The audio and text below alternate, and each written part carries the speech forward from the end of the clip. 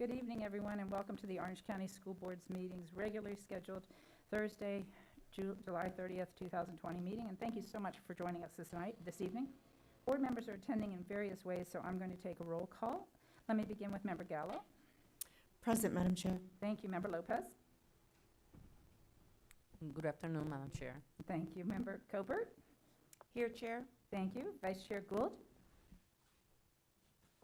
Here, Chair. Thank you, Dr. Gordon.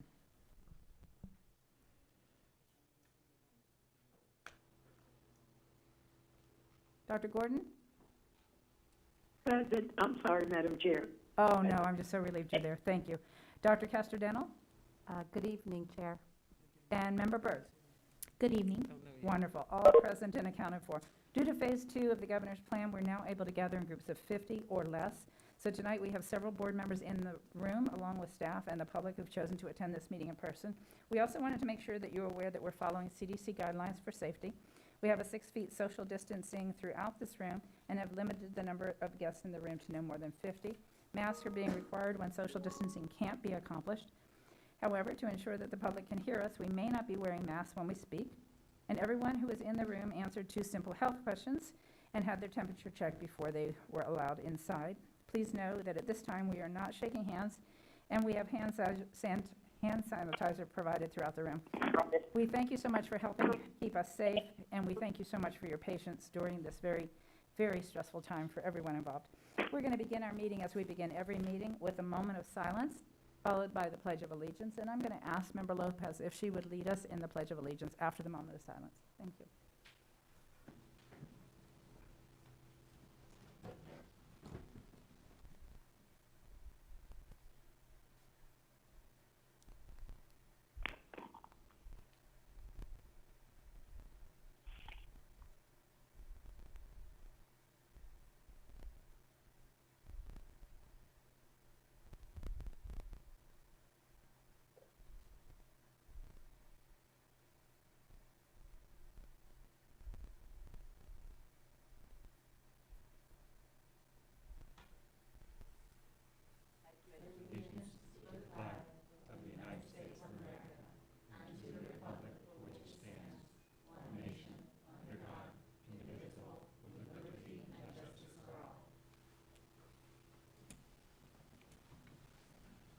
Thank you, Member Lopez.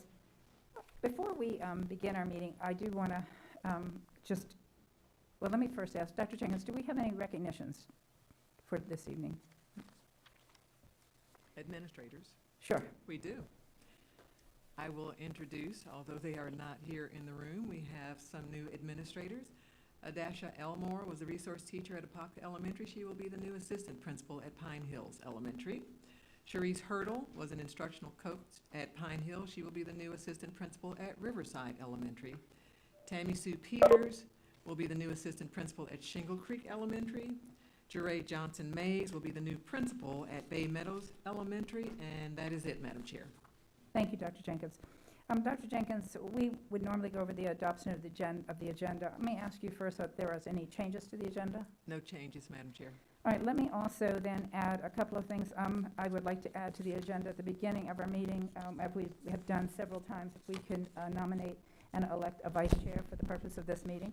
And secondly, I'm going to ask Ms. Enval if she will read into the record comments that we received from our pre-agenda meeting. For those who weren't trying to listen to our pre-agenda meeting, we had some technical difficulties. We tried a different approach towards blending 2 technologies, and I don't understand it well enough, but what I understand is the callers that we're trying to get in to speak to us weren't able to. So at least one of them has sent us an email at our request, and Ms. Enval will read that into the record after we adopt approve the adopted agenda, or the amended agenda, including these 2 things. And then Ms. Enval also has an announcement that we will take up before we take up any action items. So with that, with the change to the agenda that I just discussed, is there a motion to amend the agenda? I motion, Madam Chair. All right, thank you. We have a motion from Member Gallo. Do we have a second? Second from Member Lopez. Second. Thank you. Second from Dr. Gordon. And we have 2 seconds. We have a second from Member Lopez and a second from Dr. Gordon. I'm just glad we're all working together to support each other. No, that was not me, Madam Oh. Chair. Okay, thank you. Okay. That well, was, That was you, Member Cool. Gould. Okay. I So think we have Pam Member is Lopez on sounding like record me. as the second. Thank you. So if there is no further discussion on the agenda? Member I'd like to make a motion, Madam Chair. I motion that we appoint Linda Covert for vice chair during this term. Hold on, just 1 minute. Let's take a roll call vote on amending the agenda, and then I'll call on you. Thank you. So Member Gallo, and the motion was to amend the agenda to include these three things. Member Gallo? Aye.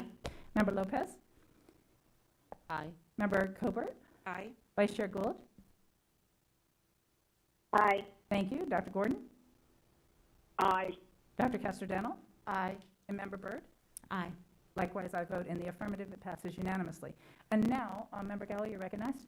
Thank you, Madam Chair. I move that we appoint Linda Covert as vice chair for this meeting. Thank you. All right, we have a motion from I'll Member second Gallo, that. a second from Member Byrd. Let me do a roll call vote. Member Gallo? Aye. Member Lopez? Aye. Member Cobert? Aye. Vice Chair Gould? Aye, Dr. Gordon? aye. Dr. Casterdental? Aye. Member Byrd? Aye. And I likewise vote in the affirmative. That passes unanimously. And now let me turn to Ms. Enval, first to read into the record comments that we received that we weren't able to hear during our pre-agenda meeting. You We did. recognized? Thank you, Madam Chair. The email is from George Badra, and this is it verbatim. Number 1, face-to-face school and tablet or laptop. I have a concern about the face-to-face option on OCPS. Of course, the virus is the main concern, but they states that a laptop or tablet will be provided to each student. Isn't advisable by all the medical experts not to expose our children to screens and electromagnetic devices more than 1 to 2 hours a day? And all those children in a classroom with all that devices isn't too much? In Europe, many countries are minimizing the Wi-Fi exposure to children in schools. Just Google it. Any opinion? Does anyone is aware of that? 2, also please, I want to know if this is the beginning of teaching the kids through laptop or tablet in school even after the pandemic. Thank you, George Badra. Okay, and next I'm going to go into my special announcement. Pursuant to Section 286.011, subsection 8 Florida statutes, and in accordance with Board Policy BEC, an entity may meet in private with its attorney to discuss pending litigation to which the entity is presently a party before a court or administrative agency, provided certain conditions are met, including the requirement that a transcript of the executive session will be made part of the public record upon conclusion of the litigation. In this case, we're going to have an executive session immediately following the school board, and I'm requesting the school board's advice concerning pending litigation in Belfleur versus DeSantis in case number 2020 CA 00-2020 CA 00-73270. The executive session will be a closed meeting held in Conference Room E at the ELC and will take approximately 60 minutes. Notice for this executive session has already been posted. Those in attending would be Teresa Jacobs, Chair, Pam Gould, Vice Chair, Angie Gallo, School Board Member, Johanna Lopez, School Board Member, Linda Cobert, School Board Member, Kat Gordon, School Board Member, Karen Casterdental, School Board Member, Melissa Byrd, School Board Member, Dr. Barbara Jenkins, Superintendent, Amy Enval, myself, General Counsel, John Palmerini, Associate General Counsel, and a court reporter. Thank you, Madam Chair. Thank you, Ms. Enval. Madam Chair, Yes, Dr. Gordon, you're recognized. I'm sorry, she was reading, so I couldn't ask to get on the speaking order. I really don't mean any harm, but maybe Member Pam Gould can hear better than I can. It is very muffled because you all have on objects and masks on your face. I cannot understand anything she said. And I know my name was called, and I don't like my name called at any record unless I'm in agreement with what they were reading. So I don't know what she read. I don't know what she read. It's not, and then I did not hear the comment coming from, it's got to be a better way. I mean, we couldn't hear them on the phone and pre-agenda. And I couldn't even hear what they said when they read it into the record, and I don't really know what General Counsel was saying. It was very quick, and it was muffled. Thank you, Dr. Gordon. So I So, don't know how you all are going to do that, because I don't know what she just said. And I heard my name, and I don't know what I'm agreeing to. okay. No, I understand. So, Dr. Gordon, let me check. You can probably hear me clearer now.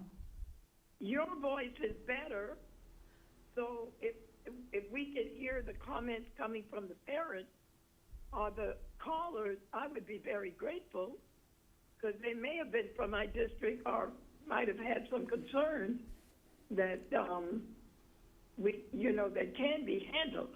And then the document, I don't know what document that she was reading, but I couldn't hear it at all. I Okay. heard it, but it was muffled. So, I just wanted to check. I took my mask off, and I think that... I know, and you're very good and clear. No, I just wanted, I'm going to ask Ms. Enval to take her mask off and read that again so that everyone can understand what she said, because I think that's important.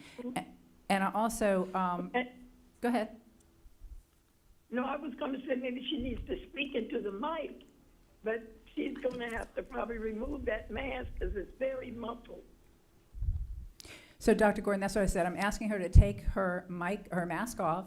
Dr. Jenkins, if you can pull your mic closer too, because it was hard to hear you even in the room. And also, we weren't able to take any phone calls earlier. We weren't able to get them through. So, Ms. Enval, if you can go over everything that you just read, including the public's comment and then that announcement for everybody so that they can understand you. Dr. Gordon, is this better? Thank you, Madam Chair. Thank Dr. you, Gordon, Madam can you hear me better? Oh, is something wrong with your mic? Okay. Because the chair's mic is perfect. I'll do that. All right, is that better? No. No, still You're not better. breaking up. You're breaking up badly. Maybe you want to go over to the podium. Let me see is this a microphone better? Much better. I Much. don't know where you are. Where are you? I borrowed Dr. Jenkins' microphone. Better. Okay. Get rid of the one you're using. Okay, Thank you. we'll get rid of that one. Okay, Thank you. so I'm going to read into the record again the public comment that we received from one of the callers who we couldn't get through. His name is George Badra, and here is his public comment. Number one, Don't hold it. Don't touch it. Just leave it alone. Put it down. I'm watching. Don't touch it, because it started rattling again. Okay, hang on. Okay, is that better? Much better. Okay. Number one, face-to-face school and tablet or laptop. I have a concern about the face-to-face option on OCPS. Of course, the virus is the main concern, but they states that a laptop or tablet will be provided to each student. Isn't advisable by all the medical experts not to expose our children to screens and electromagnetic devices more than 1 to 2 hours a day? And all those children in a classroom with all that devices isn't too much? In Europe, many countries are minimizing the Wi-Fi exposure to children in schools. Just Google it. Any opinion? Does anyone is aware of that? Number two, also please, I want to know if this is the beginning of teaching the kids through a laptop or tablet in school, even after the pandemic. Thank you, George Badra.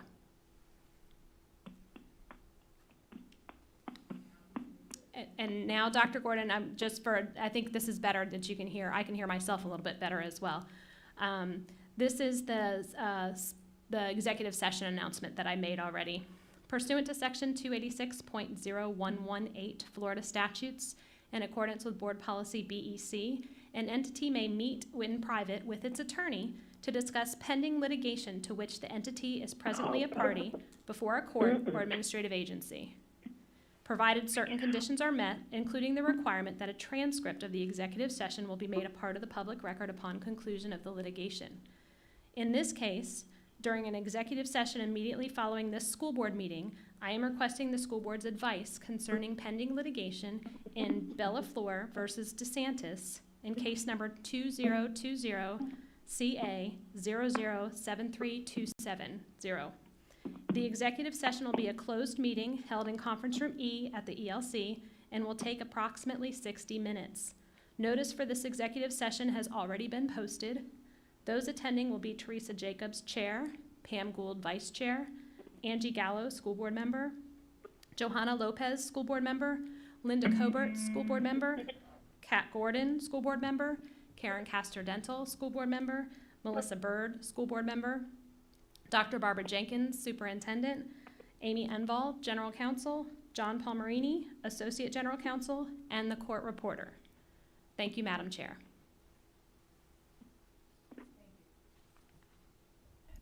Dr. Gordon, you were able to hear that better, I hope.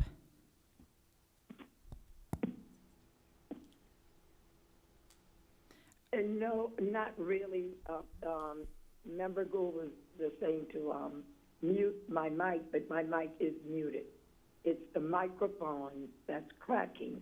I don't know why they're cracking, but just go on. So we have an executive session after this? Yes, ma'am. Is that what he said? Yes, I can ma'am. hear him. That's correct. Okay, okay, just let me know what I need to do. I will All do can that. Send the number Yes, for me to ma'am. call in. No one gave me that yet. Okay. All right, thank you. I'm gonna begin with our public comment announcement for those who are on the call line. But before I do that, I want to recognize that it was brought to my attention by a member of the public that's with us that there were people trying to get in on the call line between the designated period of 5:15 and 5:30 who were not able to get in. And then I think at least one or two board members also received calls or emails about people that were trying to get in while the line was supposed to be open and weren't able to get in. I don't know. I haven't heard any further. Pardon me? We have 14. I want to suggest, since we did have some challenges with people getting in, that we open up the call line for an additional 15 minutes. So it's still open. I'm sorry. Okay, then it's been open? Oh, I feel so relieved. Thank you.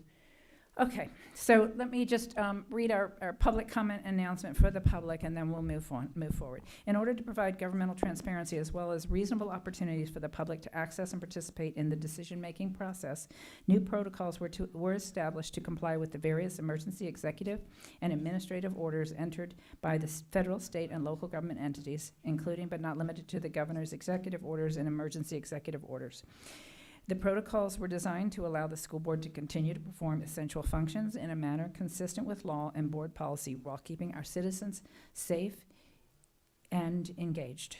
The opportunity for the public to participate in this meeting and to provide public comment on the published agenda have been posted on our website and on BoardDocs, and they are as follows. Public comment via email. Members of the public are invited and encouraged to provide public comment via email for the school board's consideration at this school board meeting by 5 o'clock on Wednesday, July 29th. In other words, for each of our meetings, it's the day before by 5 o'clock. Any emails that were received by that time were compiled by OCPS staff, and they were provided to each school board member electronically or in hard copy by 10 o'clock this morning. If public comment via email was received and read, because we were in the same room, I'd like for each school board member to acknowledge that they've received from the staff and any public comments that were presented. And so let me begin with Member Gallo. Aye. Member Cobert. Yes. Member Lopez. Aye. Vice Chair Gould. Aye. Dr. Gordon. I have to pass on this, and normally you're not supposed to pass, but let the record reflect that I did not hear it all. I'm sorry, and I do have my phone muted, so just pass me. Dr. Castor-Dental. Yes. Member Byrd. Yes. Dr. Gordon, I want to make sure I'm understanding what you're saying. You weren't able to hear me. Is that correct? You went in and out. And I do have my phone muted, so I don't know what I don't know what happened. I can hear some of it, but I couldn't hear all of it, so I don't know what it is. And I'm sorry. I know, I understand. You can't respond to something you didn't hear. Did you receive public comments from staff today, Dr. Gordon? No, I did not get any public comments from staff. Ms. Enval?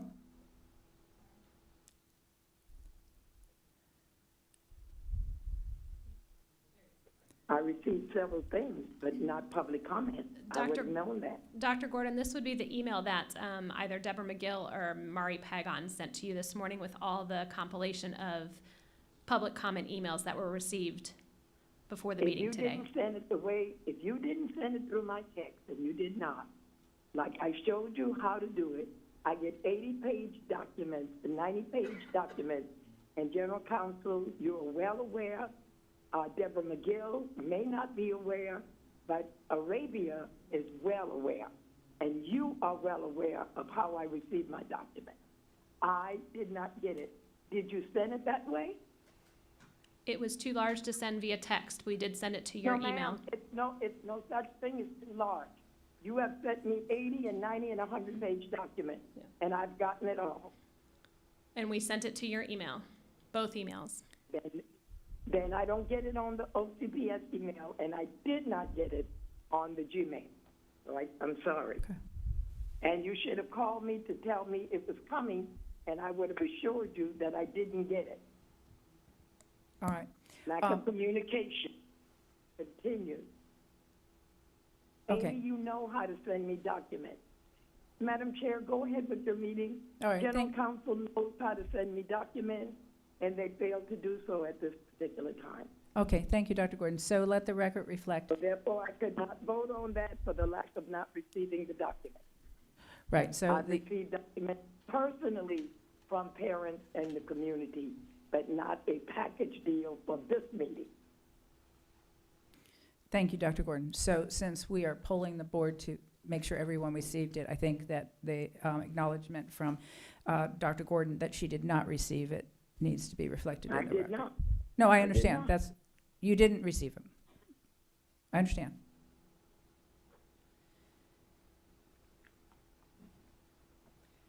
For those members of the public who wish to address the school board during the public comment period of the meeting to speak to a published agenda item, the telephone line number for such participation is 407-250-6270. Callers were entered into the queue between 5:15 and 5:30, but as we mentioned, there was a problem with people getting into the queue line, so it has been kept open. I'm assuming it's probably closing at about 6 o'clock, but it has been kept open. And we also invite members of the public to participate here in person, and we do have one member of the public that is here in person to speak to one of our agenda items. With that, let's begin with public hearing 3.01, request approval of adoption of millage to support the 2021 tentative budget. And Dr. Jenkins, you're recognized. Thank you, Madam Chair. It is that time of year we will have our tentative budget before the board. It has been provided in depth via flash drive and communication to board members. To walk us through the tentative budget is our Chief Financial Officer, Mr. Dale Kelly. Thank you, Superintendent. Hopefully everybody can hear me well tonight. I think these mics sound like they're working well. Yes. Mr. Kelly, do you mind, just because we are having some technical difficulty with our phone lines, if we take a moment before you get started to find out from Dr. Gordon and then from Vice Chair Gould if they can hear you okay? Yes, that'd be great. Thank you. So Dr. Gordon, can you hear Mr. Kelly?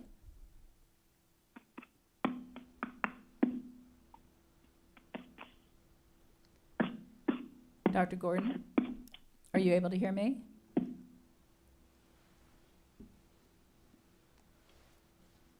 Vice Chair Gould, are you able to hear me?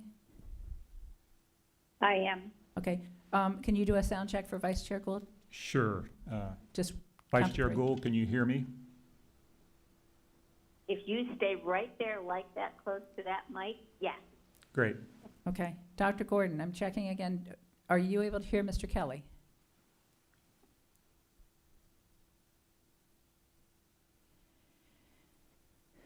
Ms. Enville? Yes, that's perfect. Oh, I'm sorry. That's Madam okay. Chair, I was yelling in the back, perfect, perfect.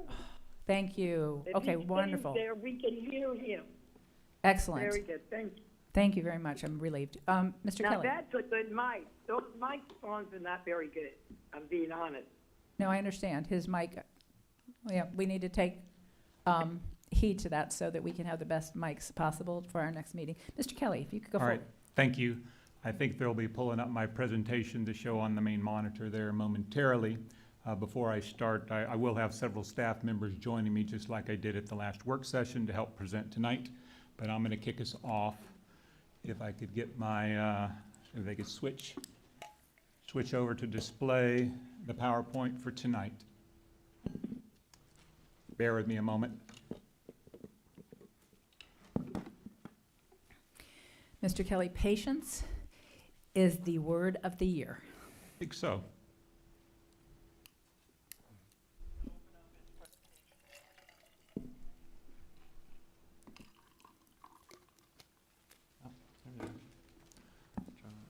All right, I think we're set, ready to go. All right, here's our agenda for this portion of the meeting. We're going to start out with a presentation on the proposed millage, followed by the presentation on the budget. Then the superintendent will comment, then we'll offer up the public if they want to comment, and then you'll have board discussion. And then ultimately tonight, we got to make sure we adopt the tentative millage, and then as well as adopt the tentative budget and establish that final hearing date for the record. All right, when you're talking about millage rates, you're really talking about property taxes, and property taxes impact both residential properties and commercial properties. So who is responsible for each component that determines your property taxes? Well, it starts with the just value that's determined by the property appraiser. And from there, you deduct any Save Our Homes cap, and those rules are determined by the state legislature. And that brings you to your assessed value. From there, you deduct any exemptions, which again are determined by the state legislature, and that brings you to your taxable values. From that, you multiply that times your millage rate, and those millage rates are established by both the legislature and the local school board, and that results in the actual property taxes. Here's the property taxes used to help fund the upcoming school year. Last year, we had an 8.8% increase in taxable values. This year, our taxable values increased by 6.9% based upon the certified tax roll by our property appraiser. The current projection, as you can see, is fairly steady growth of over 5 to 6% over the next 4 years. However, the impact of property values from the COVID-19 pandemic has yet to be calculated and published by the Office of Economic and Demographic Research, and that's where we pull this projection from. So we will probably expect that to change sometime in the near future. The state legislature, again, for the 6th year in a row, did not allow the increase in taxable values to fund the needs of education by keeping the revenues generated by the required local effort portion of your millage at the same level as last year. The reduction in the required local effort just for this year costs the state budget over $341 million, or for locally, for OCPS, about $25 million. No, I'm changing it over. All right, here's a look at our millage rate comparison last year to what we're proposing for this year. Excuse me, Chair. Yes.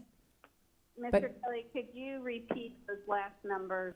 We heard talking over you and didn't get the last numbers and the difference in what it meant locally. Certainly, Board Member Gould. All right, let me just back up. All right, I ended with the reduction in required local effort for this year costs the state budget over $341 million, or locally for OCPS, about $25 million.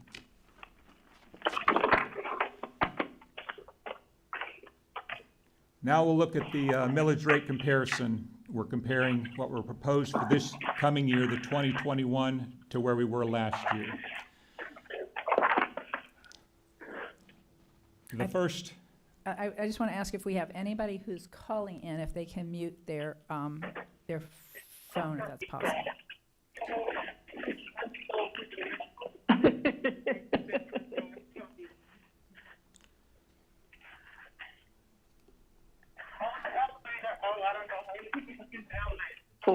Dr. Gordon?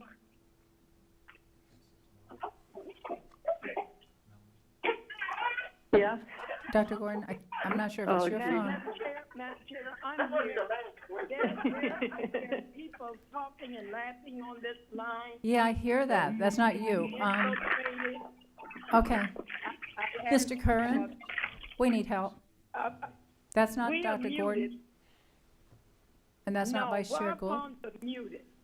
Yeah, I know, I You understand. hear people saying they're changing over. We can't hear anything because they're interfering with I Dale. think we're good. Thank you. No, There's we're hearing it too. laughter. Don't take any callers because they're dropping offline.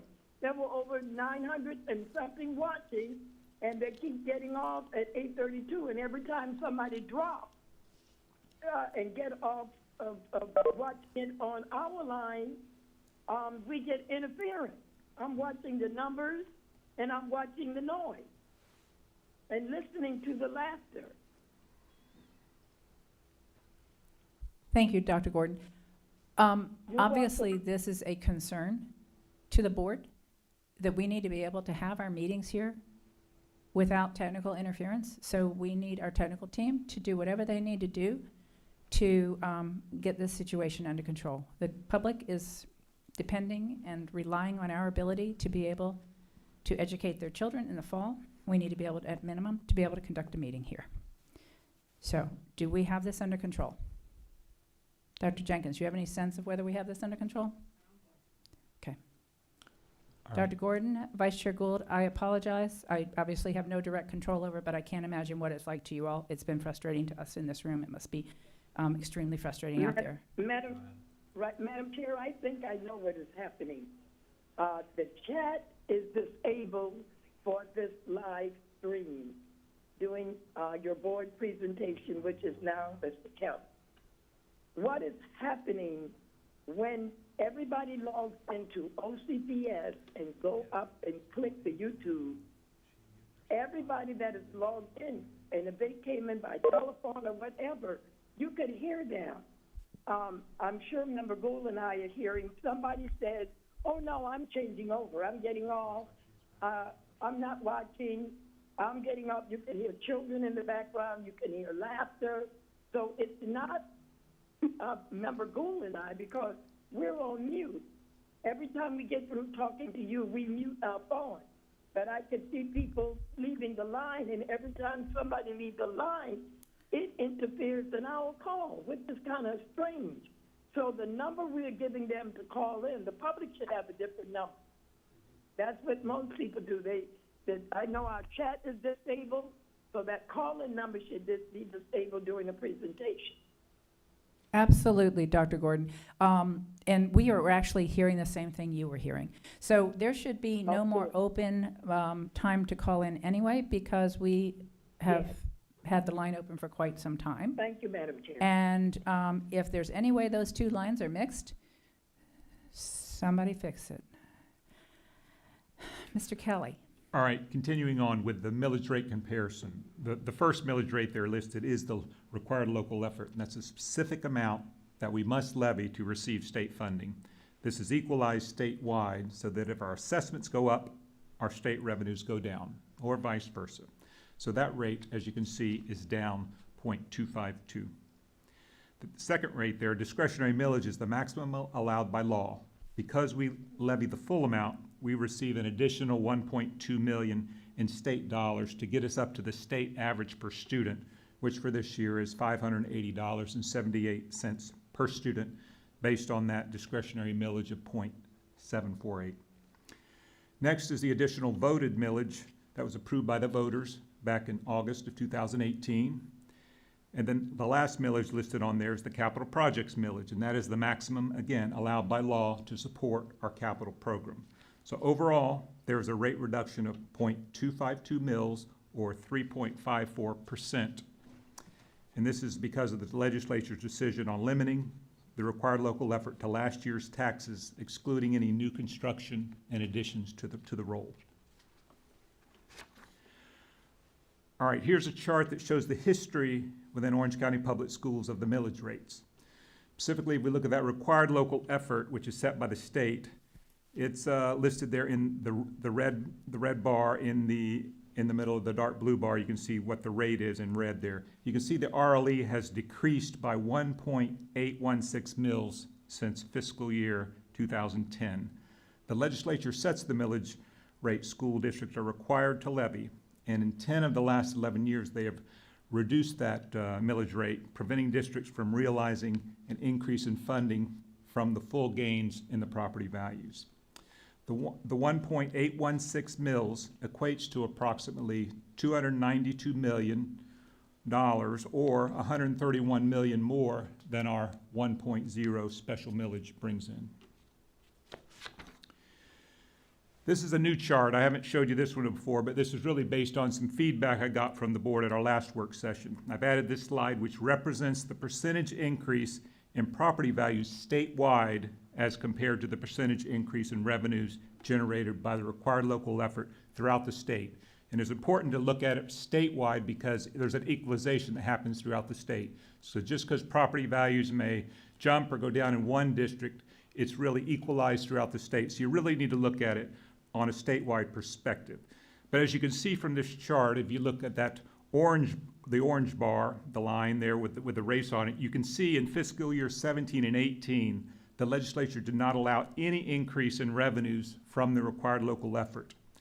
And then in fiscal years 19 through 21, they have only allowed revenue increases based on those new properties that were added to the tax roll. All right, let's look at the rollback rate. The rollback rate really eliminates the impact of increased valuation in that calculation. It is only used in the advertisement of the budget and in the millage adoption language. So you start with your current year taxable values. From there, you deduct any new construction or additions, and that results in your current year adjusted taxable values. And whatever the rate you have to multiply it by to get the equal to the prior year tax proceeds, that's how you calculate what the rollback rate is. So for just the required local effort, our rollback rate is 1.89% under last year's amount. So that's under the rollback rate. But when you look at the total millage, all the millages combined, it's 1.24% over the rollback rate. So now let's look how that impacts the local homeowner. So we've had Save Our Homes in the state for quite a while. So if you have Save Our Homes, a residential property can only increase 3% or CPI each year, whichever is less.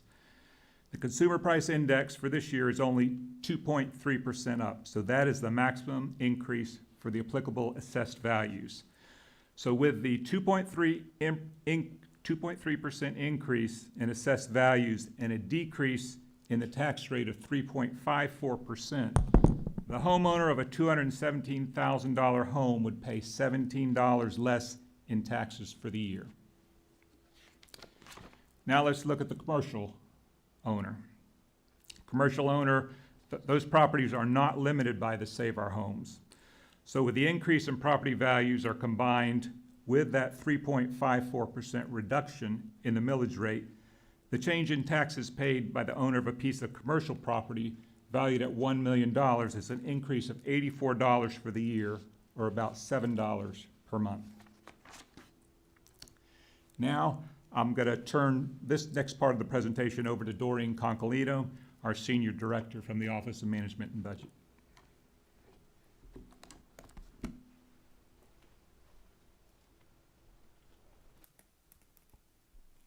Welcome. Thank you.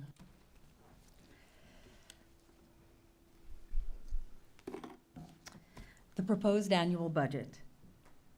As you can see, the budget process is continuous year-round. Community input and legislative priorities occur in the fall. We received the governor's budget and EDR forecast in January. The legislative session ran January through March. Budget project sessions were held October through March. Initial school allocations were released in March. Board work sessions occurred in June. The proposed millage and budget were advertised this past Sunday, July 26th. The public hearing on the tentative budget is tonight, July 30th, and the public hearing on the adopted budget will be September 8th. Remember, the budget is a plan for the year. We must adopt a millage and approve a total amount for the budget. how the dollars are spent are not set in stone and could be amended throughout the year. The budget summary identifies items that affect the district budget. Items include COVID-19 impacts and the potential for revenue shortfall, the new teacher salary categorical, limited FEFP funding, CARES Act funding, focusing on the district's strategic plan, and to preserve academic programs, retain highly qualified teachers, and protect arts, athletics, and student activities. CARES Act funding. This is supplemental funding from the federal government that will ultimately be accounted for in our special revenue. The district has received conditional approval from the Department of Education for CARES Act funding, which identifies how we will incorporate these non-recurring dollars into our budget.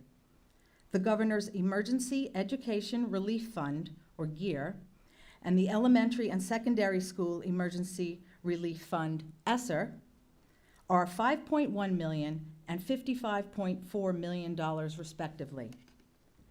GEAR funds are primarily supporting summer recovery programs, prioritizing students who have been disconnected or hard to reach via distance learning, students with a deficiency in reading, or students who are at a level 1 or level 2. The funds will also support tutoring and transportation for recovery support through October 31st, 2020. ESSER funds have been designated to complete the purchase of Cohort 8 devices, for the purchase of regression materials, instructional technology equipment, ESC evaluations, contracted custodial services, funding for both a school health assistant position and LPN position at each school, adding a substitute teacher from Kelly Services at each school and 2 at each high school for the year, providing additional handheld thermometers for schools, 30 at high schools, 20 per middle school, 10 per elementary school, and 5 per special center. Converting a number of water fountains within our schools to include a bottle filling station, 2 at elementary schools, 3 at middle schools and K-8 schools, 5 at high schools and tech schools, and 2 at other schools. Also, contracting for furniture movers depending on the needs at our school, the cost for covering athletic officials and transportation costs if no tickets are sold to sporting events, indirect costs, and the balance will be reserved for projected revenue shortfalls at the state level. Given the funding uncertainties, many of the K-12 districts in the state are similarly preserving a significant portion of the ESSER allocation in preparation of anticipated revenue shortfalls. Other items still being reviewed for consideration for this year: walking thermal scanners, 2 at each high school and 2 at each middle school at a cost of $531,000, and UV lighting addition within our HVAC units that are older than 2014 would cost an estimated $13.2 million.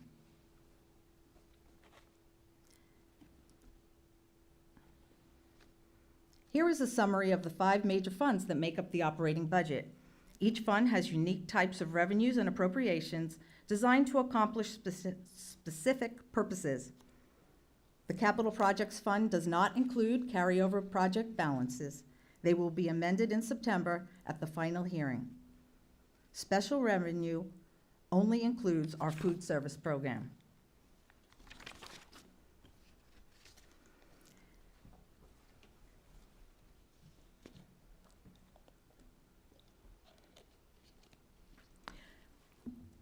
The General Revenue Fund is the operating budget of the district. The primary source of funding comes from the Florida Education Finance Program, or FEFP.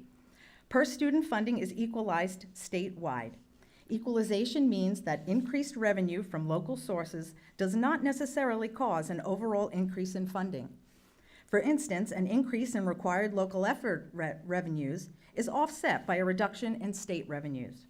However, The additional voted millage is not equalized, which means we keep all revenues generated to benefit the students of OCPS.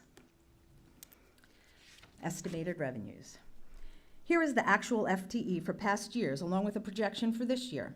Our current projection for FY21 is 209,400 FTE, an increase of 1,661 FTE over the fourth calculation of 207,739. Given the pandemic, we do not yet know what the impact will be to our projection this year. This forecast incorporates all K-12 students, including charter school, McKay, and family empowerment scholarship students. However, it does not include VPK students. Our overall funding increase from the state FEFP in total dollars amounts to $15.7 million, or just under 1%. However, $37.4 million is for the teacher salary increase. This graph represents the total state appropriations, operating and fixed capital outlay as a percentage of the total over the last 4 years. The first grouping, education, includes early learning, public schools, community colleges, and universities. As you can see, the percentage of the budget for education slightly increased from the prior year, from 28.6% of the budget to 29%. You will note that the general government portion of the budget went down. However, the effects of the pandemic and its impact on the state budget is unknown at this time. This graph represents just the education appropriations as a percentage of the total over the last 4 years. As you can see in the second grouping, public schools increased over the last year. This increase is primarily due to both estimated growth in student enrollment of more than 32,000 FTE statewide and the new teacher salary increase categorical component added to the FEFP.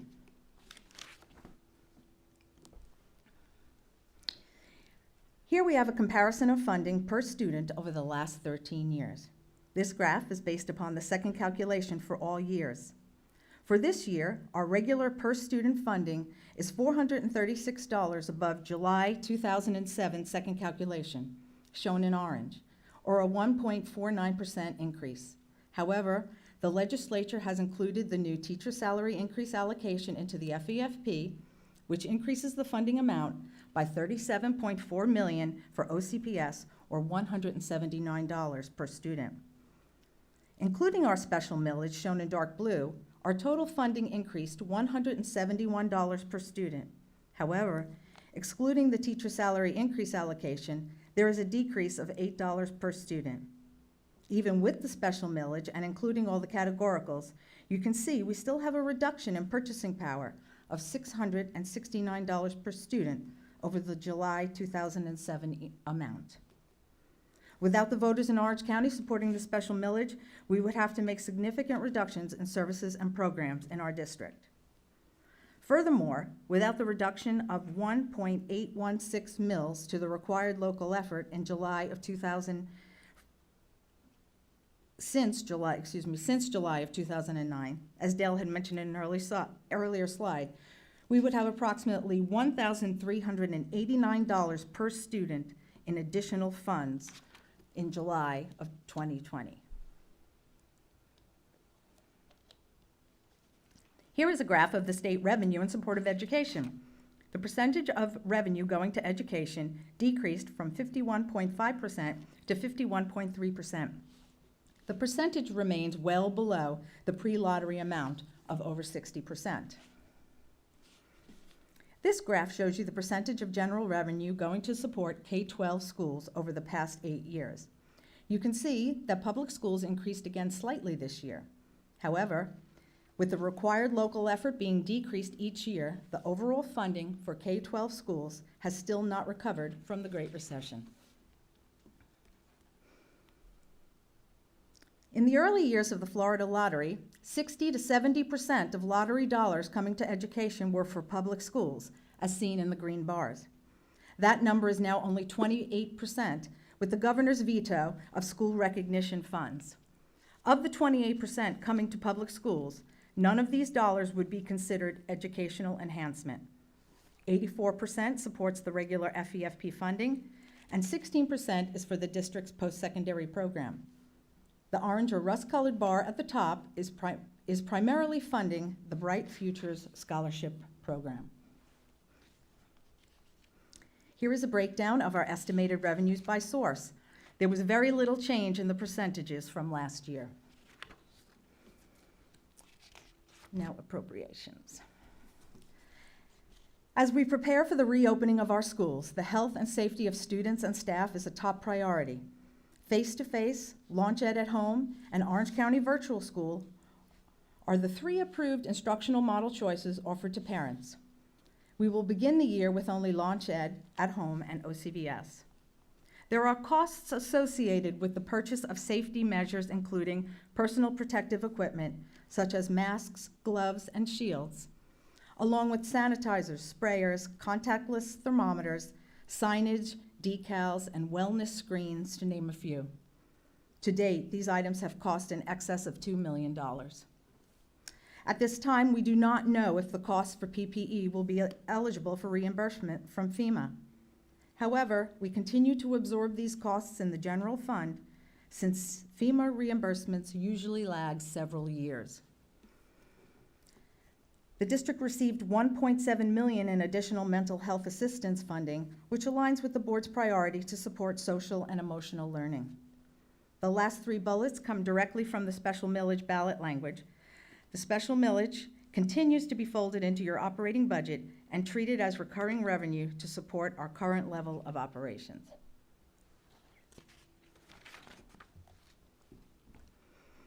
Other budget implications.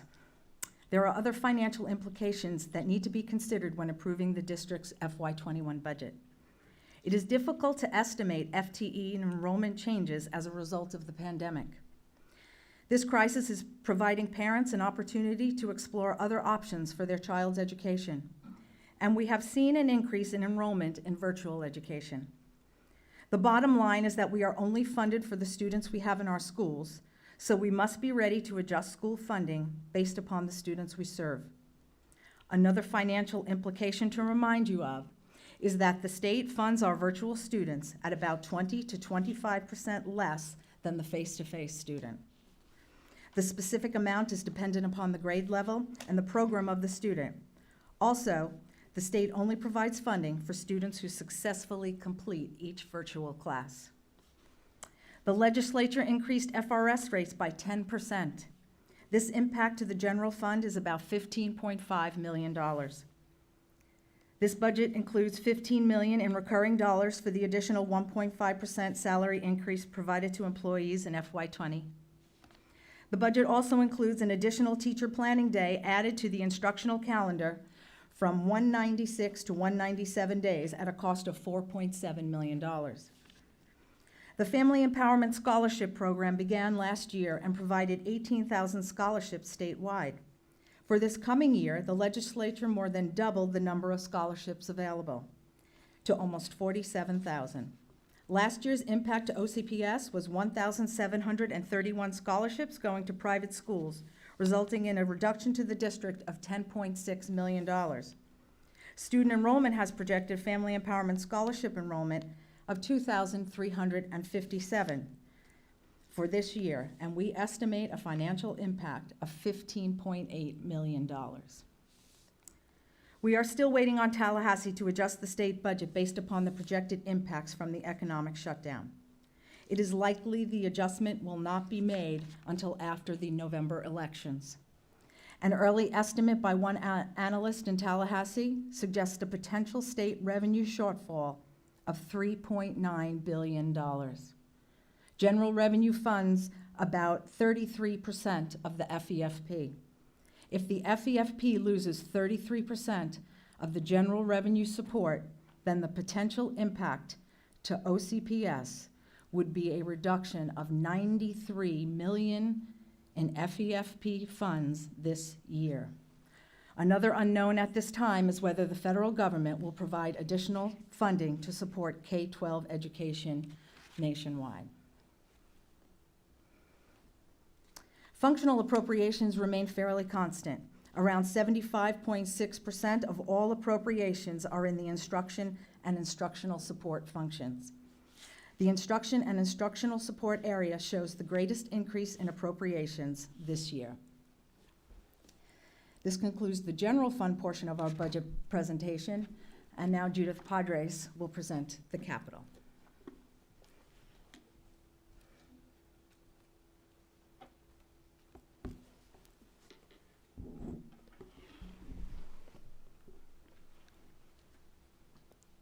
Good evening. Next, we will go over the capital budget. The total capital budget is $1.2 billion. The primary revenue sources are sales surtax, property tax, and impact fees. This budget includes minimal state support for capital.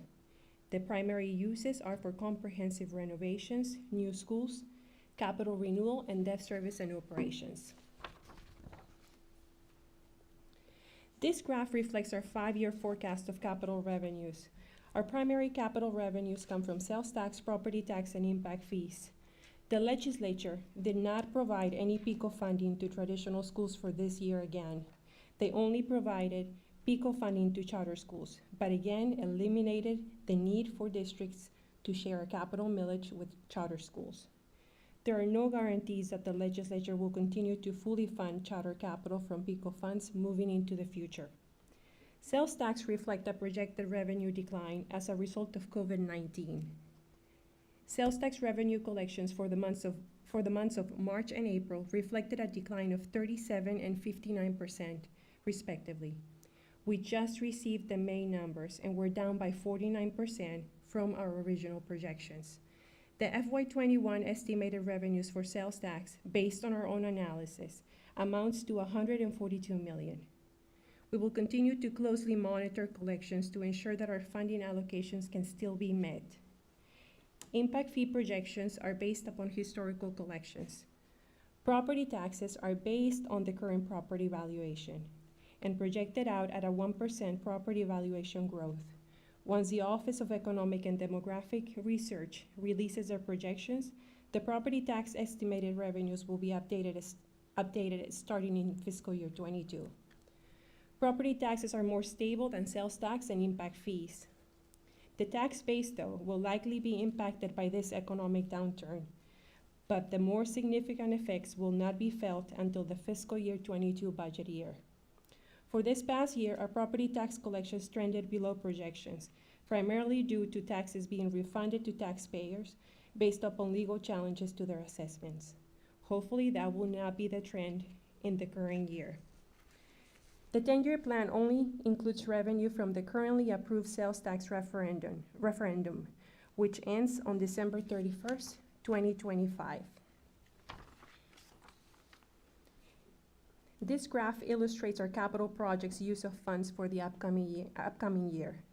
This does not include carry-forward funds at this point. This is based upon revenues and balances moving forward. The largest portion of our budget is used for additional schools at 33%, followed by debt service and operations at 30%. This primarily includes funding to service our outstanding debt and captures the sales tax transfer to the Capital Renewal Fund. And the next largest is comprehensive needs at 16%, which includes funding for the schools listed in the original sales tax list, as well as funding for the pre-2003 sales tax schools and repurposed facilities. There will be significant dollars added to comprehensive needs, district-wide capital, and additional schools once the carry-forward projects are folded in. The tentative capital plan reflects the following. As previously mentioned, we estimate that our sales tax revenues will not normalize for at least 3 years. We will continue to monitor, and if needed, with your direction, we'll implement budget plan changes during the year. Our plan includes funding for 22 relief schools, 13 elementary schools, 1 K-8, 4 middle schools, and 4 high schools. The opening year is based on recommendations received from the Advanced Planning Committee. Functional equity. These are projects primarily intended to add permanent instructional space and replace some portables at schools where the current capacity is less than the district's prototype and the enrollment projection supports the need for additional classrooms. Completion of the digital rollout to all elementary schools. Pre-2003 sales tax schools. These are the schools that never made it to the original sales tax list because of the recent construction work at that time. The list includes 20 schools planned to be paid from sales tax and 10 ancillary facilities that are planned to be funded from property taxes. Funding is also included for repurposing schools. Capital renewal. In accordance with the referendum, a portion of the sales tax revenues is transferred to the Capital Renewal Fund to cover major system replacement needs. This plan continues to fund that transfer. Based on anticipated projects, we're estimating that the Capital Renewal Fund will be fully committed by fiscal year 2029. 5-year new school openings. Our CIP is funding schools based on the opening year recommended by the Advanced Planning Committee. We have 3 new schools opening next month, followed by 3 schools, 2 high schools, and 1 middle school opening in August of 2021. In August of 2022, we're opening 3 elementary schools along with 1 K-8 and 1 middle school. In August of 2023, we're planning to open 1 elementary school and 2 middle schools. Again, the opening years in this CIP align with the Advanced Planning Committee's recommendation. To close out the 5-year new openings, we have 2 more elementary schools opening in August of 2024. Comprehensive projects that are going into construction. This slide only shows the projects that are moving into the construction phase this year, and those are Orange Technical College at Orlando and at Westside. As you know, we have projects that are in the 2nd year of construction and are not shown on this slide, such as the ESC Learning Center and Meadowwoods Middle School. Comprehensive projects in design. The design of Orange Technical College and Mid-Florida and Winter Park is projected to be completed in fiscal year 21. These are part of the final school projects from the original list of 136 sites. In addition, 4 pre-2003 sales tax projects will be moving into the design phase during fiscal year 21. Those are Howard Middle School, Lakeview Middle School, 3 Points Elementary School, and Winter Park High. Our CIP plan also includes funding for buses that are on a 10-year replacement cycle, portable moves and leasing. It's also included to help manage population fluctuations, charter school funding, which is just a flow-through from the state, and there are dollars again included in the plan for district-wide painting needs. Also, we received direction at our last meeting to determine if the district has any flexibility to do a one-time transfer of the 1.5 capital mill funding for operating expenses, should the reduction in state revenues exceed our current reserves and any federal support. Our preliminary calculations, and they're preliminary because we have to wait until all of the year-end processing of the fiscal year is completed, show that we can transfer an additional $22.8 million. Per board policy, we have included in the capital budget a 10% contingency reserve based upon the property tax millage, which amounts to $24.1 million. The budgeted contingency reserve is sufficient to fund an additional one-time transfer of $22 million should that need arise. This concludes the capital portion of our budget presentation.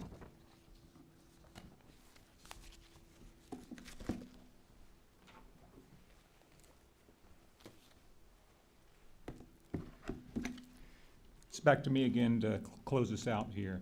We have the debt service fund. This fund is used to retire the indebtedness the school district has incurred for construction projects.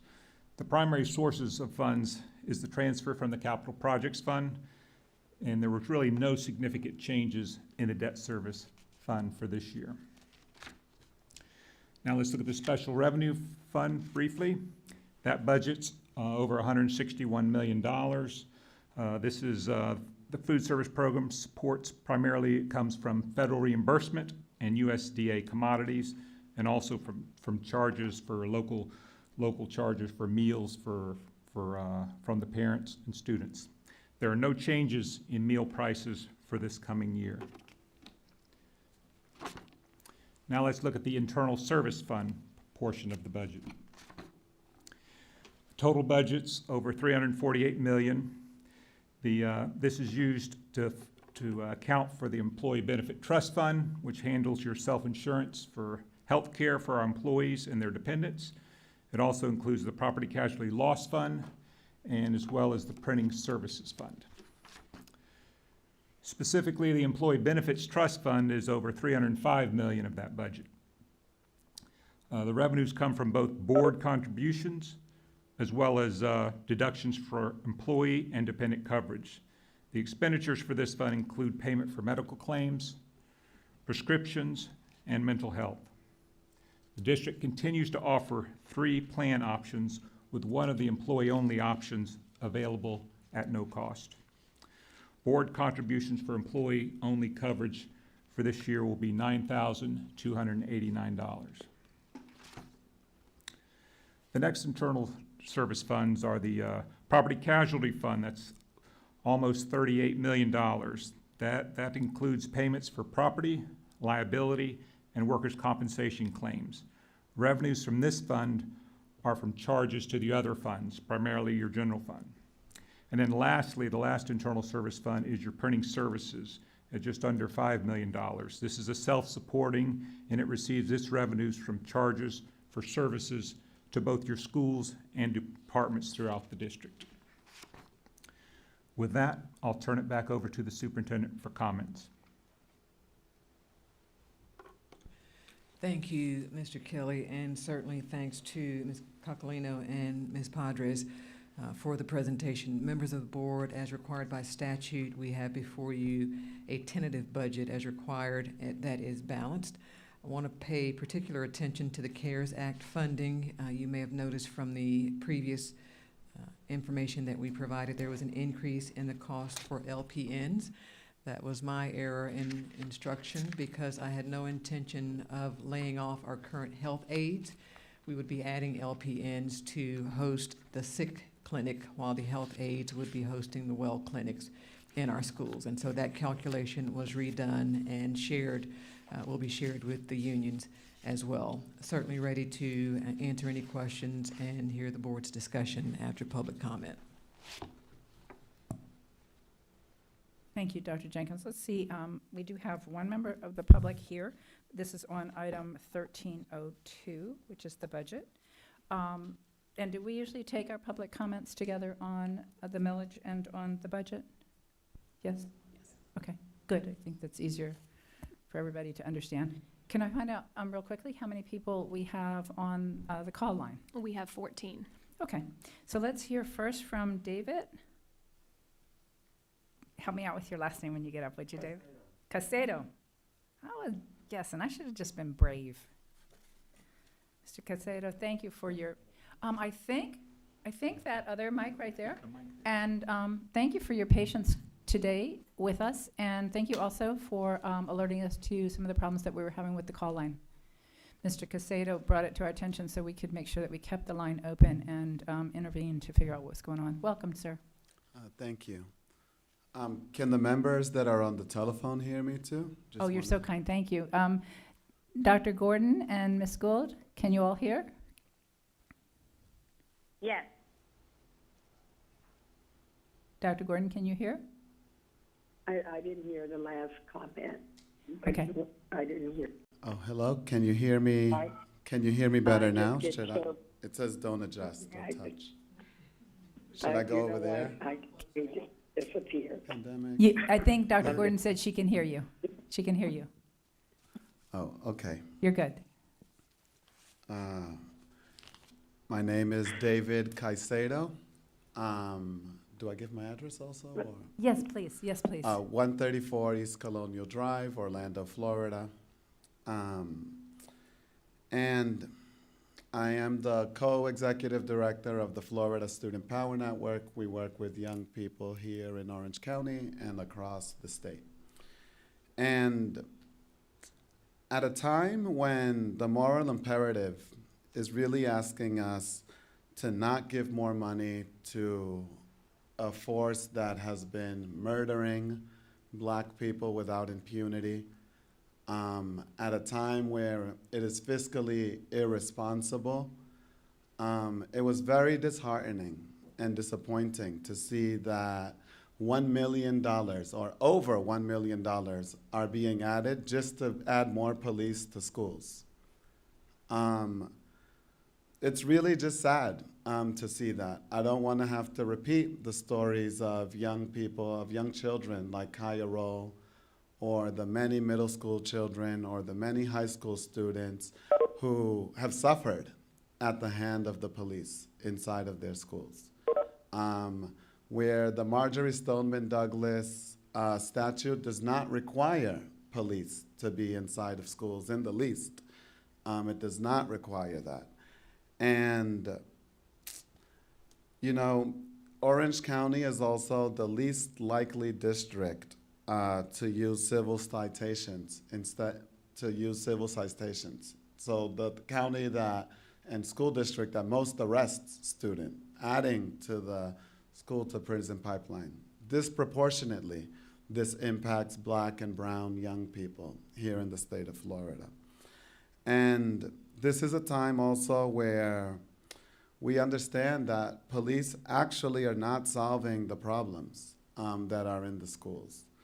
We actually see that they're adding to trauma and humiliation and distractions from learning for students. We really need to invest in counselors, not police in schools. We need to invest in nurses, not police in schools. We need to invest in support, Wi-Fi support for students that are gonna be at home, who can't afford, whose families cannot afford for them to be able to learn properly, not police in schools. We really need to invest also in measures, right, for schools. When I'm in every store, I see that they have the plastic dividers up. We really need to make sure that students are safe and teachers are safe in this moment. And seeing again that $1 million is adding for more police, especially at a time when only 1/3 of the student body here in Orange County is actually gonna be attending schools in person. Why? Why are we adding more money to police? If anything, we should be taking money away from police, right? I say this in jest, but we have technology issues in this space, right, that need more investment, not police. So we really do need to be taking that into consideration. And as far as the CARES Act funds that are being given, like, we really need those funds to help children who are at danger from evictions and from families that are at danger of evictions. We really need funds to supplement parents' incomes to be able to help their children. So, right, we, again, just stressing on this point, please, no more money to police in schools. It is fiscally irresponsible, morally irresponsible. We need to be taking money away from police and investing into our communities. Thank you, sir. Thank you. All right, let's go to our callers on the line. Thank you. Thank you, and I appreciate, that was the timer. I should have mentioned the timer beforehand, but I try to consistently enforce it. Thank you. Chair Jacobs, I just want to confirm that you can hear me this time. I sure can. Wonderful. Our first caller is going to be Gretchen Robinson. Ms. Robinson, welcome. You'll have 3 minutes to make your comments. If you can begin with your name and address. Okay, thank you. My name is Gretchen Robinson, and I'm a teacher with OCPS. Good afternoon, Superintendent Jenkins, Chair Jacobs, and board members. Thank you on behalf of our parents and students for extending the registration period so that all families can be assured of understanding their options and can make a knowing and informed choice, and for reversing course on default registration of children for face-to-face instruction for those families unable to call in by the deadline, but instead committing to reach out in person to each of those families. Most of the students I teach are Hispanic, many with parents who are predominantly Spanish-speaking. In addition, I have students who come from a range of nationalities. Many of their parents are not fluent English speakers. I myself, when I started school, spoke no English, and was being raised by a monolingual German-speaking grandmother and a mother who still struggled with English. I am personally familiar with the hurdles faced by these students and their families. It is imperative during these exigent times that those many parents who are English learners be fully included in these discussions so that they can fully participate and weigh in on decisions that impact their children's education. To that end, live closed caption translation in the top 5 languages of Spanish, Creole, Portuguese, Vietnamese, and Arabic at these and all meetings is crucial, not a mere few minutes of Spanish translation. We must be maximalist, not minimalist, when seeking to provide equity, because it is through equity that we close the achievement gap faced by our at-risk students. Too many of these parents and the parents of many special needs students are dealing with economic and housing hardships that directly affect their children's ability to access education. To mitigate these effects, we ask you to prioritize CARES Act funding for the following: keeping children and their families housed and preventing evictions. Nothing is as heartbreaking as finding out, as I do every year, that a number of my students are homeless. Supplementing the income of parents who must stay home to care for children who cannot attend face-to-face because they or their family members have health conditions that put them at high risk of severe complications from COVID-19. Finally, in my experience, SROs have contributed to damaging the mental health of students rather than improving it. Several students came to my class and very upset, just witnessed an SRO pulling his gun while intervening in a fight and was deeply shaken. She showed me the image she had taken of the SRO in front of him on her phone. I told her to make her voice heard and report what she had seen, and I spoke to one of my APs asking him, whose child was that officer prepared to shoot when he pulled his piece? Stressed students need caring intervention, not to be intimidated and traumatized. Therefore, remove SROs from schools and allocate those funds to ensure every child has access to computers, the internet, social workers, and dedicated mental health counseling. Thank you. Thank you, Ms. Robinson. Ms. Robinson, can we please have your address for the record? I didn't hear that at the beginning. I apologize. 520 Ramona Lane, Orlando, 32805. Thank you, Ms. Robinson. Can we have our next caller? Our next caller is Javier Figueroa. Mr. Figueroa, welcome, and you will have 3 minutes after you give your name and address. Good to have you with us. Yes, hi.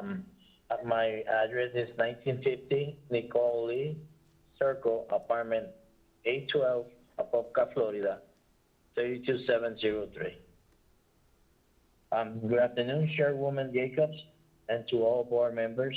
My name is Javier Figueroa, and I am a member of Organized Florida and our Latin's arm, Palante por Más.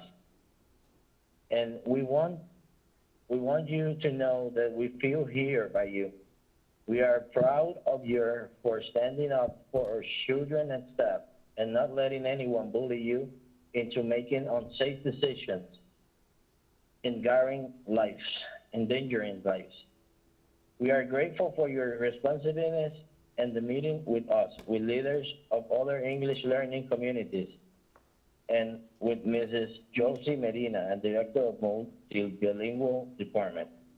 We thank you for extending registration until every parent understands their options, and for reserving course and auto registration. In all of this, we say thank you.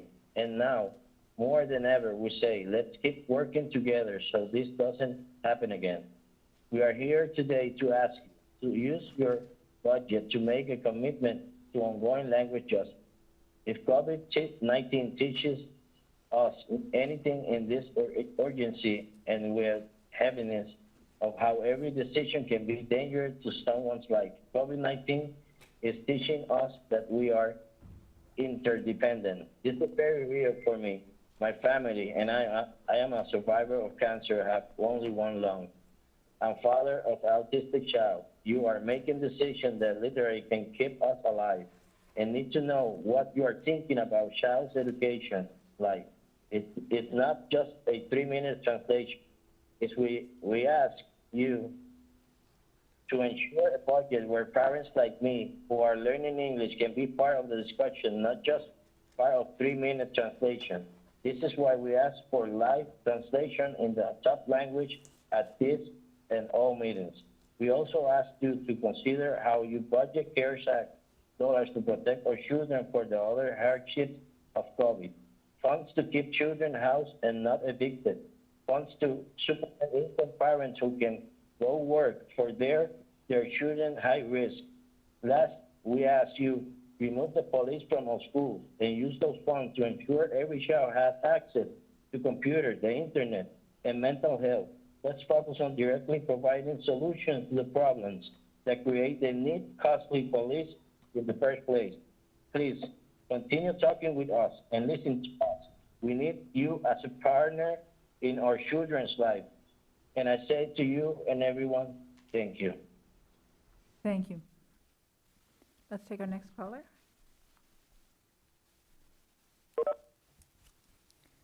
Our next caller is Ella Brignoni. Welcome. If you can give your name and address for the record, and then go forward with your comments. Hi, my name is Ella Brignoni, and my address is 134 East Colonial Drive, 32801. Can I start? Yes, please.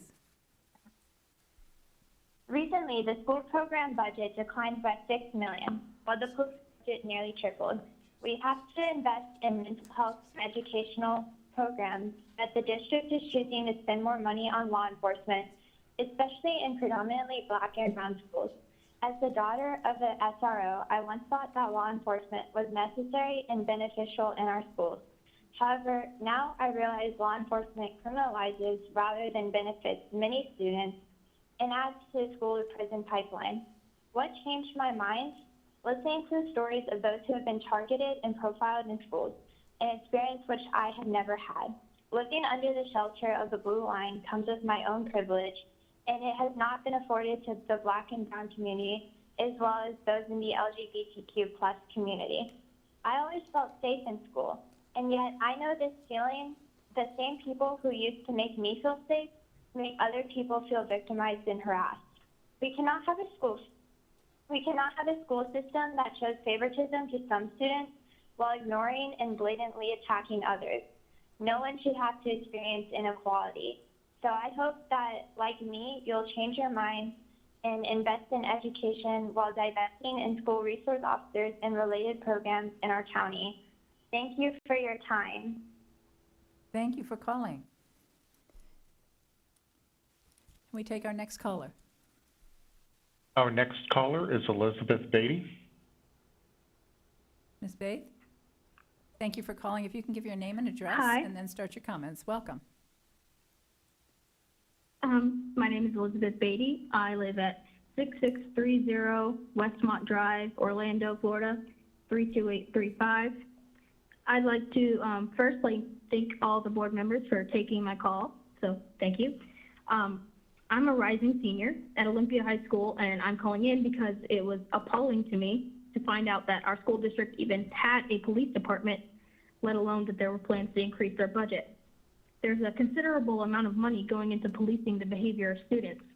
There have been multiple social media accounts rising up to talk about the negative impact of and treatment of POC and LGBTQ students in OCPS, and police officers haven't done anything to stop it.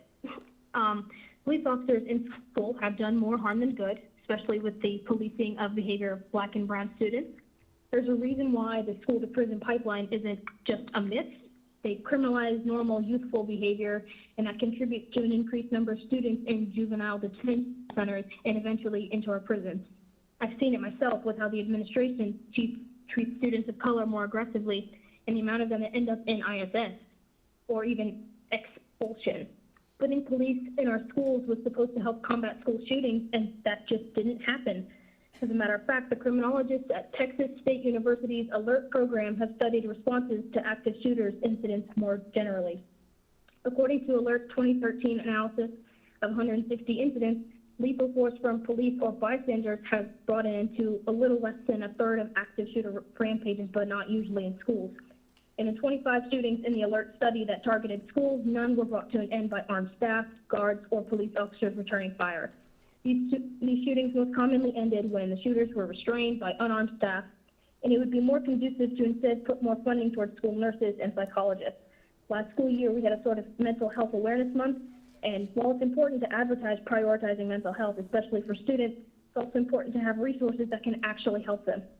There are plenty of OCPS schools that don't even have school psychologists, and school nurses aren't equipped to deal with anything more than a fever, and yet we're still being sent back to school during a pandemic. It's time to move past this culture of armed forces on campus and reallocate resources towards rehabilitative programs. Thank you. Thank you. Let's take our next caller. Our next caller is Jennifer Adams. Ms. Adams, welcome. If you could begin with your name and address, and then we'll take your comments. Hi, thank you. Good evening. Okay, thank you. Jennifer Adams, 785 Via Lombardi, Winter Park, Florida. Good evening, Dane. Thank you for taking my comments.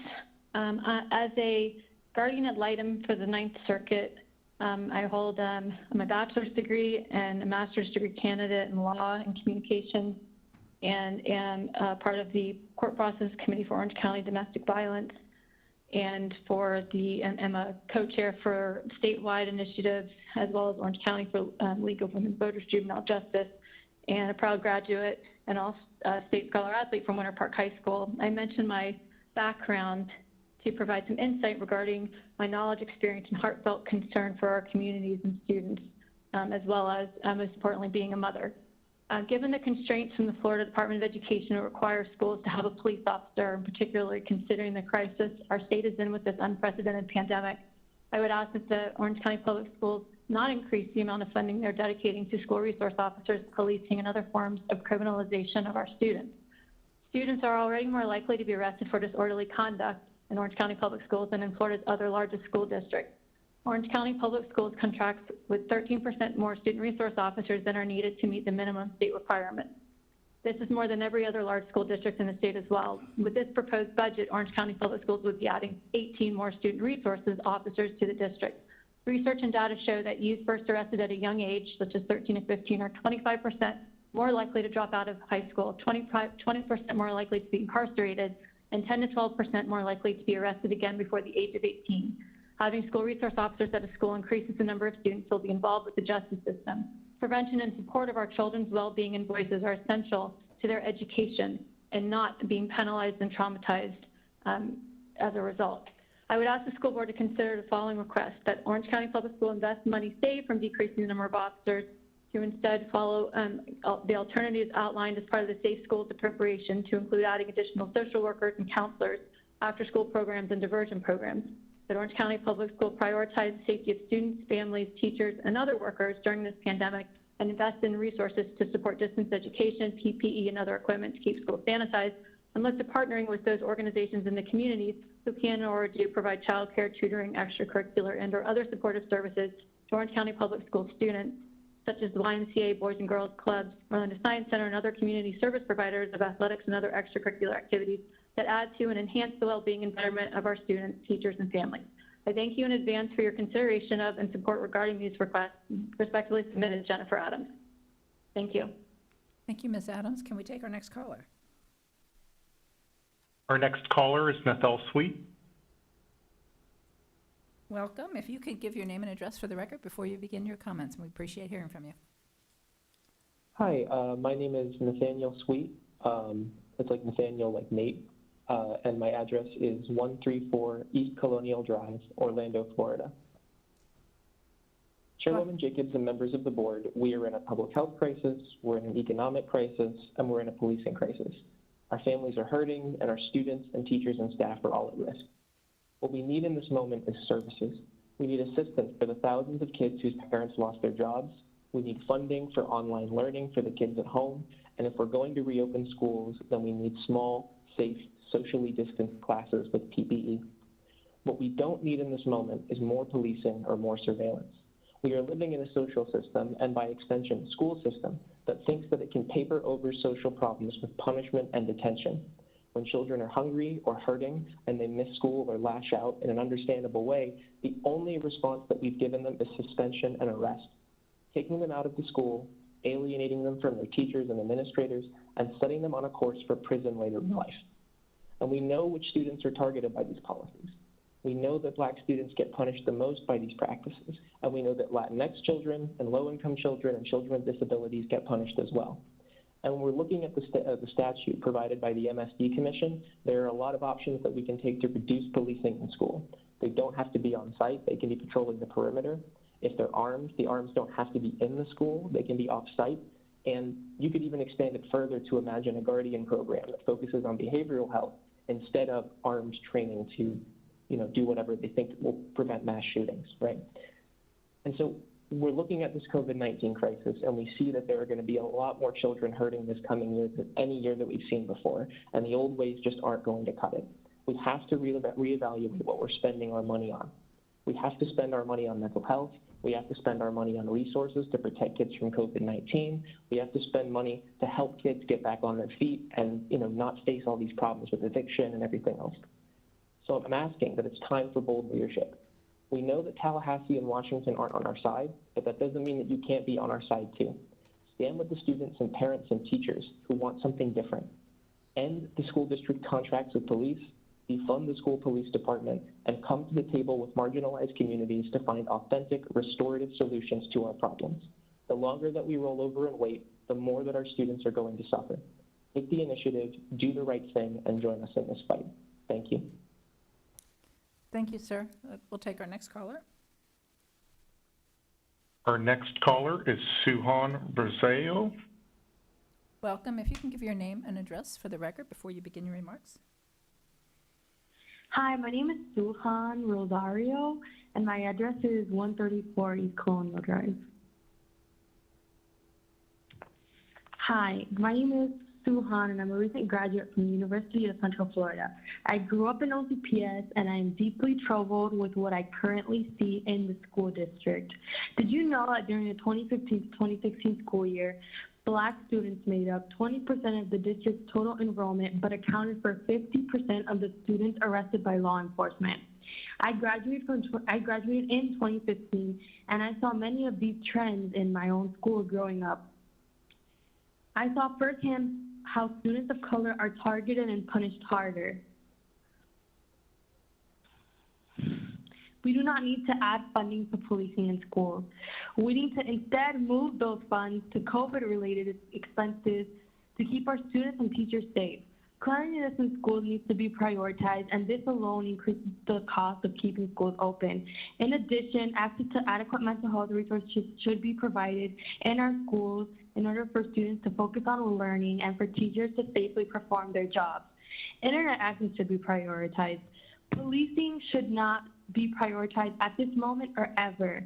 As the daughter of a teacher, I know that students and teachers deserve to feel safe and secure in schools in order to have a healthy learning environment. Please fund programs that help students and teachers and prioritize their health. Thank you. Thank you. If we can take our next caller. Our next caller is Anam Varani.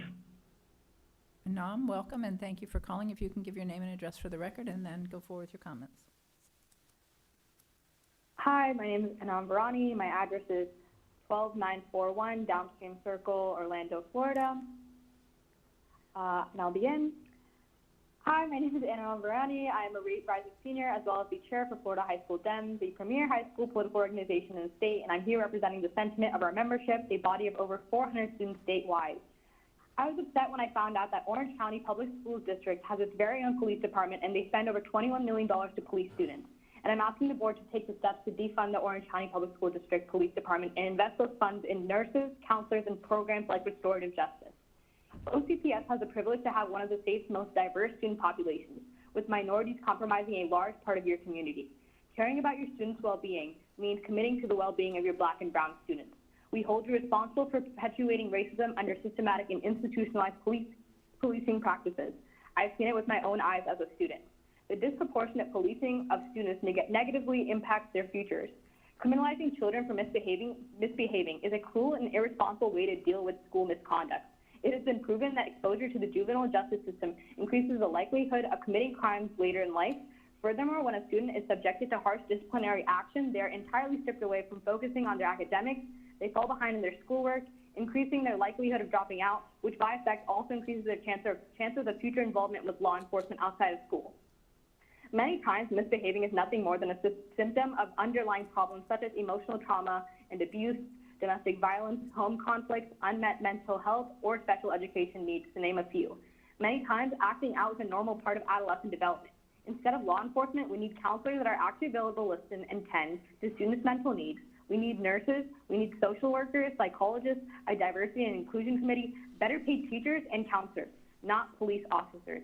Today, you have the option to break one of your ties to the vicious cycle of systematic racism by divesting funding from police and investing in life-giving resources that ensure students like me have an exceptional and safe learning environment. Thank you.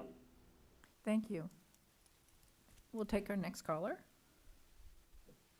Our next caller is Ivis Greenwall. Welcome. If you can give your name and address for the record before you begin your remarks. Thank you. Hi, my name is Ivis Greenwall, and the address is 1016 North Park Avenue, 32712. I work at the Hope Community Center as the Director of Academic Support. In my role, I facilitate tutoring programs for students in OCPS in all grade levels. Over the past few weeks, I have also found myself providing significant support to the families we serve as they have felt confused with the information being shared about schools reopening. This is why I'm here today to share with you gaps I see in terms of language and technology access for our communities. As it relates to school openings, the information that has been shared has been confused, and it has been a lot. There has been very sudden changes. Just because the information might be available in multiple languages, it does not mean that it's being presented to our families in ways that are concise and easy to follow. There is not enough effort in the district to verify with families that they understand it. An example of things that could be done is having money allocated for informational videos and events that provide key information to families in their language and allows for question and answer. We did an event like this last week with board member Melissa Bird that we thought was very helpful because we were able to provide our families with a lot of answers. Things like this should be reflected in the budget. Many of our families have shared with us that part of the reason they might not have Spanish listed as their language spoken at home is because they are afraid that by doing so, their kids will be placed in ESOL classes and they might not need it. OCPS should do outreach with members of the community to make sure they are receiving the information and that they understand it, and also to correct misinformation. As our students work on their coursework from home, we are seeing that members of our community do not have the computer skills to be able to provide assistance to their children or use the resources. OCPS should undertake a campaign to outreach to families to ensure they have sufficient technology skills to be able to support their children's online learning. This includes providing instructional opportunities to parents on how to use the Launches platform. OCPS should also have a multilingual technology hotline available at all times to provide support for families when they arrive. They should also invest in services to provide support to families when they are unable to help with schoolwork. I want to thank board members Melissa Bird and Joanna Lopez, who have worked so hard to provide information to our communities. We hope to see this language and technology access prioritized in the budget in a way that makes it not just that the information is available, but the district is taking serious effort to outreach and build relationships with the community. Thank you. Thank you. Can we take our next caller? Our next caller is Hannah Delgado. Ms. Delgado, welcome, and if you can give your name and address for the record before you begin. Hi, Hannah Delgado, 1595 Martin Bridge Loop, Apopka 32703. And then I will start. I just wanted to say that y'all absolutely need to say no to the $1 million increase and to actually cut down the budget for police presence in our schools. They do not belong in our schools, and they have never once helped me as a student or any of my friends as students.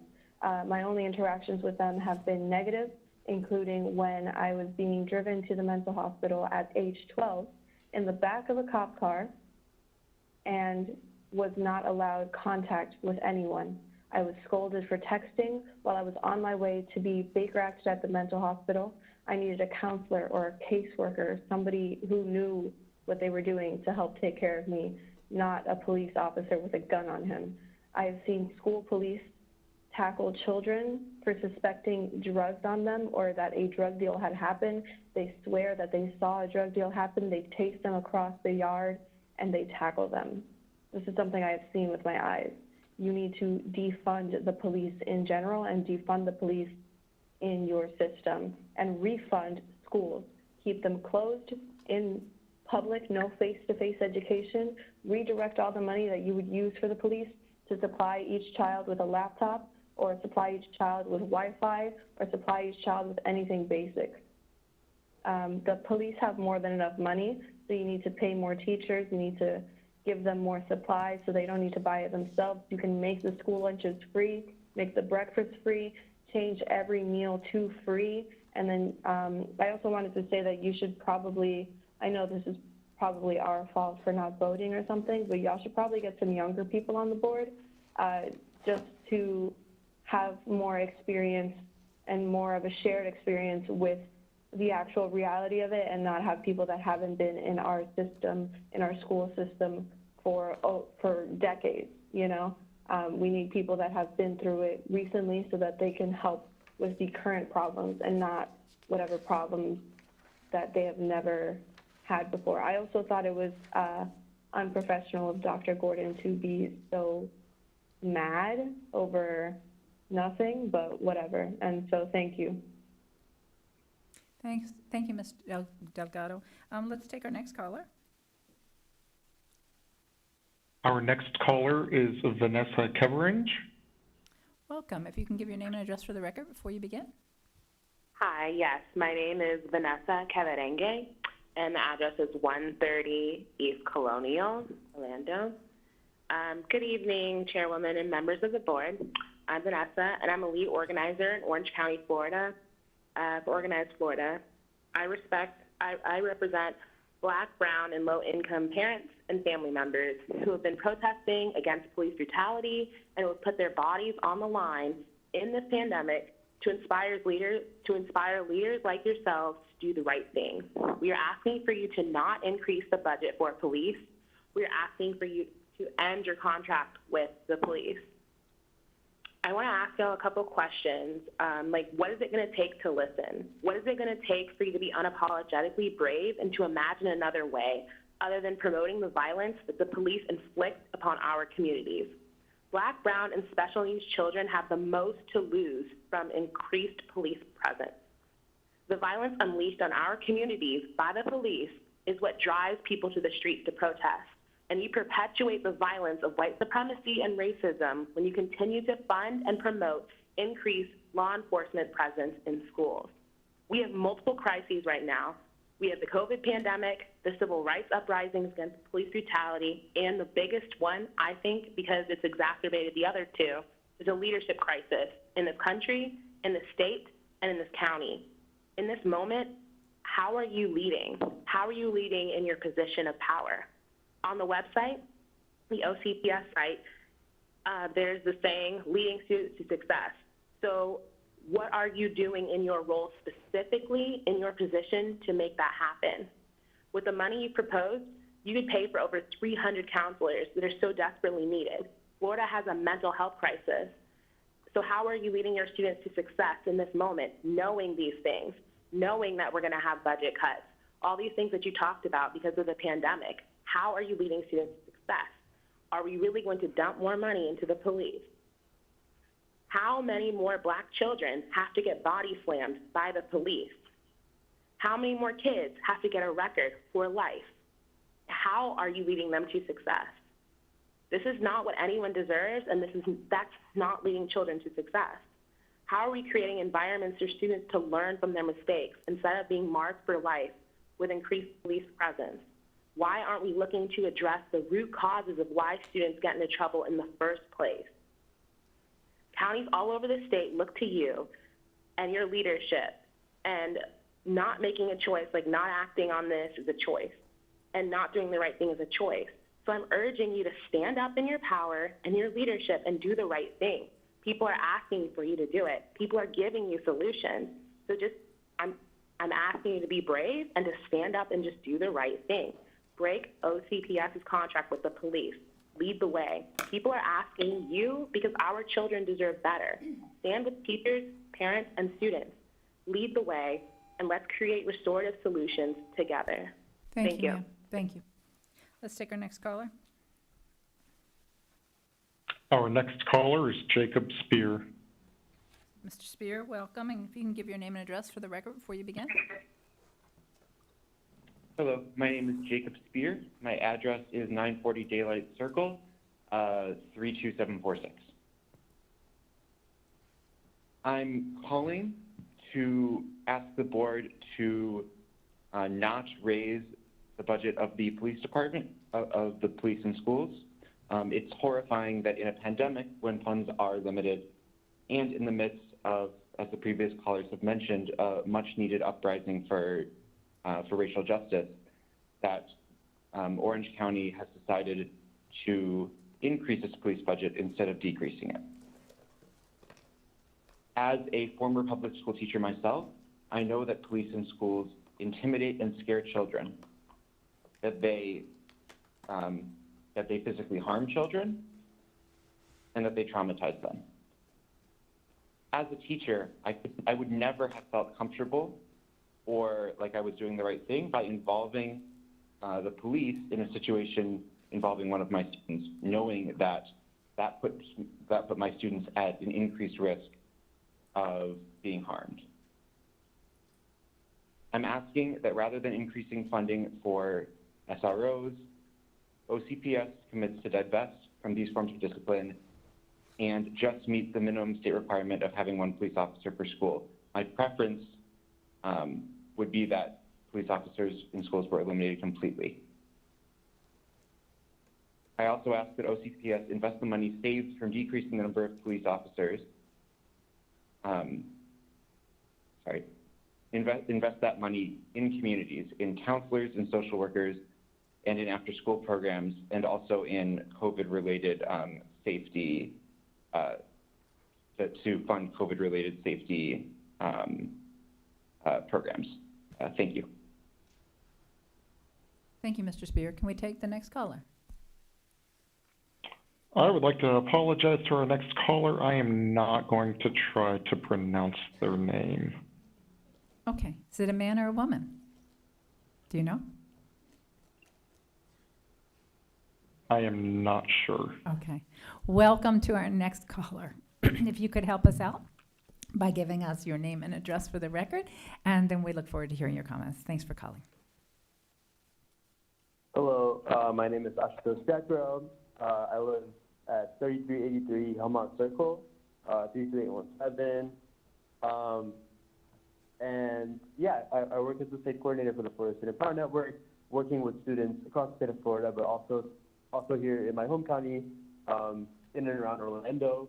I just want to call in because I am very alarmed that the school district is going to be spending an additional $1 million on policing. I don't want to repeat the wonderful points, the excellent points that have been made before, but I think in this moment in history, like this is an historical moment where energy like this probably hasn't been seen in like more than 50 years. I think that the school district deciding to continue on this path of militarized policing is just tone deaf, right? And in this moment where students are unsure of how they're going to be able to do their schoolwork, given that we have a pretty high poverty and houselessness rate among students and parents in the school district, them not knowing whether they're going to be able to do their homework, whether they're going to be able to catch Wi-Fi. It just seems like a total misuse of funds. And given that even in the last calendar year, right, or in the last school year, there's been multiple incidents of police brutality against OCPS students and also against, OCPS adjacent, like charter school students, including, little children, like as young as like 6, 7 years old. So I don't know. I think in every other part of the school system, there's such a huge emphasis put on accountability to the point where it's actually like very hurtful. The teacher evaluations that are so strict that Orange County Schools is losing teachers every year. Even the gentleman that called a little bit before me, he said he was an ex-teacher, right? In my friend circle, I have many people who are ex-teachers because it seems like this district and the state has a serious problem in retaining talent. And I think that that's going to continue when, you know, this money is going to be just put into police and into punitive solutions instead of funding teachers who can actually think of teaching as a viable career. You know, not something that they have to do for a couple of years, drop out, maybe go to grad school, maybe find another job. It's a great disservice to people who are trying to get into the teaching profession, as it is to the students who depend on the school district for their growth and their education. Just, you know, looking at some statistics, I'm a little like jarred by it because I was aware to some extent, but not, you know, not as much as I do now, right? Like in between 2015 to 2019, while the budget for student support services decreased by $6 billion, the budget for police and security tripled. The district says that we don't have money. It seems Sir? like we kind of do, right? Sir, I'm sorry. You probably can't hear it, but your time is up, sir. Okay. All right. I can see that. Thank you. Thank you. Thanks for calling. Let's take our next caller. Our last caller is Ophelia Cardenas. Welcome. If you can give your name and address for the record. Yes. Hi, my name's Ophelia, and I live at 3383 Hillmont Circle, 32817. And I'm honestly just calling to add my voice to what a lot of folks have already said, and really just express how disappointed I am that Orange County Public Schools is considering even giving more money to police, especially right now. Like, right now, there are folks actively in the streets, right? Like black folks, brown folks, young folks, people who just got out of high school, who are even still in high school, right? And sometimes even younger, telling you how police they are by cops, like telling you how at the mercy of police they are, right? Telling the county, telling the sheriff, telling the police, and telling the school district.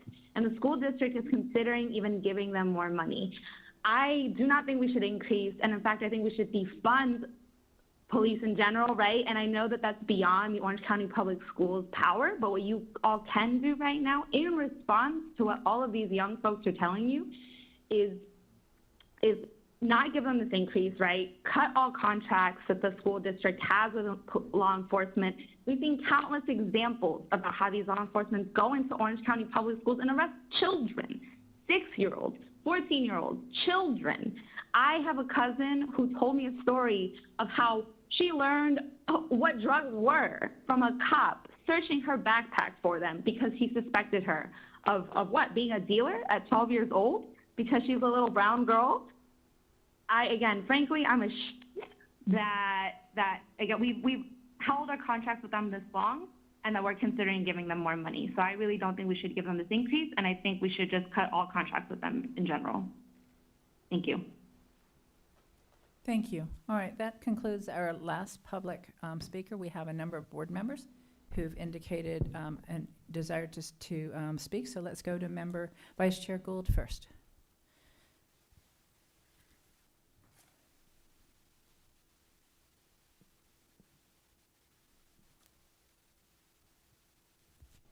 Member Gould, are you on the line with us?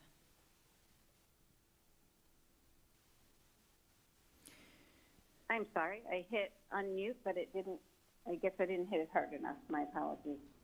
I am going to work my way backwards. I appreciate the callers that we've had this evening, and I certainly appreciate the cries to make sure that anyone on our campus is there to support and encourage the best in every single student that we have in our system. I was probably one of 2 or 3 that were on the board when we made the decision to create our own police force. for OCPS. And actually, the reason that was so resonant with me when we decided to create this is the very reason that these testimonies happened. We wanted to make sure that we had someone representing OCPS that knew that our first and foremost objective was to advocate for each and every student. So at some point, I would like to circle back to this and ask the superintendent to give us an updated report on the impact of our police force in supporting but also intervening in external police forces criminalizing our students, if we have any data on that. But that was one of the compelling reasons that I wanted to be able to have people representing OCPS that understood what our mission and our vision was with students. So that's my first thing. Going to the budget, while I applaud what the legislature and the governor have done with salaries, of course, we have a long way to go to make sure that our seasoned professional staff, as well as our support staff, have market value compensation that compares with their peers in other industries and under other professions, and that those dollars should be freed up, not put into the categoricals, but actually freed up and given to the district to invest. If we had less categoricals and more ability to control the budget at a local level based on our needs, following a model for base salaries, because I do think that that's important based on the local economy, but I would like to see that. It's just deplorable how we continue to sacrifice the possibilities of what we could create in our educational system because our state does not seem to fully understand the economic impact of K-12 and pre-K education and what that long-term benefit is. Until we get that right and that is invested in the public realm, that's always going to be a challenge for the state in attracting the best companies in the world to relocate here. I also think this pandemic, we should make lemonade out of lemons and look at new ways where we can approach education. We've had a lot of suggestions, hundreds of them in fact, coming through our emails, and there's things that I would like to look at, not instantly pivot the way that we had to in March and respond to the pandemic, but really seriously look at if we could look at blended models based on what's best for each student. Could we have some kind of micro schools that are available in our community? I know it would be very difficult with the constraints that we have on how we're supposed to deliver education, but I think that's worth us looking at, especially in the face of some pretty slim budgets probably for the next 24 months due to our state economy. That's all my comments at this point. Thank you, Member Gould. Let's go to Member Gallo. Thank you, Madam Chair.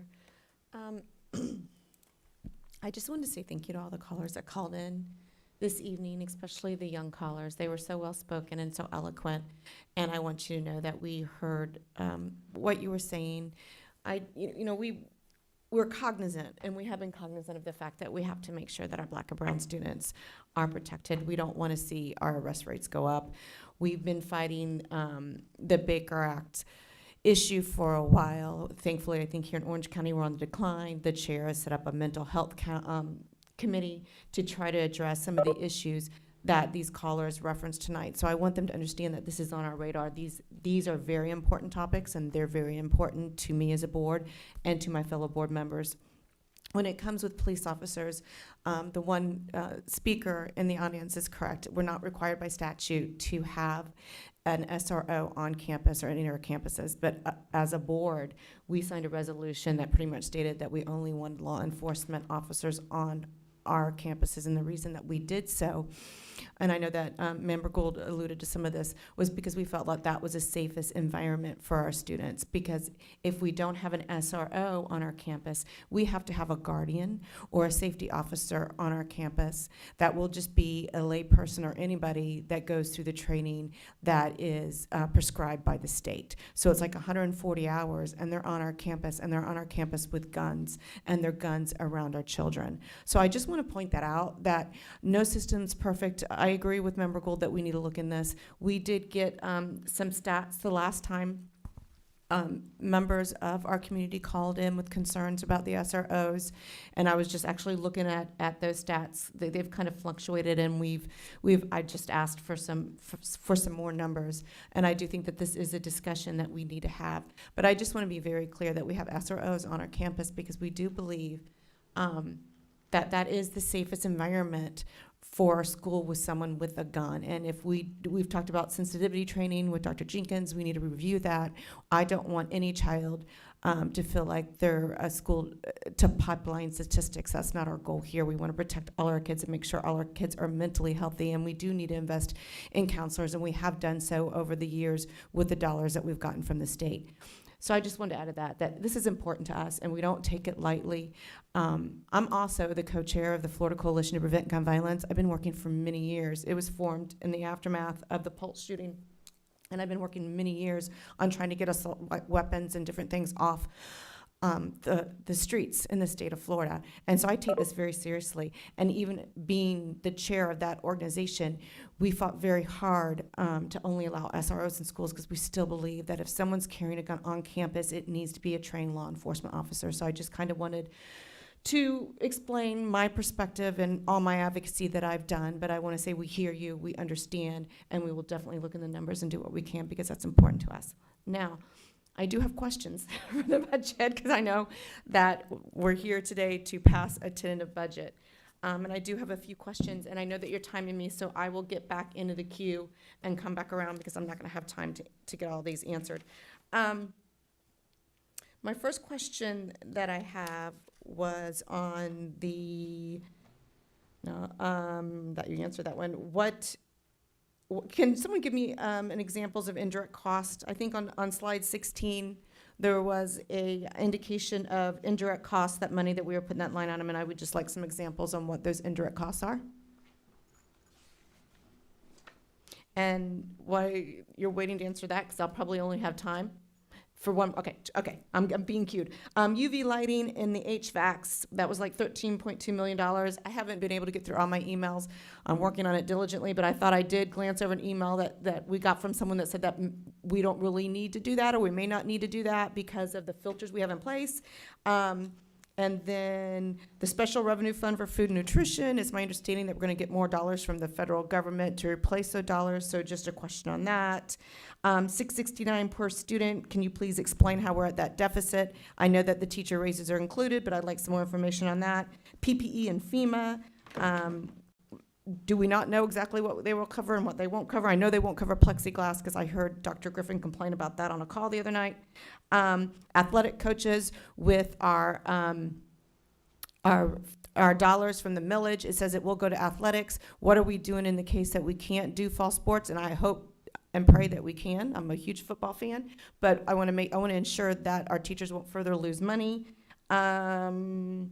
The 25 to 25% in Orange County virtual school. What does completed mean if a child needs to go back into the classroom? And then I'll get back in the queue. Thank you. Great, thank you, Member Gallo. Member Lopez.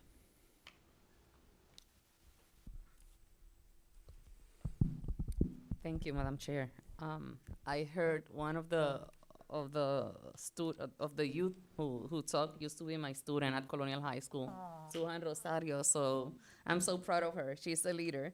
So I just want to let her know that I am very proud of her, and also very thankful to all of the people who spoke today and be engaged in the school board meetings. It's very hard sometimes, so many hours, and having the community engaged is very is very inspired.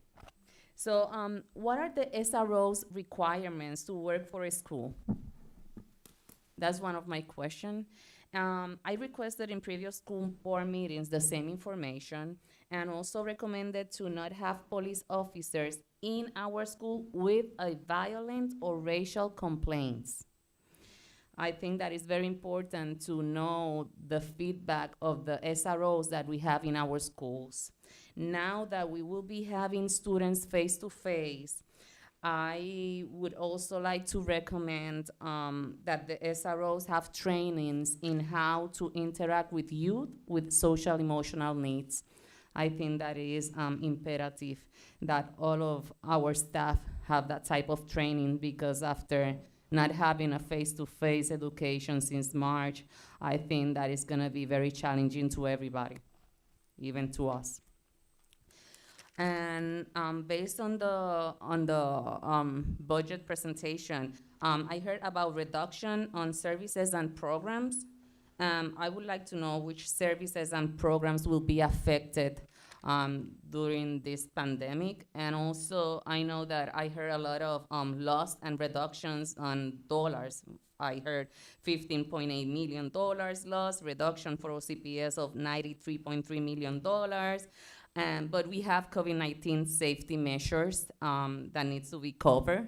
And I would like to know more details on the initiatives that we have for COVID-19 safety measures, because from what I see in my emails, even the thermometers are very expensive. So I would love to know more about that. And also from CARES Act, I know that that is a federal money to our state, but we have to apply for that grant. Are we, is that is something that can be limited by the state because of some decisions that we can make? I would love to know more about how are we going to receive that grant, and if we can be affected in any type of decision that we make as school board members. So those are my questions, and thank you.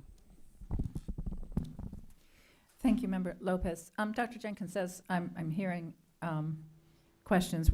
I'm assuming that our budget team is keeping track of those and then is going to come back up and answer them all together. All right, thank you. Madam please. Chair, we're happy to intervene before the second round of questions, so it might I think that'd be a good idea. So after everybody has gone through once, which will, I think, Member Gould is up twice before I speak, so maybe I go before Member Gould. Mine is just a comment on the public comments that we've heard, and then we'll stop there, and then we'll go back through the second time, okay? So we'll hear Member Byrd, Kester Dental. Member Byrd, you're recognized. Thank you, Madam Chair. I'm just wanting to know if we can get an explanation for that $1 million increase for the police that all of our callers were speaking about. I also share the concerns that many of our callers called in about. I've mentioned this before, and my concern is that SROs in the schools may not be being used appropriately like they should be.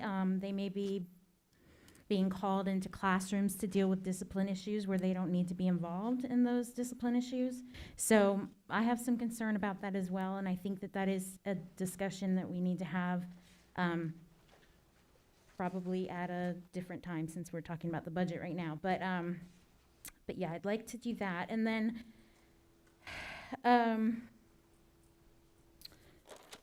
okay, let's see.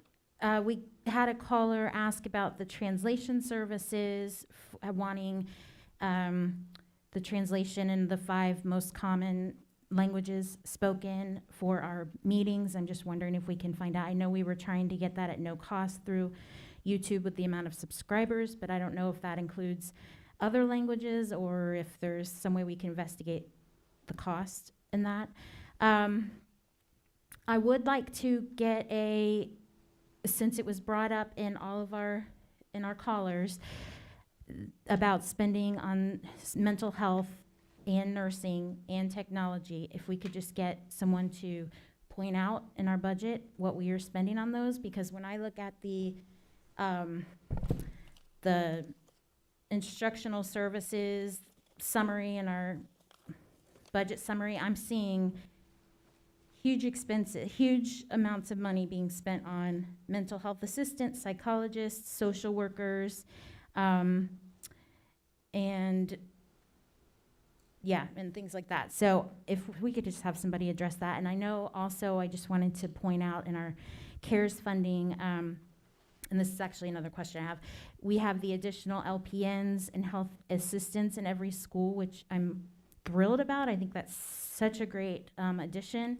My only concern is, since that's not reoccurring funds, how are we going to continue paying for those LPNs? If I could get somebody to cover that for me. I think most of this is about the police. And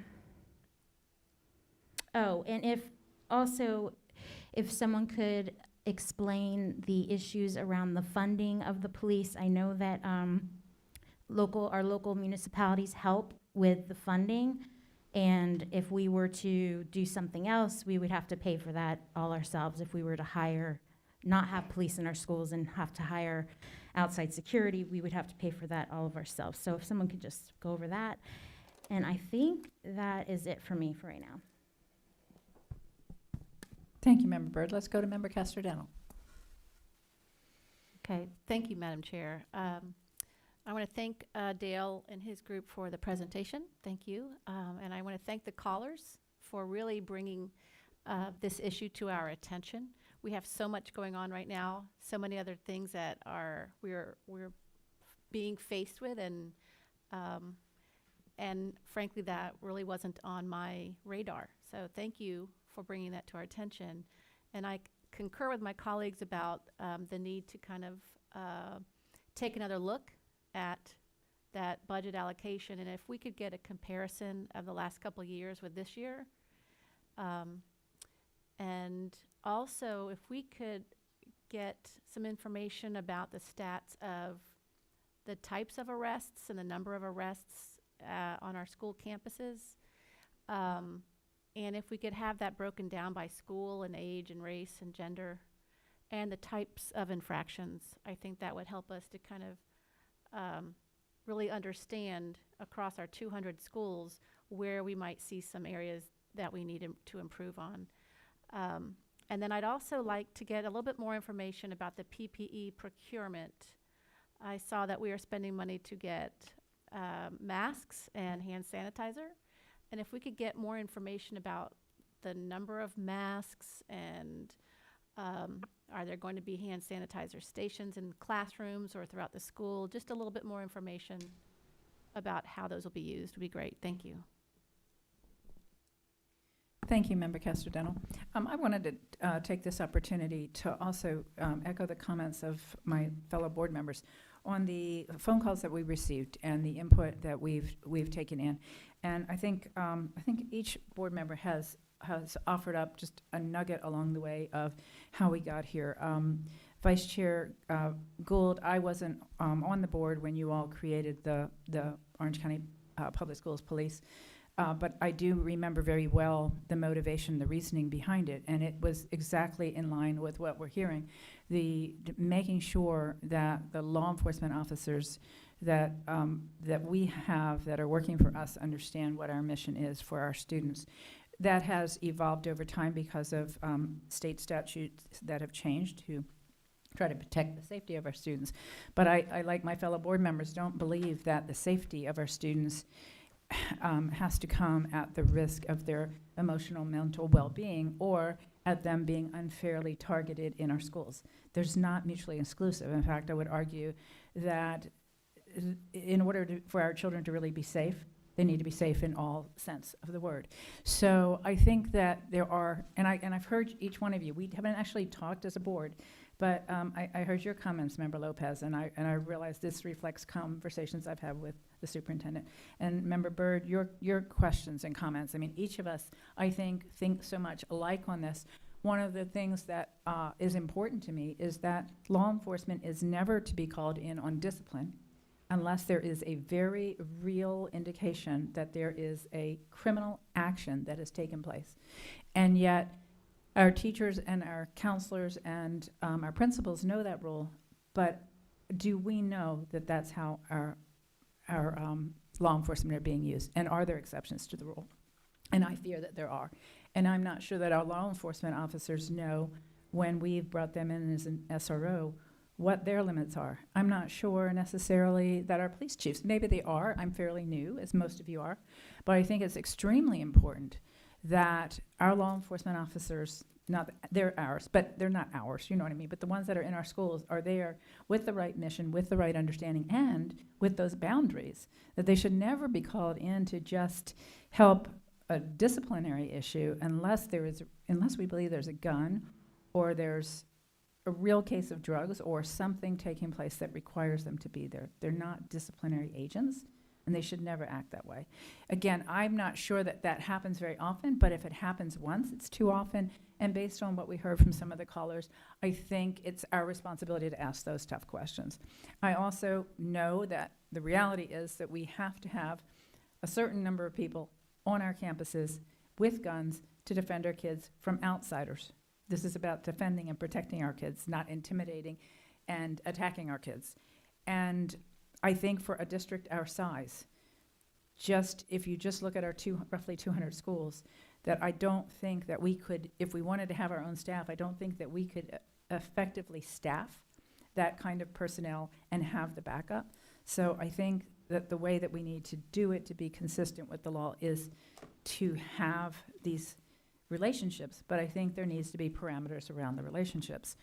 And I also think that we can make some strides in making sure that that communication is clear. Member Lopez, I think it was you that mentioned what kind of background do the law enforcement officers have? We certainly don't want somebody who's had a history of complaints against them about discrimination or inequitable or violence.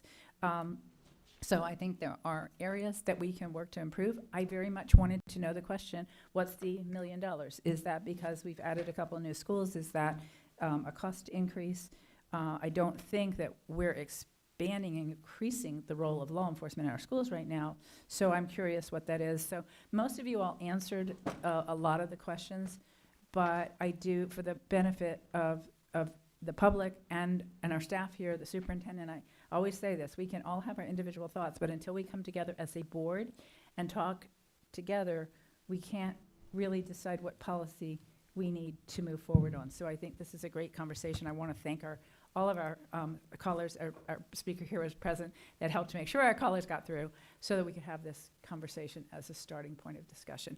Let me now go then to Vice Chair Gould, and thank you for letting me jump ahead of you. Actually, wait, before we do that, I think what we're going to do is we're going to let the superintendent and her staff take one round at answering the questions that have been asked, and then we'll start round two with you, Vice Chair Gould.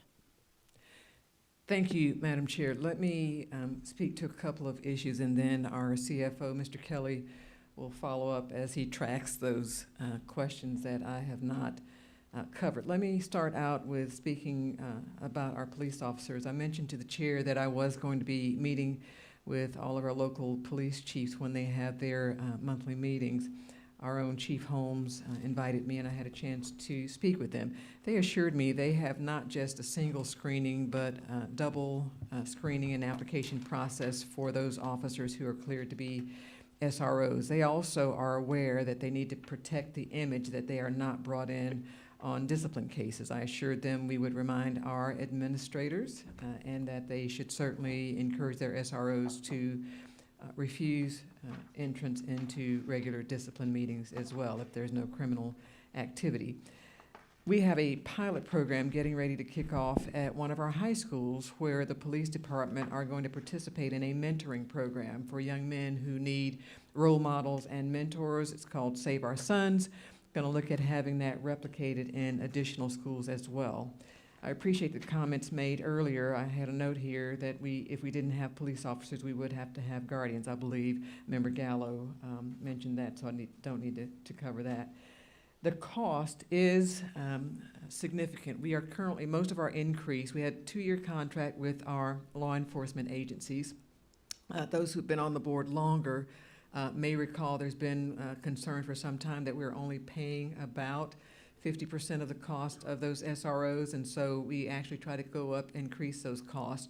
We were at $49,000 per officer previously. The 2-year agreement said that we would get to $50,000 for this coming school year, and in fact, that is, we're at about 43% of the cost per officer when you consider vehicles and all of their equipment as well. So the rate went up to $50,000 this year based on that 2-year contract, and then we have 3 new schools opening as well.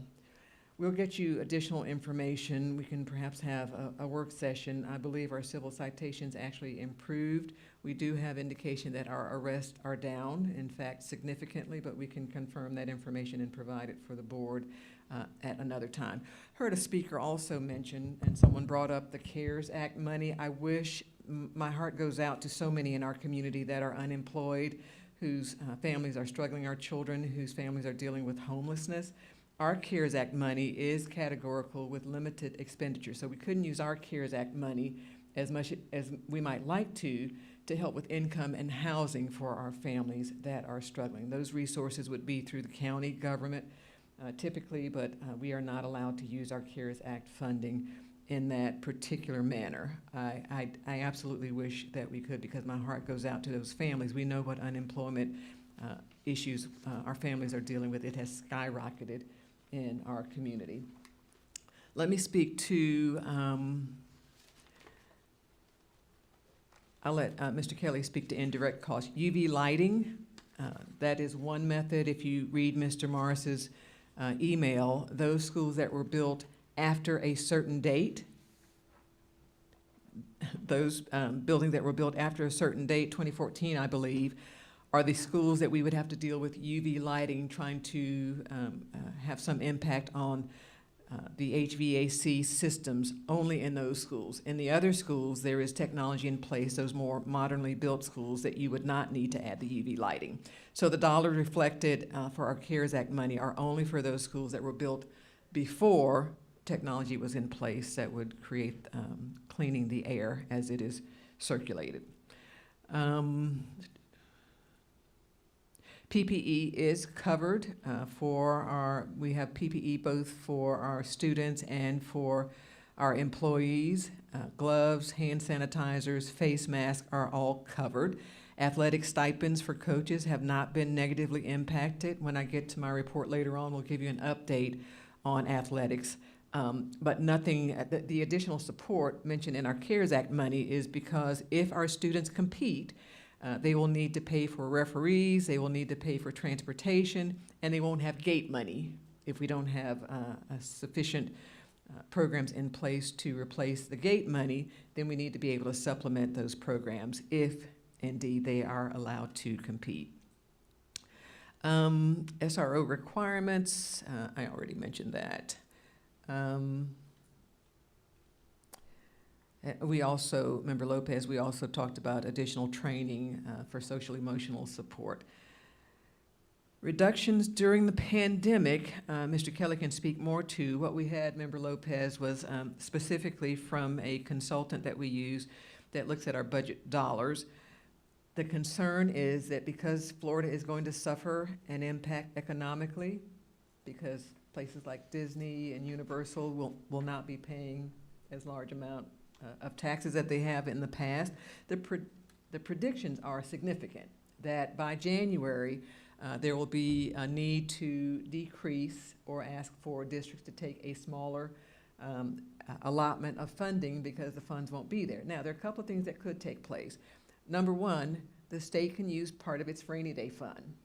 When the consultant calculated this, he considered that. So there is a portion of rainy day funds to try to help supplement the shortfall. Number two, the federal government may, by that time, have some additional funding provided to schools. If you recall, previously, back in 2008, when we had a huge downturn in the economy, the federal government invested nationwide about $100 billion. This current government has invested about $10 billion for this downturn. We believe there will surely be additional dollars invested at the federal level. So I don't want people to be alarmed at when our consultant says you could hit a $90 million shortfall, because we are, he always gives us the worst-case scenario we need to be prepared for. And as other finance officers are doing, you need to try to preserve some of your funding so you don't end up looking at layoffs. But the shortfalls are due to the economy. So in this pandemic, because we've had tourism come to a screeching halt, that income, a large part of Florida's income is based on the tourism industry. And so that is where the shortfall could come. We are going to be extremely careful around preserving dollars so we don't have to look at potential layoffs. Translation services, there is an actual calculation Mr. Howard sent me. If we can have free translation. If we can get our YouTube folks who watch us to also subscribe, the number is,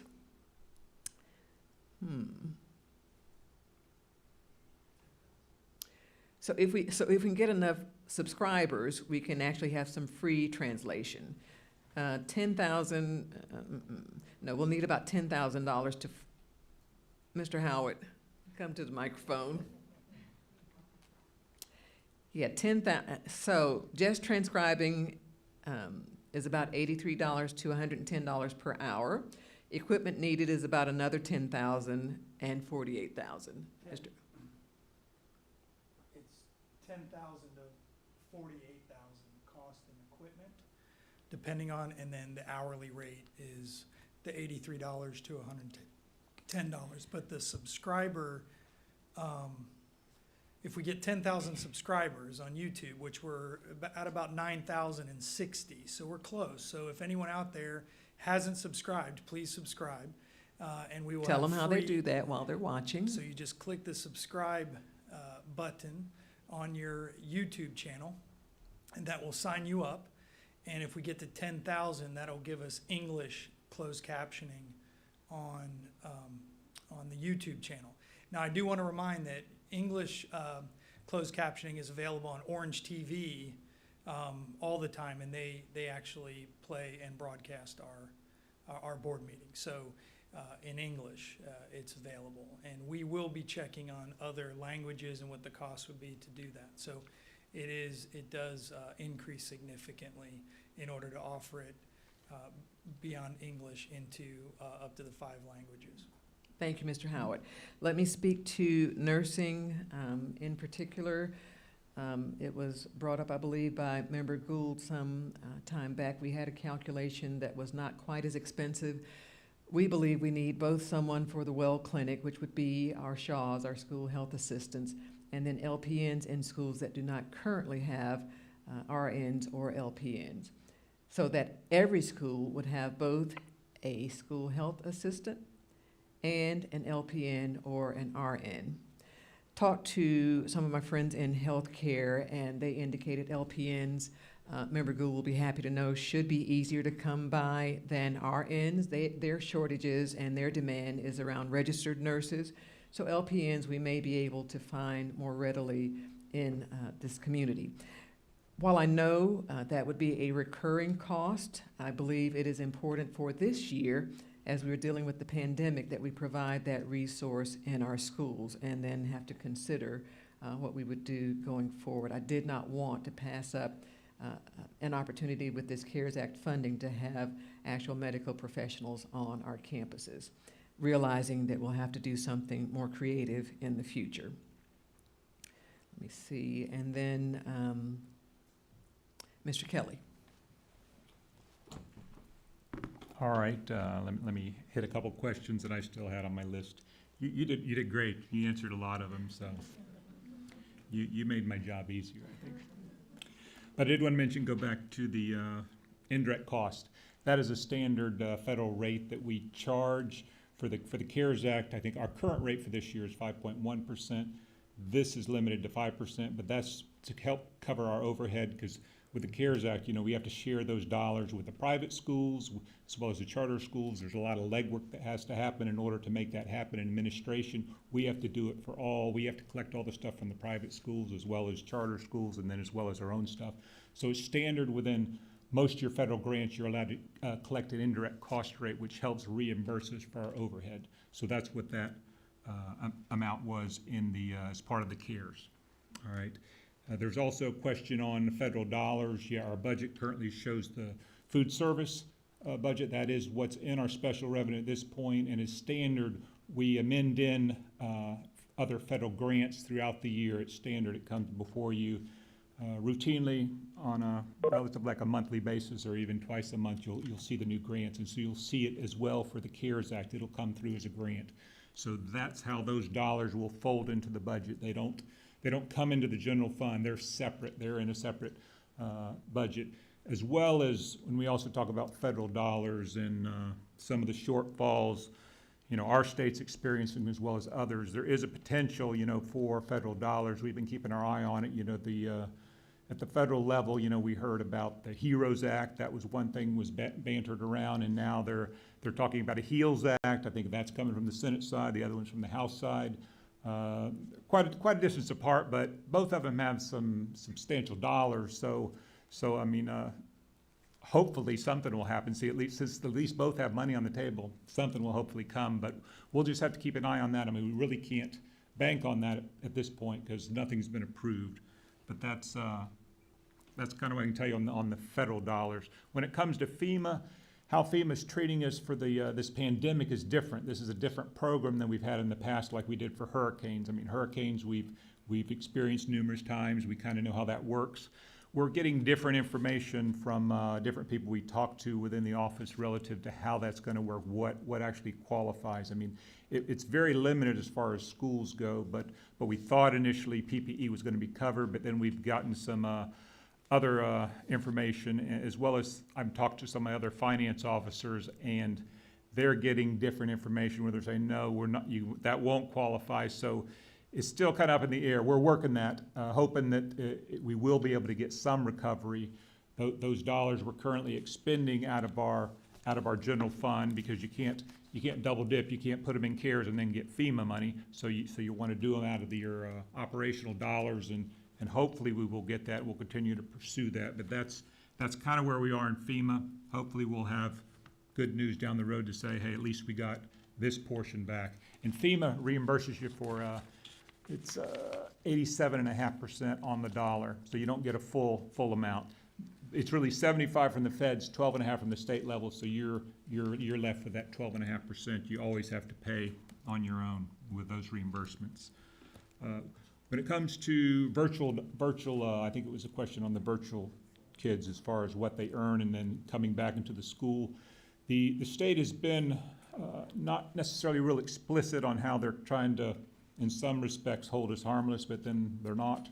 So it's a little confusing exactly how they're going to treat it. We've talked to people at DOE, and they haven't, I guess, determined exactly how they're going to handle that. But typically, a virtual student, we're paid less than a traditional student.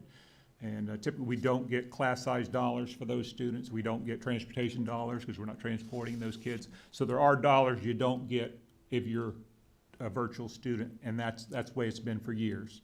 So if they're going to change the rules this year, we haven't heard. As far as we know, we'll still be funded for if they're a true virtual student, like a virtual student in the past. I guess I'll touch a little bit more on the $93 million loss, that estimated loss that we've had our one of our people we work with in Tallahassee, one of the analysts. That was his projection. Let me just give you a little bit of history on where that projection came from, because we just recently got a new number from the state for June. Just for the month of June, the state of Florida lost general revenue dollars. They were under their estimate by $427.8 million. And so really, the $93 million that ultimately gets estimated for us, that is really based on that new June number, that $427.8 million loss for that month. You extrapolate it out over the next. Mr. Kelly, if I could interrupt just Yes. for a minute, because when we use numbers like that out of context Yes. for the public or even the board, can you give us a percentage or something? So it's a big number, but It is there is, anything you can help us with to put it in context? It's I think it's Make sure I got the right number here. The state's projected shortfall? Yes, Yes. on the state projected shortfall, the 427.8 million is what it was for the month of June. You know what I'm referring to back when we were looking at, for instance, just the revenues that we lost in sales tax in Orange County for February. You would throw out a number, but if you hadn't told us it was, I think, 72% of the revenues anticipated, the average person wouldn't know how meaningful is that. So when I see that number, not knowing what the state typical revenues look like, it's hard for me to put that in context. And I'm sorry, I put you on the spot. You don't need to give Yeah. it to us right now, but Yeah, when you I don't can. want to give you a bad number. You never want to give us a bad number. I don't want to give you a bad We can number. always so- count on you not to do that, so so don't. I like to kind of tell you what I know. No, So, absolutely. So all when you right. can, you'll let us know. Thank you. All right, so that 427.8 million for June was extrapolated and said, well, if things really don't improve over this next year, because I mean, tourism doesn't appear to be rebounding strongly, and there's talks that the pandemic we could get another wave, et cetera. So if you just kept that number and extrapolated out for the 12 months, you're a little over 5.1 billion of dollars that the state is short in their general revenue. If you back off dollars that they have that would likely be coming from the reserves to help plug the hole, they end up with the 3.9 billion of general revenue shortfall at the state level. When you look at that, general revenue helps fund the FEFP where we get our dollars. About 33% of that comes from that FEFP. So if it's everybody's kind of treated evenly within the budget and the FEFP has to absorb that loss, ultimately that's how it comes back to us, where we're estimated to be about a $93 million loss for our district. I mean, it is just an estimate. Nobody knows exactly how things are going to play out, how fast the economy will rebound, how quickly things will improve. But that's kind of just a little bit more detail on where that number came from. It's from the recent, June number at the state level on their general revenue collections and how much they were under projection. All right.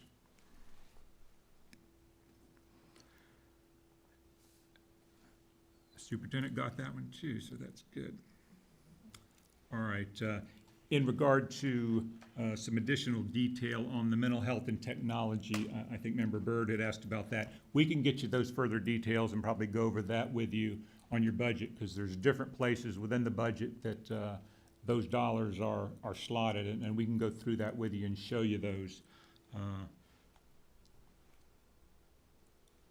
Other than that, in addition, I think Member Castor-Dental asked about looking over a number of years of how the spending for both our police department and the SROs, and that I can also show you again in the budget, so you can see multiple years and how that has trended over that time. And so that we can get to you as well.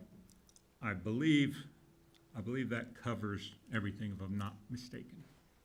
Thank you, Mr. Kelly. Okay, round two. Vice Chair Gold, you're recognized. Thank you very much. Thank you, Mr. Kelly. That cleared up a few of the things that I was going to talk about, but I wanted to get a little bit more deep on the nurse and the Medicaid revenues that we have. And I know you probably won't be able to answer that this evening, but that's something else I would like shared with the board. We talked about the revenues from Medicaid previously, and I think if I remember correctly in the email that you sent me, there's somewhere between 7 or 8 million to 12 million annually, and there's a slight fluctuation. I'd like to know what those dollars are used for now, and can we use those in the long term to fund LPNs for now? We must move to RNs in every school. I do not think we're going to see the end of some healthcare crises in our schools. We already have been, in a very challenging way, trying to manage multiple things, including mental health, which RNs have a whole other level of training and can specialize in some of that mental health and school-based health issues. you know, when you look at flu symptoms and COVID symptoms, they're going to be very similar. And if we don't have the right professionals right at our schools, we could be panicking over a flu epidemic that's running through a school versus a COVID epidemic, but we're going to have to treat it like a COVID epidemic. I know our medical advisory board will help with some of this, but that level of distinguish needs the right medical professional. LPN is much better than having somebody with CNA or not any kind of clinical training. That's a shot, but it does not replace an RN or a higher level. So I think that's one of the things that our advisory committee is going to need to help us figure out on the best way to assess those kinds of issues so that we don't unnecessarily deem a school having COVID when they have flu or vice versa. The next thing is I would like to know what and how our PPE will be dispersed. Obviously, if we have children with higher medical needs and a higher contact because of the aids that they need, there's a different level of PPE that could include masks, shields, even a gown and gloves versus a teacher who may be standing 6 feet and only need a mask on while teaching, and then if going to work one-on-one may want to have some additional PPE. But I want to know what's going to be available for our teachers specifically and what the criteria will be and the recommendation for each of those interactions, not only teachers but bus drivers, aides, etc. I know that we are putting plexiglass in many places, even though it's not going to be covered, because I had asked that question last week, so I want the public to know that we are looking where there's face-to-face to do that. And I think I hear the bell, so I'll stop. Well, that was a premonition. It was, I think, 14 seconds away, but let's go then. Oh, gosh. I then know. For my last 14 seconds, I want to know about the capital 10-year plan. Did y'all get that?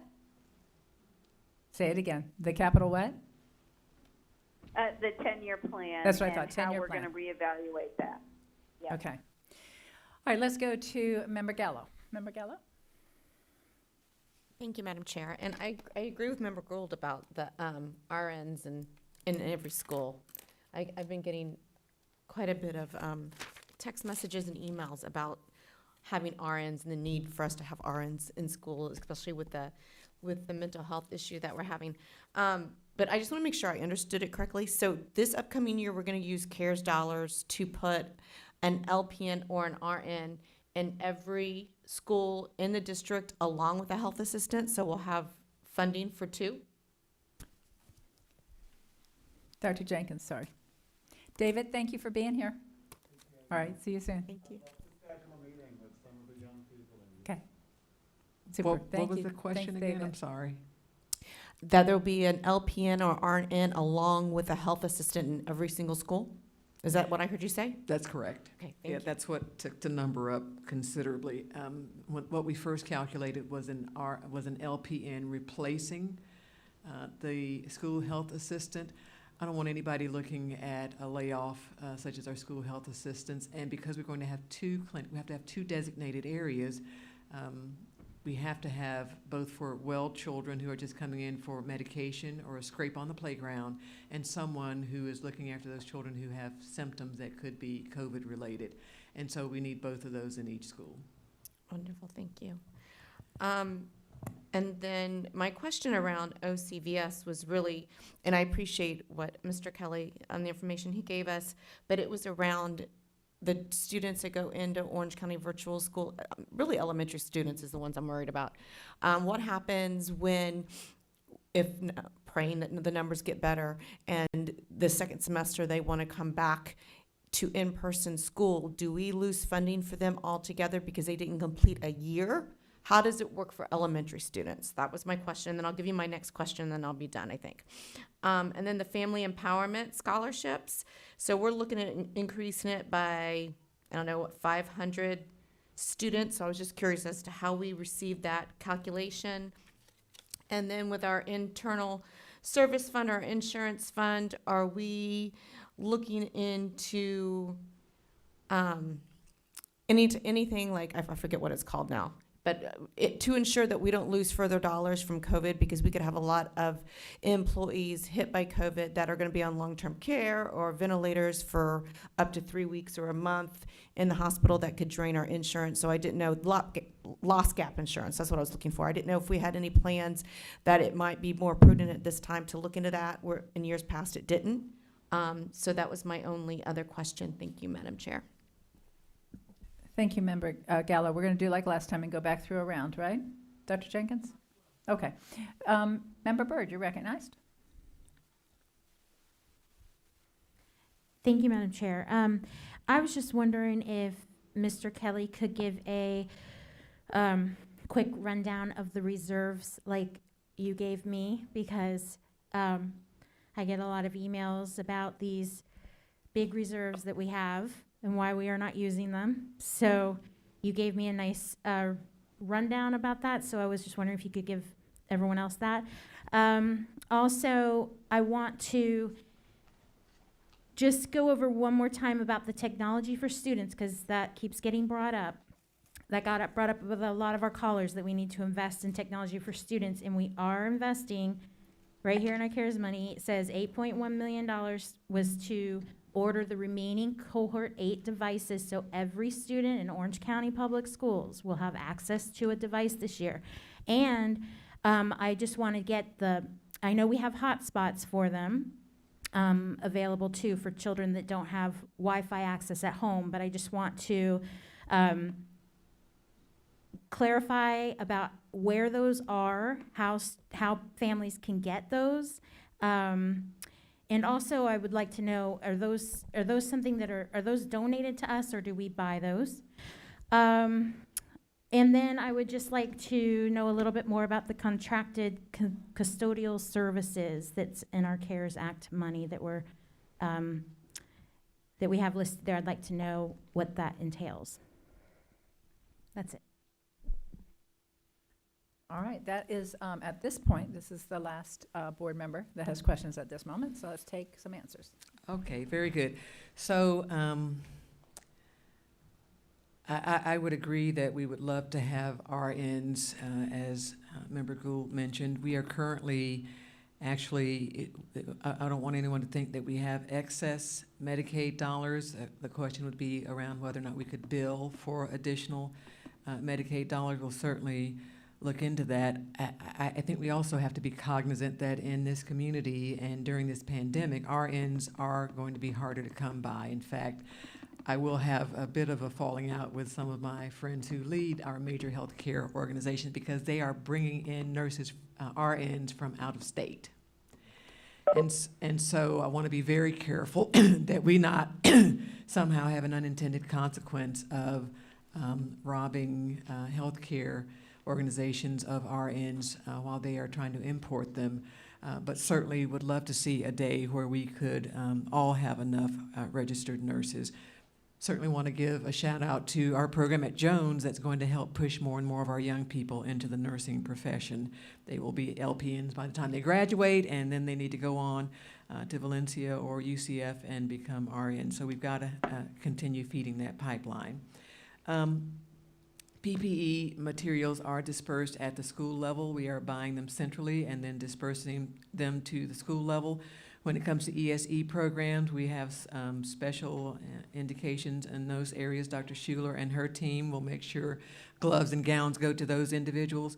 Our teachers in general will have masks provided and hand sanitizers and cleansing wipes if they are interested in using them. I want to make sure everyone understands we do not require teachers to clean, but we will make them available if they want them in their classroom.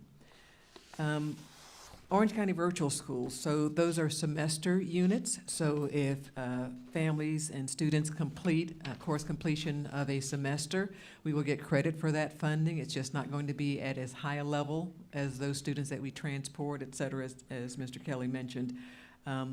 So the answer to that is yes. And then the school, when they switch over to the school, then the school would get the FTE credit, the February calculation for those students. Technology for all of our students. I was glad Member Byrd brought that up. We are very thankful to our community. Our half-penny sales tax not only takes care of refurbishing our schools and building new schools, it also guarantees that 1-to-1 ratio of technology. The last cohort, those computers should be in before August 10th. Local schools will be dealing with the distribution. In fact, they're dealing with distribution of those devices even now, and they will do it all for the coming couple of weeks. Hotspots in particular have been donated. Dollars to purchase hotspots have been donated from some of our philanthropic community, but we've also had some of our service providers give us additional hotspots. T-Mobile and I want to say Sprint have also given us hotspots. I have to stress, no, we do not have enough hotspots for 212,000 students. Those hotspots are for families who are struggling, suffering, and do not have connectivity. And again, that will be at the school level. Principals will be dealing with those needs at the school level. When it comes to custodial services, we have custodial staff that will be doing the regular cleaning. We're going to have additional contracted staff to help us with the fogging machine and disinfecting, trying to help make sure schools are clean and ready to go for the next day. That's under Mr. Morris's area. Additionally, you probably saw the furniture moving. So custodians can certainly do some of that movement if we've got to get large pieces out to get as much space around our students as possible for social distancing. But we'll have it's not exactly 900,000, but we've got that much set aside for contracting movers to come in and help us get our classrooms cleared out quickly as well. Once the dust all settles around students that are actually coming in on the 21st and students that will be remaining at home, all of those particulars will be dealt with rapidly because we'll have some additional resources and some additional bodies to help us get that done as well. Mr. Kelly? All right, thank you, Superintendent. Just a couple things I was going to cover that you didn't pick up, or maybe I had a little more to add. On the Medicaid revenue, those dollars are already come to the budget. They are basically a reimbursement of dollars we're spending out of our general fund to provide services to those students. So those dollars come to us, and they essentially come into our operating budget, and so they're helping support our current budget. They're built into the budget. So we would, as the superintendent said, have to look at, there's a way we could potentially increase those. Sometimes the state, through the federal government, changes the rules there, and that's why some of the fluctuations has happened in the past. I've talked to some of my other finance officers in other districts that we are all experiencing a decline this year over the prior year because they changed the rules. That's the way that works sometimes. But anyway, we're hoping that there'll be changes that actually work in our favor soon in regard to perhaps increasing Medicaid revenue. I know Board Member Gould also mentioned the capital 10-year plan. I don't know that she said anything specific on that. It is provided in the budget that kind of goes over the full 10-year plan. The schools that are anticipated at this point, like always every year, those are revisited as far as the relief schools, which ones based on the enrollment shifts and changes would be in most need. And so that is revisited every year. I think Member Gallo was asking about insurance and loss gap insurance. We do look at that periodically. We'll be glad to take a look at that again. Typically, the insurance companies, now that you're in a pandemic, it's probably doubtful that they're going to say, oh yeah, we'll give you insurance and cover you for those losses. I can tell you at this point, because of the habits of people based through this pandemic, a lot of people are staying home. To date, our health insurance costs have slightly gone down a little. We're actually in a slightly improved position, not doing well. There's not excess there, but we were concerned that we would be remain in a good position, and so far we have, because I think some of those elective operations, whatever, and procedures have not been done. So that's really across the country, but it also helps our local insurance fund as well, our trust fund. But we could take a look at that as well. In regard to the family empowerment scholarships, the calculation for that was really done by our demographer. I'm not going to pretend to be a demographer. I don't know how he comes up with the numbers, but frankly, in his defense, probably all the numbers he did were all pre-pandemic. So to some extent, I'm not sure what we can, how much reliance we can place on any of the projections, frankly, as far as that goes. With regard to reserves, let me talk about that for a few minutes. We ended last year, I can tell you where we ended last year at June 30, 19. I can't tell you where we ended June 30, 20, because like normal accounting systems, it takes a while to do all your accruals and stuff for year end, so we're still working through that for this year end. We won't have those, normally we don't get those numbers really completed till around the end of August. So I can't tell you exactly where we're going to end this year. This year was very unique because we had different types of expenditures we didn't anticipate. I mean, we're buying a lot of PPE in this past year, and then we had other things. We were trying to save money while we were doing the distance learning. So there's a lot of moving pieces. We'll see how that shakes out in the next number of weeks when we go to close that out, hopefully by the end of next month. But let me tell you where we were. We ended June 30 of 19 with our unassigned fund balance, and that's really the portion you look at, because those are the portion of your fund balance that's not committed for other purposes. I mean, you have some restricted dollars, but yeah, they have to be used based on the grants or the categorical requirements. But the unassigned, the one that didn't have any strings attached that are available, that was $95.8 million at the end of last year. And then the board policy currently has a 3% minimum. That's the minimum you have to have there to preserve that. And as of last year, that was 54.7 of that balance. And then in addition, the board approved some additional 1.5% raises this past year that came out of the reserves as well. That was just at $17 million that was done for that. And you did that in lieu of providing a bonus, so that bonus that you were going to provide, you didn't have to provide that, so that actually saved $8.1 million that was in the budget we didn't have to spend because we did the raises in lieu of that. And then lastly, the board also approved delaying health insurance premium increases to go through. And that was like $16.9 million of reserves you utilized last year. And so that, when you back that out, and that includes backing out that 3% minimum requirement, that left us essentially with $15.3 million that we know of that was in that reserve. We'll have to see how this year shakes out as far as what's left in that unassigned balance, but that's where we are. That's what I can tell you at this point in time. And lastly, I think on the contracted custodial services, there were dollars included in the CARES Act for that. A number of those dollars were earmarked really for elementary schools, to support elementary schools, because there's 25 elementary schools that really only have 3 custodians out there. And in order to do the cleaning throughout the day, they needed additional support. So it's looking at contracting additional services for that. And in addition, just on a normal routine operation basis, there's a lot of custodians that are out. Some of them currently may be out due to the pandemic, but it's also to make sure we have fill in there, so we always have people to do the cleaning when we have the absences. So most of the money is really to make sure we always are fully staffed. So that's really what it is, those dollars, to make sure we have the staff out there in our schools every day to do the cleaning, do the disinfecting that's needed on a regular basis. And I believe that covers the list. Thank you. Awesome. We're getting there. Member Lopez? Thank you, Madam Chair. I just want to repeat one of the questions, the reduction on services and programs. Which services and programs will be affected? Because during the presentation, it was part of one of the slides. Reduction on services and programs. Do you know which services and programs are? Which services and programs will be affected?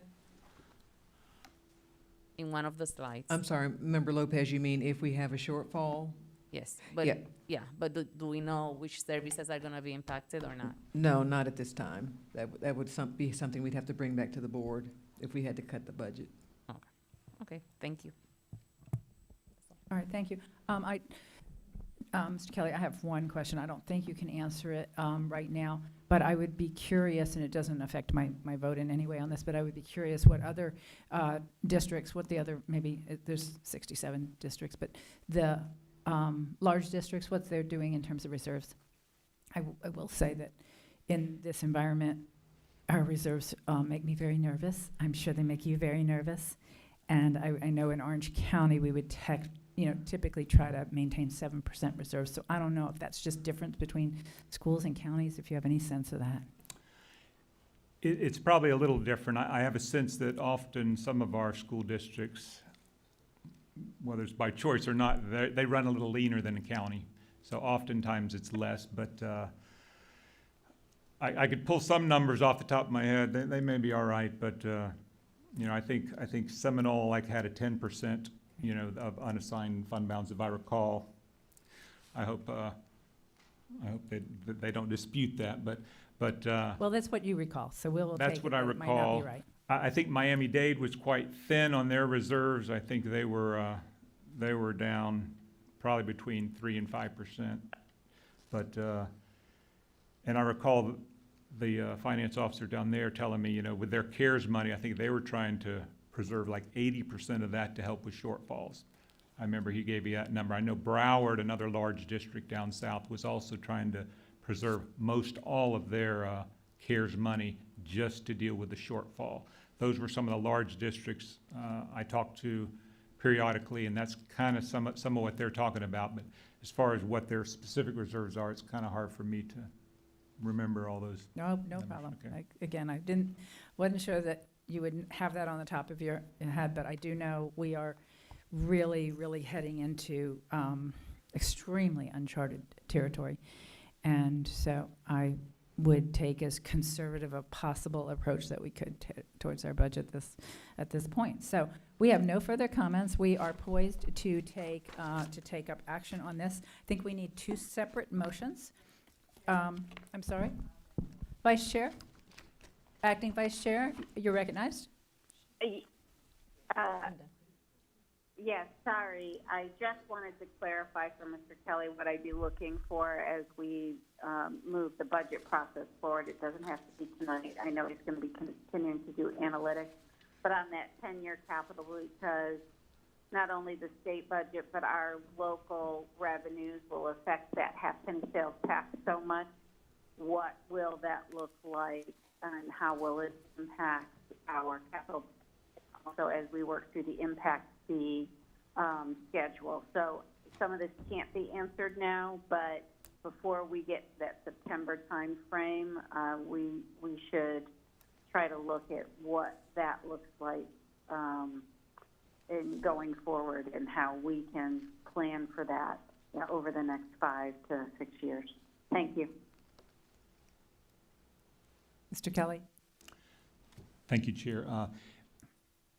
In our presentation, we did show you kind of the a 5-year look at our revenues, capital revenues, and specifically, you'll notice if you go back there, the sales tax revenues. Well, normally they're actually our largest of the 3 capital sources between property taxes, impact fees, and sales tax. You'll notice this next year they're not, because the projection is reduced. I think it's in the neighborhood of 147 million. Don't quote me on that, but it's almost like a 50% reduction is next year's what we're projecting, and that's really what we're seeing as far as the what we're collecting in just as we're closing out this year. The collections for sales tax, local sales tax, have dropped dramatically. So we tried to factor that into there, and we tried to say, I think really over 3 years, the sales tax will rebound. We're waiting on the EDR, like we said, on the property taxes to see how they adjust theirs, because property taxes, they're really set in January. That was after or pre-pandemic, so they're not affected at this moment, but maybe next year they will. So at this point, we've been real conservative in saying, well, they're not going to really grow hardly any 1%. It may actually decline. We'll have to wait and see how that goes. And then impact fees are very volatile anyway. I mean, that's kind of really dependent on the housing market, so that's kind of a difficult one to project. And so normally we're just looking backwards, trying to use, 20/20 hindsight, looking backwards, figuring out where we're going on that. So yeah, we'll continue to look at that, and we'll probably likely have to adjust the capital budget moving forward as we see those actual revenues materialize. Thank you, Mr. Kelly. Let's go to Member Cobert. Member Cobert, we are poised for a motion. Yes, Madam Chair, and let me just note that I'm removing my mask so that the callers can hear me clearly over the line. So I would like to move that we adopt the following resolution incorporating the following millage for the operation of Orange County Public Schools during the 2020-2021 school year. The resolution is as follows. Whereas Section 200.065 Florida statutes requires that the school board adopt a proposed millage for funding the tentative budget and notify the property appraiser of this action. And whereas the 2020-2021 tentative budget is based upon a total millage of 6.857 mills, which is more than the rollback rate by 1.24% as computed pursuant to Section 200.065 Florida statutes. Now therefore, let it be resolved by the School Board of Orange County, Florida, that the school board does hereby adopt the following proposed millage to support the tentative budget for the 2020-2021 fiscal year. Required local effort, 3.609 mills. Basic discretionary, 0.748 mills. Additional voted, 1 mill. Capital improvement, 1.5 mills, for a total of 6.857 mills. Be it further resolved that the superintendent immediately inform the Orange County property appraiser of the action of the school board in the manner prescribed by law. That is the motion, Chair. Thank you. And let's, do we have a second? I'm sorry. A motion by Member Cobert, seconded by Member Lopez. If there aren't any further discussion by board members, let me do a roll call vote. Member Gallo. Aye. Member Lopez. Aye. Member Cobert. Aye. Vice Chair Gould. Aye. Dr. Gordon. I only that this budget be executed with quality and equity in mind. Thank you. Absolutely. Absolutely. Dr. Castrodeno. Aye. Member Byrd. Aye. Likewise, I vote in the affirmative. The motion carries unanimously. And I believe we are poised for a second motion. Member Cobert, you're recognized. Thank you, Chair. I hereby move that we adopt the following resolution as official tentative budget of the Orange County Public Schools for the 2020-2021 school year. The resolution is as follows. 1. Approve the 2020-2021 tentative budget for the general fund in the amount of $2,217,760,062. 2. Approve the 2020-2021 tentative budget for the Special Revenue Fund in the amount of $161,801,967. 3. Approve the 2020-2021 tentative budget for the Debt Service Fund in the amount of $230,437,362. 4. Approve the 2020-2021 tentative budget for the Capital Projects Fund in the amount of $1,226,031,739. 5. Approve the 2020-2021 tentative budget for the Internal Service Fund in the amount of $348,008,014. And finally, approve the date for the final public hearing for the fiscal year 2020-2021 budget for 5:30 p.m. on September 8, 2020 at the Ronald Blocker Education Leadership Center at 445 West Amelia Street, Orlando, Florida. That is the motion, Chair. I think we have a motion. Do we have a second? Motion by Member Colbert, seconded by Member Gallo. All in favor, roll call vote. Member Gallo? Aye. Member Lopez? Aye. Member Colbert? Aye. Vice Chair Gould? Aye. Dr. Gordon? Madam Chair, Yes. that Doc- this budget, second part of it, be distributed with fidelity. I'm sorry. Thank you, Dr. Aye. Gordon. Absolutely. Dr. Castellano? Aye. Member Byrd? Aye. And I likewise vote in the affirmative. The motion carries unanimously. Mr. Kelly, great job. Thank you. We're not done yet, but we're done for tonight, right? Yes, thank you. Yes, and the hard work is just beginning. But anyway, excellent job in the presentation, excellent job by the whole team in getting us here this year. All right, we will move on to adoption of the consent agenda. Before doing so, let me just confirm that there are no members in the audience or no one in the audience and no one holding that wishes to speak to the board regarding the consent agenda. Is that correct? That's correct. Okay, then with that said, I will entertain a motion to approve the consent agenda as amended. I move to I approve as move amended. the Okay, we adoption have of the a consent agenda. motion from Member Gallo. Yes. Do we have a second? Second from Member Lopez. Did you not hear me? Did you not hear me? I did, and it's difficult. I did hear you, but it was after Member Lopez had offered her motion, and I know it's No, ma'am, I'm watching, I'm listening. No one has said anything. No, I did Member not hear Gallo her, did. but let the record reflect. Let the record reflect. Go ahead with your meeting. Okay, I'm sorry. I know there's a slight delay, but It's not a delay, I'm on my phone. I have no delay. okay. There's a delay on YouTube, I'm not on YouTube. Okay, I can't explain it, but I have a room full of people that are nodding at me that there's no question that Ma'am, Member move Gallo. on, oh, let's not start. It's already 8:45. Let's Okay. not start. All right, then let's move on. So we have a motion by Member Gallo. We have a second by Member Lopez, I believe. Roll call vote. Member Gallo? Aye. Member Lopez? Aye. Member Colbert? Aye. Vice Chair Gould? Aye. Dr. Gordon? With great leadership, I hope that we take this consent agenda into consideration. Aye. Thank you. Dr. Castellano? Aye. Member Byrd? Aye. Likewise, I vote in the affirmative. The consent agenda is approved. Let's move on to non-consent. Item 1701, resolution extending delegation of settlement authority to General Counsel. And our General Counsel is now recognized. Thank you, Madam Chair. This is the extension of the resolution that you all adopted back in on April 28th of 2020.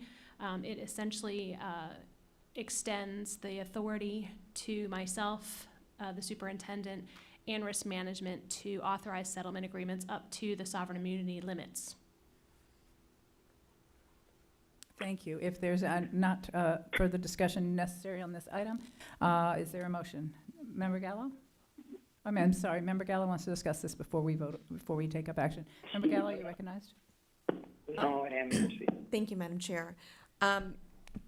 So we've had an executive session. We're having another executive session tonight. So I think that we've proven that we are able to hold executive sessions with others calling in. So why wouldn't we just move forward with the executive sessions exactly like we're having tonight until we're at all clear where we can all be in person again?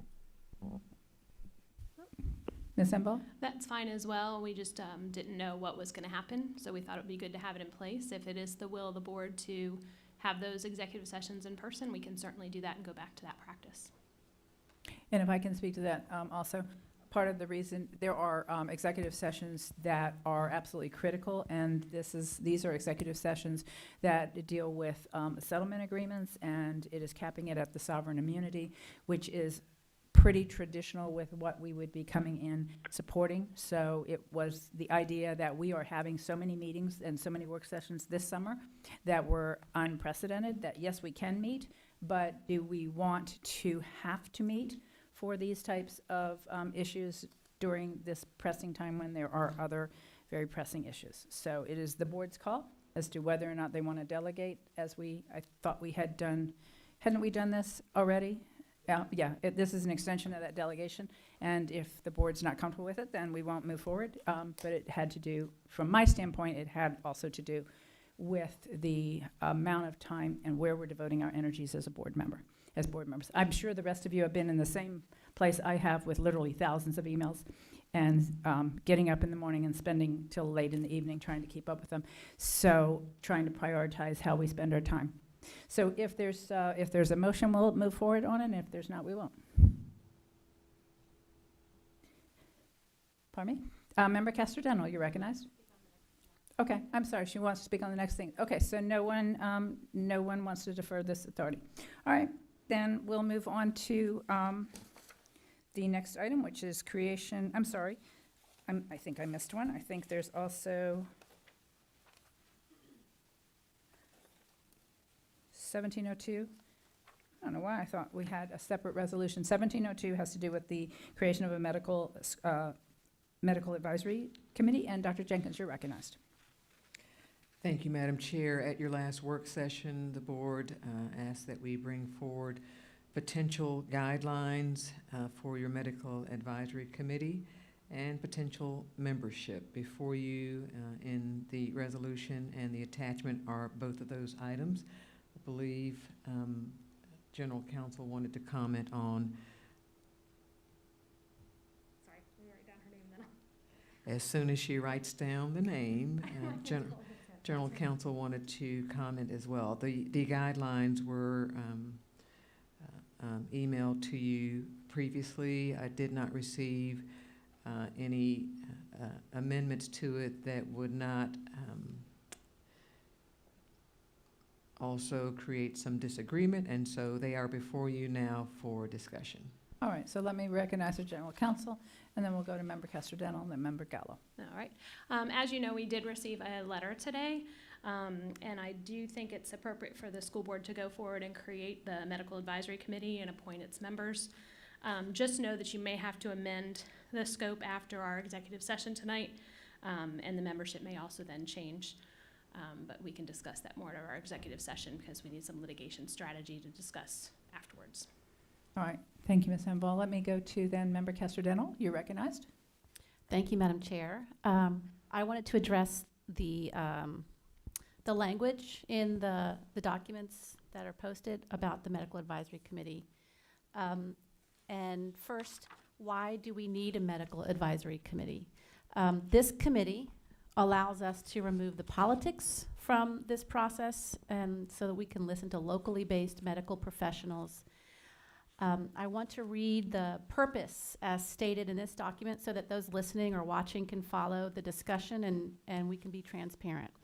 So the purpose states, the School Board of Orange County, Florida is establishing a medical advisory committee to specifically assist with COVID-19 issues that the district faces. This committee will advise the school board regarding best practices for operating our schools safely. Per the emergency order, and unless a waiver is granted, this committee will not advise the board regarding the opening or closing of schools. As an advisory committee to the board, the committee shall comply with Sunshine Law regulations. With those words, we would be creating an independent medical committee, yet imposing a gag order on our committee in what they can share with us. We need the ability to weigh the risks of the information that they provide, and it would be wholly irresponsible to place limits on the advice of doctors.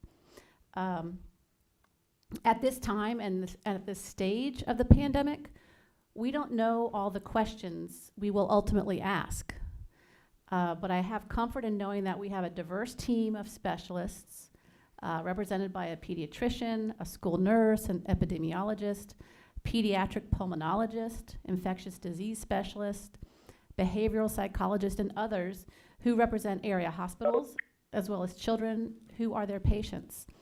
And I want to allow this independent committee to be candid and forthright about the risks and how we are to mitigate them. Therefore, I'd like to make a motion that we accept the formation of this committee and its purpose, but strike the third sentence that self-imposes a gag order and reads, per the emergency order, and unless a waiver is granted, this committee will not advise the board regarding the opening or closing of schools. Thank you, Madam Chair. Thank you. Let me go to, so that was that a motion? I'm sorry. We have a motion? Do we have a second? I'll second that, All Chair. right, we have a motion by Member Casterdental. We have a second by Member Gallo. I'm sorry, Member Byrd. Member Gallo, you're recognized. I'm good, thank you, Madam Chair. I'm going to reserve till after the executive session. Thank you. All right, thank you. The one question that I have on the language, and I'm not sure if this is a question to Ms. Enval or to Member Casterdental. As I read the emergency order, there were two sentences. One deals with the requirement that we must open brick and mortar unless we have a recommendation from the health department, Florida Health Department, or our local health department. And then there's a second sentence that talks about the opening and closing of schools. And I interpreted that second sentence to have to do with the opening and closing, opening of individual schools based on a COVID outbreak that might occur in that school. And that was how I reconciled those two sentences that could very well mean that, or if you interpret it as the opening and closing of a school is the same as the district. So I understand that we now have a document in front of us that we're going to discuss in a little bit. And until I feel like I have more comfort in understanding what that document meant and what the ramifications are, I would not be comfortable supporting the motion just striking this. I would be supportive if that medical advisory group were allowed to give us advice on opening or closing any school that has a COVID outbreak. But I would not be comfortable at this moment. Doesn't mean I won't be after we have an executive committee meeting and can come back and consider that, to delegate authority, not authority, but to increase the scope for a medical advisory committee to give us advice on something that I don't know the ramifications of. So with that, I would offer an amendment to the motion to this language to say that you're just striking the language altogether, per the emergency order. I'm trying to think of what that language looks like exactly that I would want to see. Per the emergency order, unless a waiver is granted, this committee will not advise the board regarding the opening of the school district, but may advise the board regarding the opening or closing of schools based on a COVID outbreak. That would be my amendment to the main motion to limit the scope until we have an opportunity to meet. And after we have that opportunity and I have an opportunity to better understand the ramifications, I would be pleased to reconsider. I do want to say that I think that it is extremely important that this board have an opportunity to always think through the consequences of our actions, because I know our community is feeling a bit of whiplash right now. And I think it's imperative that we not take any major steps. We don't have much time, but any major steps without fully understanding the consequences. And that's why I can't support the motion in the broad terms that it is, because I don't want to delegate or create an environment where an advisory board is going to tell us to do something that we may feel that is irresponsible. So that would be my amendment. Is there a second to the amendment? I'll second the amendment, Chair. Thank you. A second by Member Coburn. Discussion on the amendment to the motion. All right, let me do a roll call vote on the amendment. Member Gallo. Aye. I have. Member I Lopez. did have. Aye. Member Coburn. Aye. Member Vice Chair Gould. Aye. Dr. Gordon. I'm not, I didn't get a chance to speak. because everybody just running all through this. So you didn't, we have a pause in between. You don't wait to see if anybody else have anything to say. You all just forget we're out here in La La Land. I say this over and over to you, Chair. Every week, you don't even check to see if we're still breathing our lives. I'm not going to support this, and I'm going to speak now because I can't even get in because Amy, we're trying to keep up with everybody. We need somebody else that can keep order because we need time out here to get in. Some people can get in and some can't, okay? And I've received calls from people out there. They already know that some kind of way you're going to try to keep me from getting in.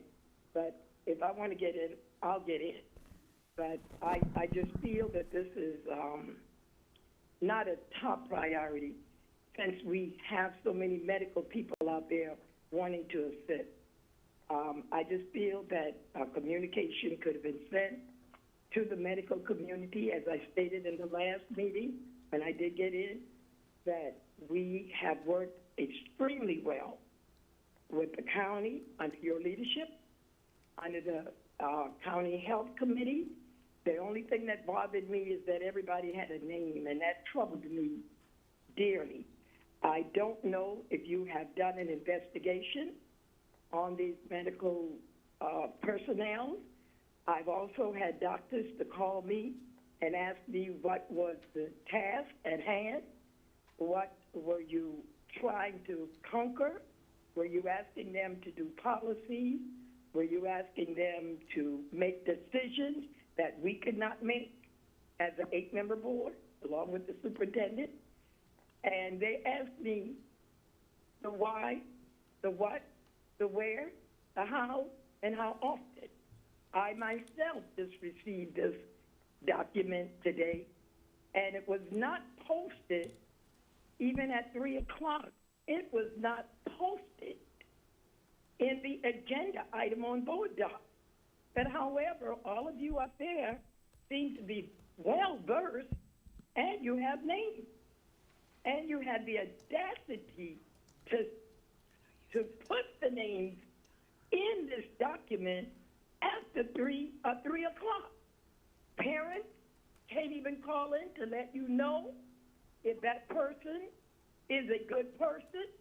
I didn't see where you did any investigation on these doctors or whatever. We have other doctors that are interested but needed to know more. So I don't understand how these doctors for this medical advisory committee, nominees are already there. I had no idea that you all already had the nominees. I heard you say, get your name. Well, when I went and got my name and parents called me and gave me names of doctors, I called them. And they asked me, well, what, the what, the why, the how, and for what reason? I had no document to show them. And I said, I looked through this document, I don't see anything to that nature. So, ladies, you guys know more than I do. And I'm sorry that you do. That shows that we are not a team. So I cannot be a team player with you on that.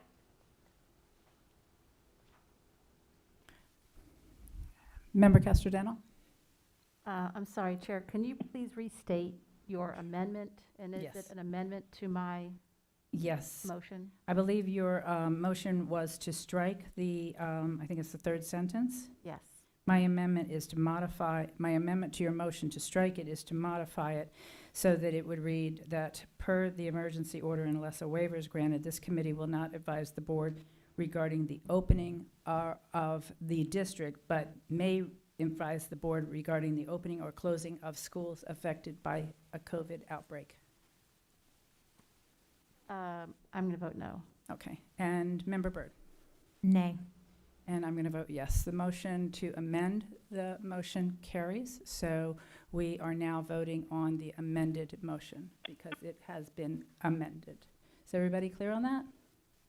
All right. So now we are voting on the motion as amended. I believe I am doing this right parliamentarily wise. Member Gallo? Aye. Member Lopez?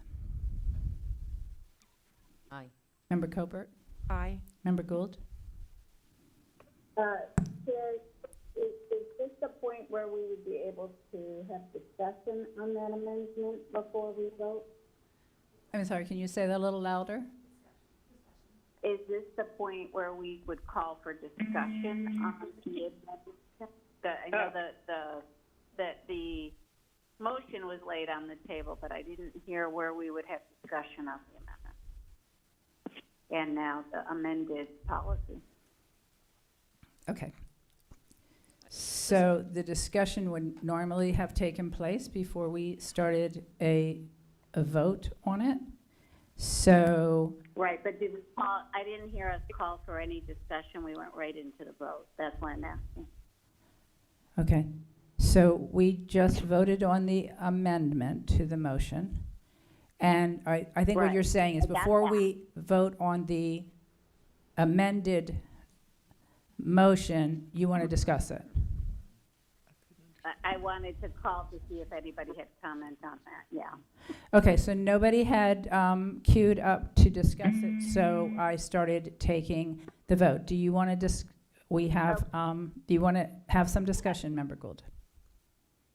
No, I just wanted to make sure that there was an opportunity because we had rolled right into it. I like the change personally, so no, I'm not calling to stop Okay, the vote for discussion, but I to make sure that we took that into consideration. I so hear that what you're everybody saying. would know And that- yeah, I think I understand what you're saying. Rather than me saying, is there any discussion on the amended motion? Because we were two in a row and it's confusing. Yeah, I understand. But because the amendment passed, we would tip, and I called for a question or for opportunity to discuss the amendment. Now the motion has, it generally tends to be just a formality at that point because the questions would have come before we voted on the amendment. But I do understand what you're saying. We're in the middle of a roll call vote. Member, My vote is aye. okay. Dr. Gordon? What are you asking me, Chair? Pardon me? Because you all are having your discussion. You don't know I exist out here, and it's okay. It's okay. I can hear everything you're saying, but I don't know what you're asking me. I'm asking you if you're for or against voting for the amended motion. Will you repeat what I'm voting for, please? Will you repeat it? Yes, I'll repeat it again. I'm sorry, give me. Repeat the motion, Madam Chair, for me, please. I will repeat it again in just a second. I am trying to pull it back up on my iPad.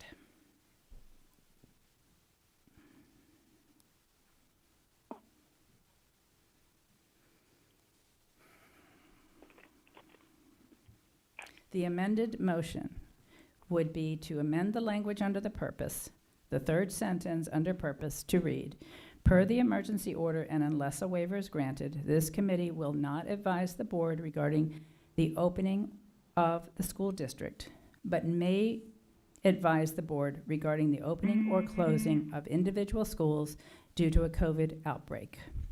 That is the amended, that would be the amendment we would make to the language in the purpose. Dr. Gordon, are you for or against that amendment? I am definitely against. They are not elected officials. They have no judiciary right sitting in our seat making this such recommendation. They can make medical recommendations, but they cannot make any recommendation as to where we open or close our schools. That comes from the state of Florida.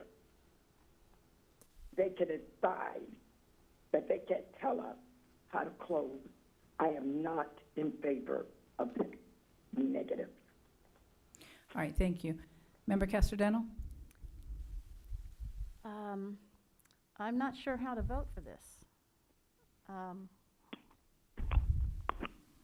I support the construction of the committee and the makeup, but I do not support the limits on the information that the doctors share. So I will vote no on this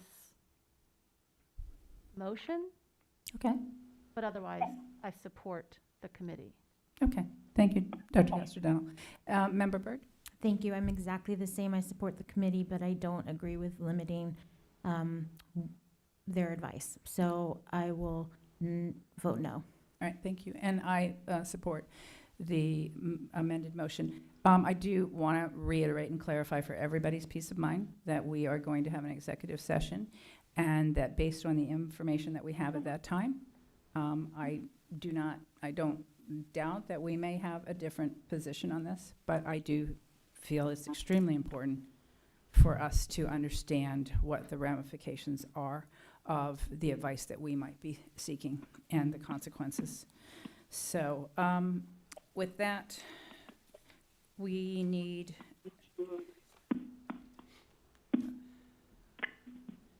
Ms. Enval, Dr. Jenkins, what do we need at this point? Did the motion carry?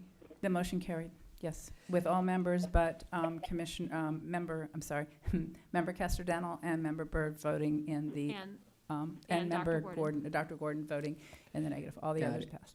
Okay? I think we have what we need, don't we? Okay. Do you Dr. need, Jenkins. do you need a separate motion on the committee? That's what I'm asking. Yes. Because I'm looking and I don't see that, and I think that the Yes. composition of the committee needs to be taken up separately. Thank you. That's why I was wanting clarification on that.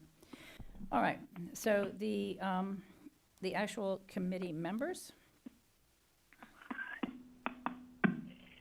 Dr. Jenkins, you want to address that?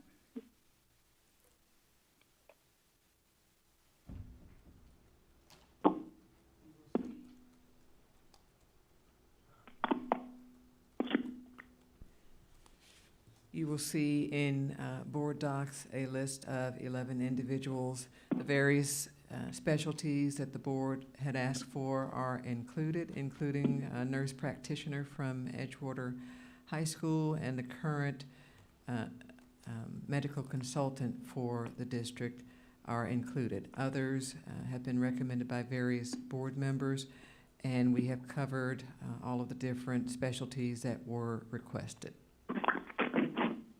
Thank you, Dr. Jenkins. Is there a motion to appoint these individuals to serve as our medical advisory committee? I make a motion, Madam Motion Chair. by Member Gallo. Is there a second? Okay, we have a second. Did I see a second by Member Castellano? Yes. Thank you. Second. We have a motion by Member Gallo, seconded by Member Castellano. And let's take board discussion, starting with Dr. Gordon. Dr. Gordon, you're recognized. Give me a chance to connect.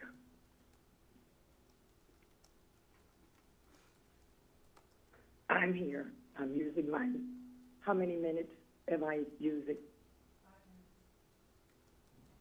How many minutes do I have, Madam Chair? I'm sorry, you have 5 minutes. Thank you.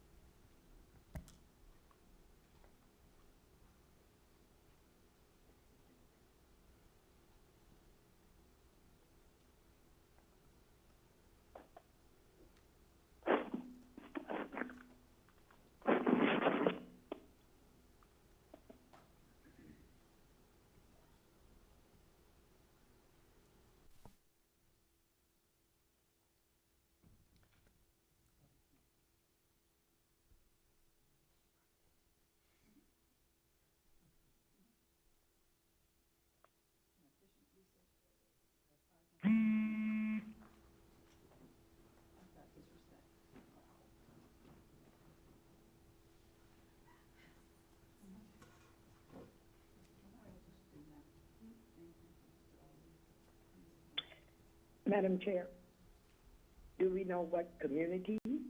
Pardon that me, these Dr. doctors Gordon? come I'm from? sorry. Yes, I'm asking my question. Do we know what community these doctors come from? Do we know whom they work with? I know they're the chief medical officer, pediatrics, but there were other doctors that would love to have been on this committee and they called in during the meeting, and I don't see their names anywhere here. And have you done a thorough investigation of the background of these doctors as they work with our children? They are of the essence. No one has a perfect record, not even me.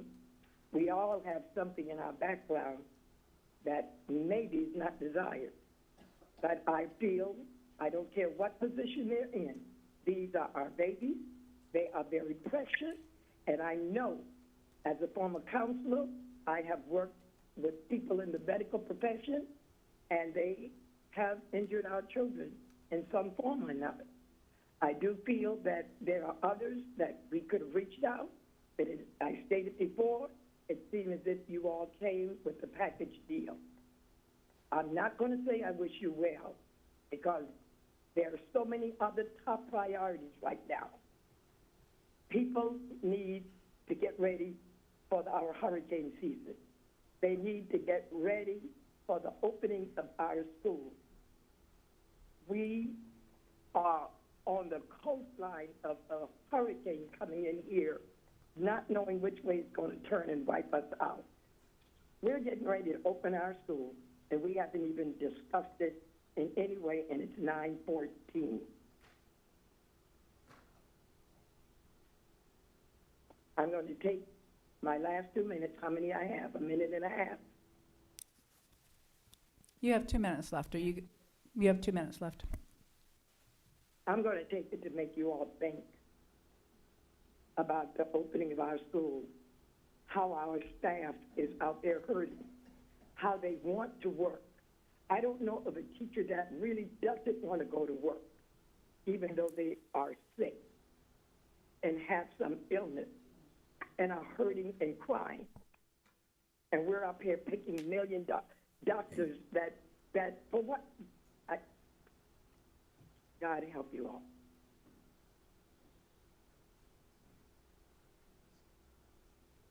Are you finished?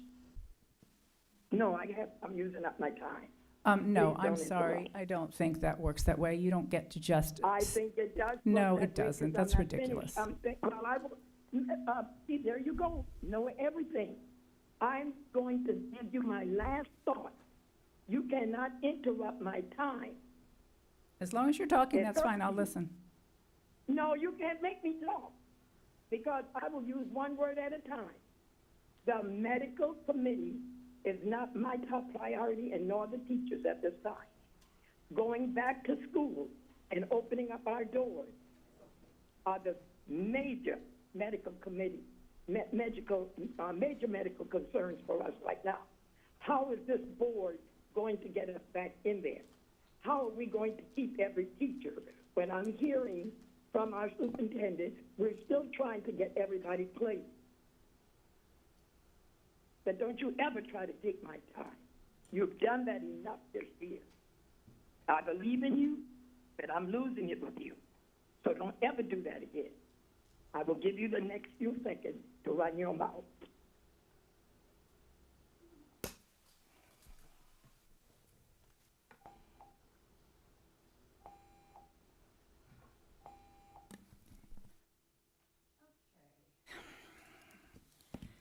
Let's see. Dr. Castor Dental. I'm sorry. I'm sorry. I thought we were in the middle of a roll call vote. I'm just imagining what would happen if each one of us did that every time we were called, how much of our lives we would waste. But let's go to Member Lopez. Thank you, Madam Chair. I think we were in the middle of a roll call vote. I thought we were too, but then I thought you were telling me no. No, I think we are. I was thought just we were. in the order. I thought you were calling Okay. on Castor Dental to be the next speaker. I looking at the was, order. because she comes up after Dr. Gordon. Okay. I was thinking we were in the middle of a roll call Sorry, vote, we are, but we're yes. not. So, Member Lopez, I think we're discussing the membership. Member Lopez. Are we discussing the medical advisory committee? Yes, the Okay, membership, okay, yes. okay, That's okay. what I think we're discussing. Oh, okay. The numbers, okay. I just have a question to the legal department. So based on the executive order, we do not have any authority to say if we open or close the schools. So, or is that we have the authority, but if we make the decision to not open, we are going to have consequences. That is what we are still trying to seek clarification on and what we will likely discuss as part of our litigation strategy in our executive session. Okay, perfect. Because at one point I was saying, well, I don't have the power to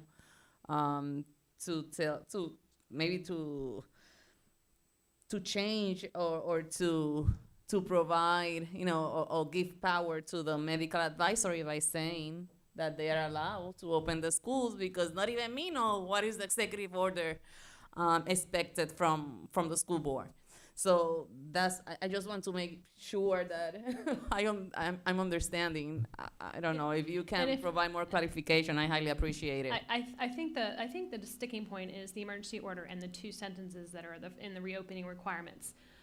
Section 1A says all schools open, and it says upon reopening in August, all school boards and charter school governing boards must open brick and mortar schools at least 5 days per week for all students, subject to advice and orders of the Florida Department of Health, local departments of health, Executive Order 2149, and subsequent executive orders.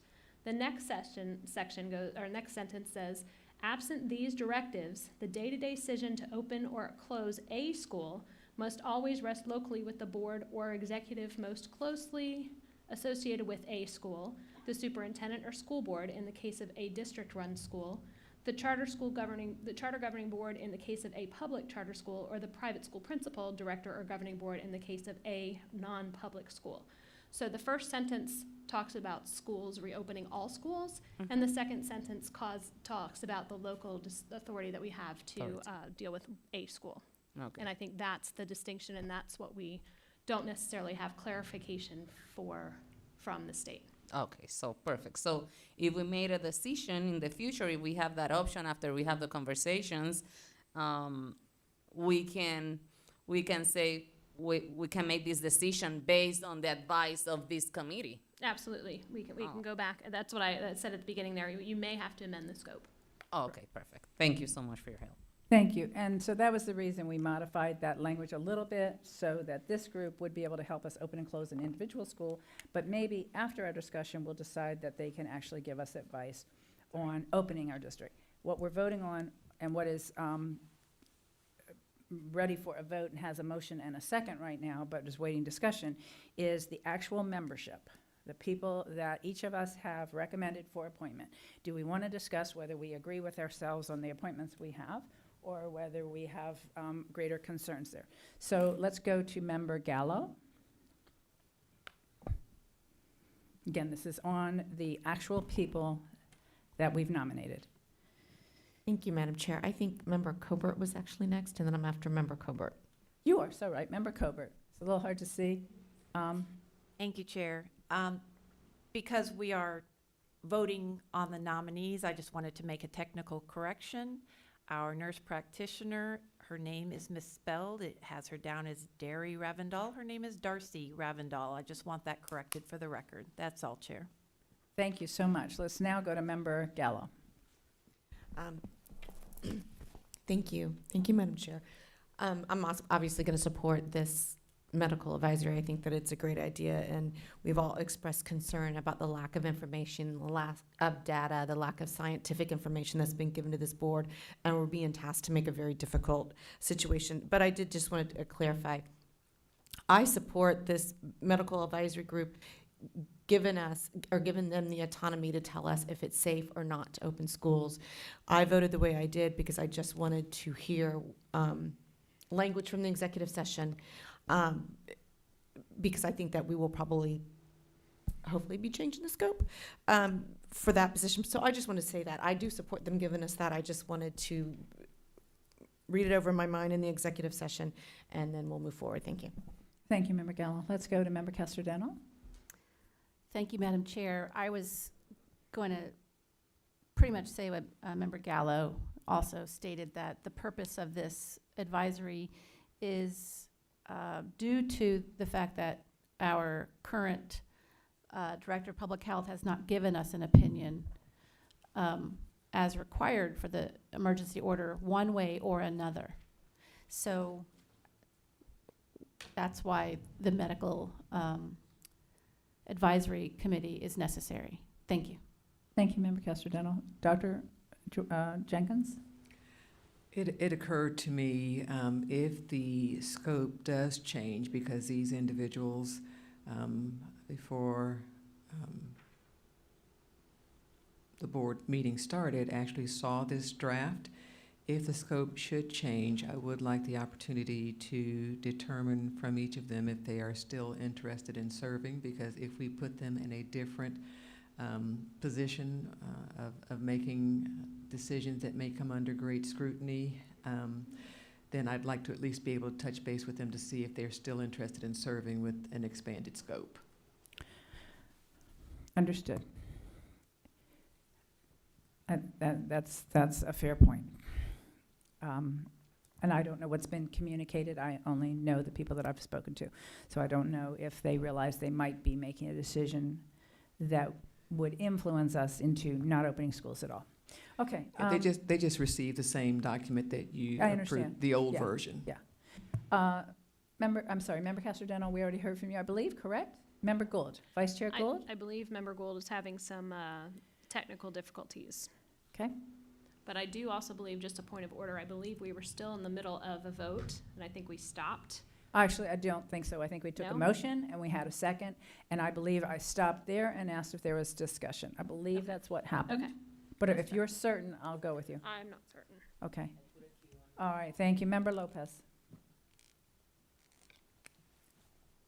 Thank you, Madam Chair. I think in the future, we need to delegate this responsibility away. Because I think for our general counsel to be doing the queue, doing the timer, and be expected to be general counsel is too much multitasking. Thank you, Madam Chair.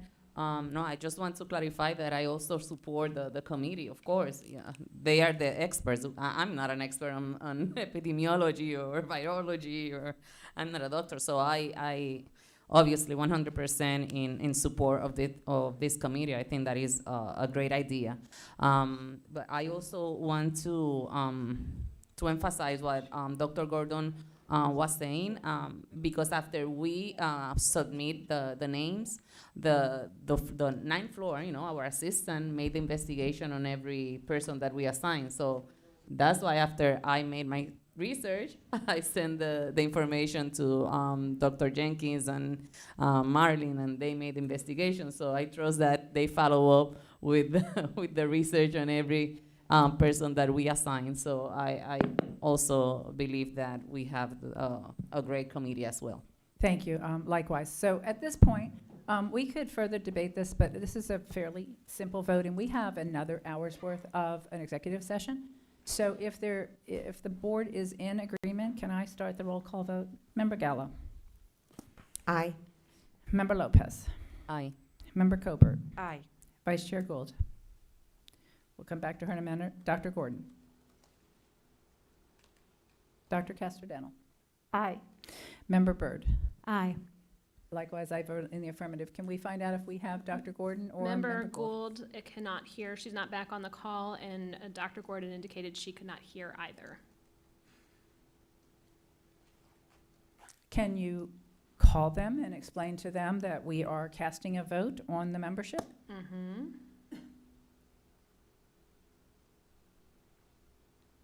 Don't know how this happens.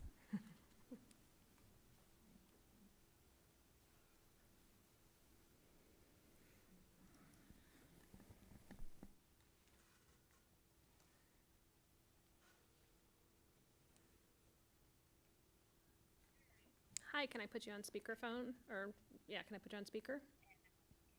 Okay, okay. Her cap because she can't hear. We can hear each other. Okay. Go ahead, you're on speakerphone.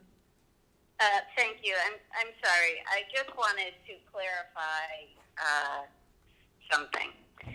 It is my understanding that we want this committee to provide advice to the school board to make the proper decisions. We are not abdicating our authority to this group to make decisions on our behalf. And when I'm listening to the language that's going around, that becomes the confusing part of this. I understand that the order to a particular school opening or closing, but the fact is we're not going to stop education. We will move that to remote education. That school will still function if we have a COVID outbreak. Please clarify that I understand this correctly. Vice Chair Gould, the issue is where the instruction takes place, not whether or not we would cease instruction. So I understand what you're saying. We're using the term open or not open schools as it was used in March when the governor closed schools. He didn't technically close education, he just closed brick and mortar schools. So when we use the term open or closing schools, we're talking about whether or not our students are in brick and mortar schools for education. Did that clarify that? It does, and we are not, again, I want to stress this, we are not abdicating our authority as the constitutional officers representing our constituents. This is a group that will make recommendations to the board, not make decisions for the board. And that is absolutely correct as well. So, Okay. So where we are, Member Gould, right now, because we've already adopted the, Right. So we are on the actual committee, and we are in the middle of a roll call vote on whether we agree with these particular appointees. And I know we lost connection with you. So we wanted to reconnect with you to make sure that you're in agreement with the appointees that are listed for the committee that's been noticed in our board docs. Yes. My vote is aye on this body of appointees that each board member made. Great, thank you. And we'll try to get a hold of Dr. Gordon now for her vote.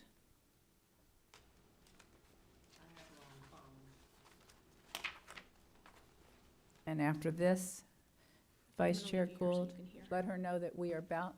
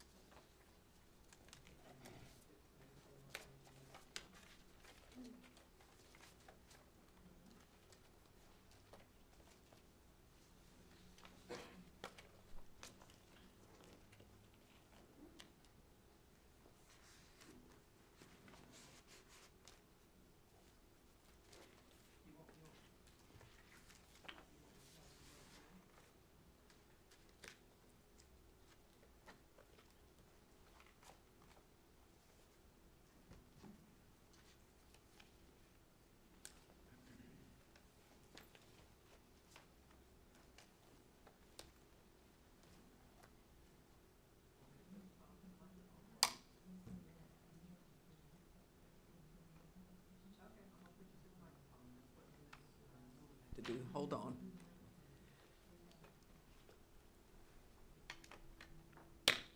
Go ahead.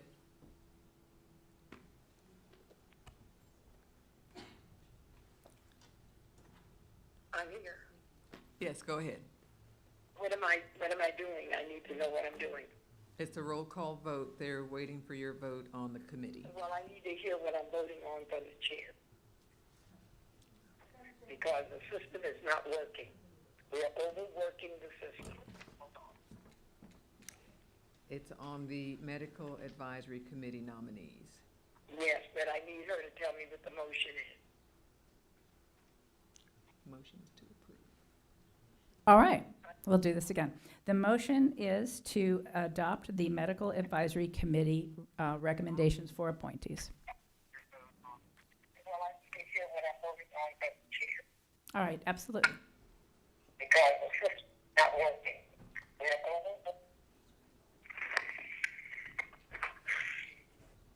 I still couldn't hear. It was muffled. I'm sure I am also. No, we can hear you. Okay, what am I voting on? I'm very particular about that. supposed to be voting. I need to know what am I voting on, the name. I can't hear her. Dr. Gordon, can you hear me now? Yes, ma'am. Okay, Dr. Gordon, where we are at this point is we are voting on the Medical Advisory Committee, the actual membership. I know you had concerns about whether or not we had all conducted investigations of these individuals. I can speak for myself. A couple other board members have spoken for themselves that they did not put names on. So we are doing a roll call vote. Do you support or oppose the Medical Advisory Committee membership? Thank you very much for that explanation, Madam Chair. For this reason only, there are no credentials on any of these doctors of where they have served, where they have come from before coming to Orange County. Are they Orange County residents? Where do they live? What communities do they serve? And what other expertise do they have that we may or may not know about? So there's not enough information. I do not know any of these. I haven't heard about a couple of them, but I think that there should have been a resume that the public could have seen it in the public BoardDocs. I'm sure that they have the greatest of credentials, because as I stated earlier, we all have something in our background that we may not want to disavow.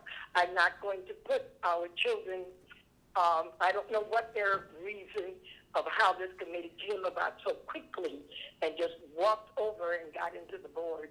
So with that in mind, with the lack of knowledge and the lack of information to the public on these names and not giving the public a chance to even see it on BoardDocs, I'm going to have to vote no on this committee.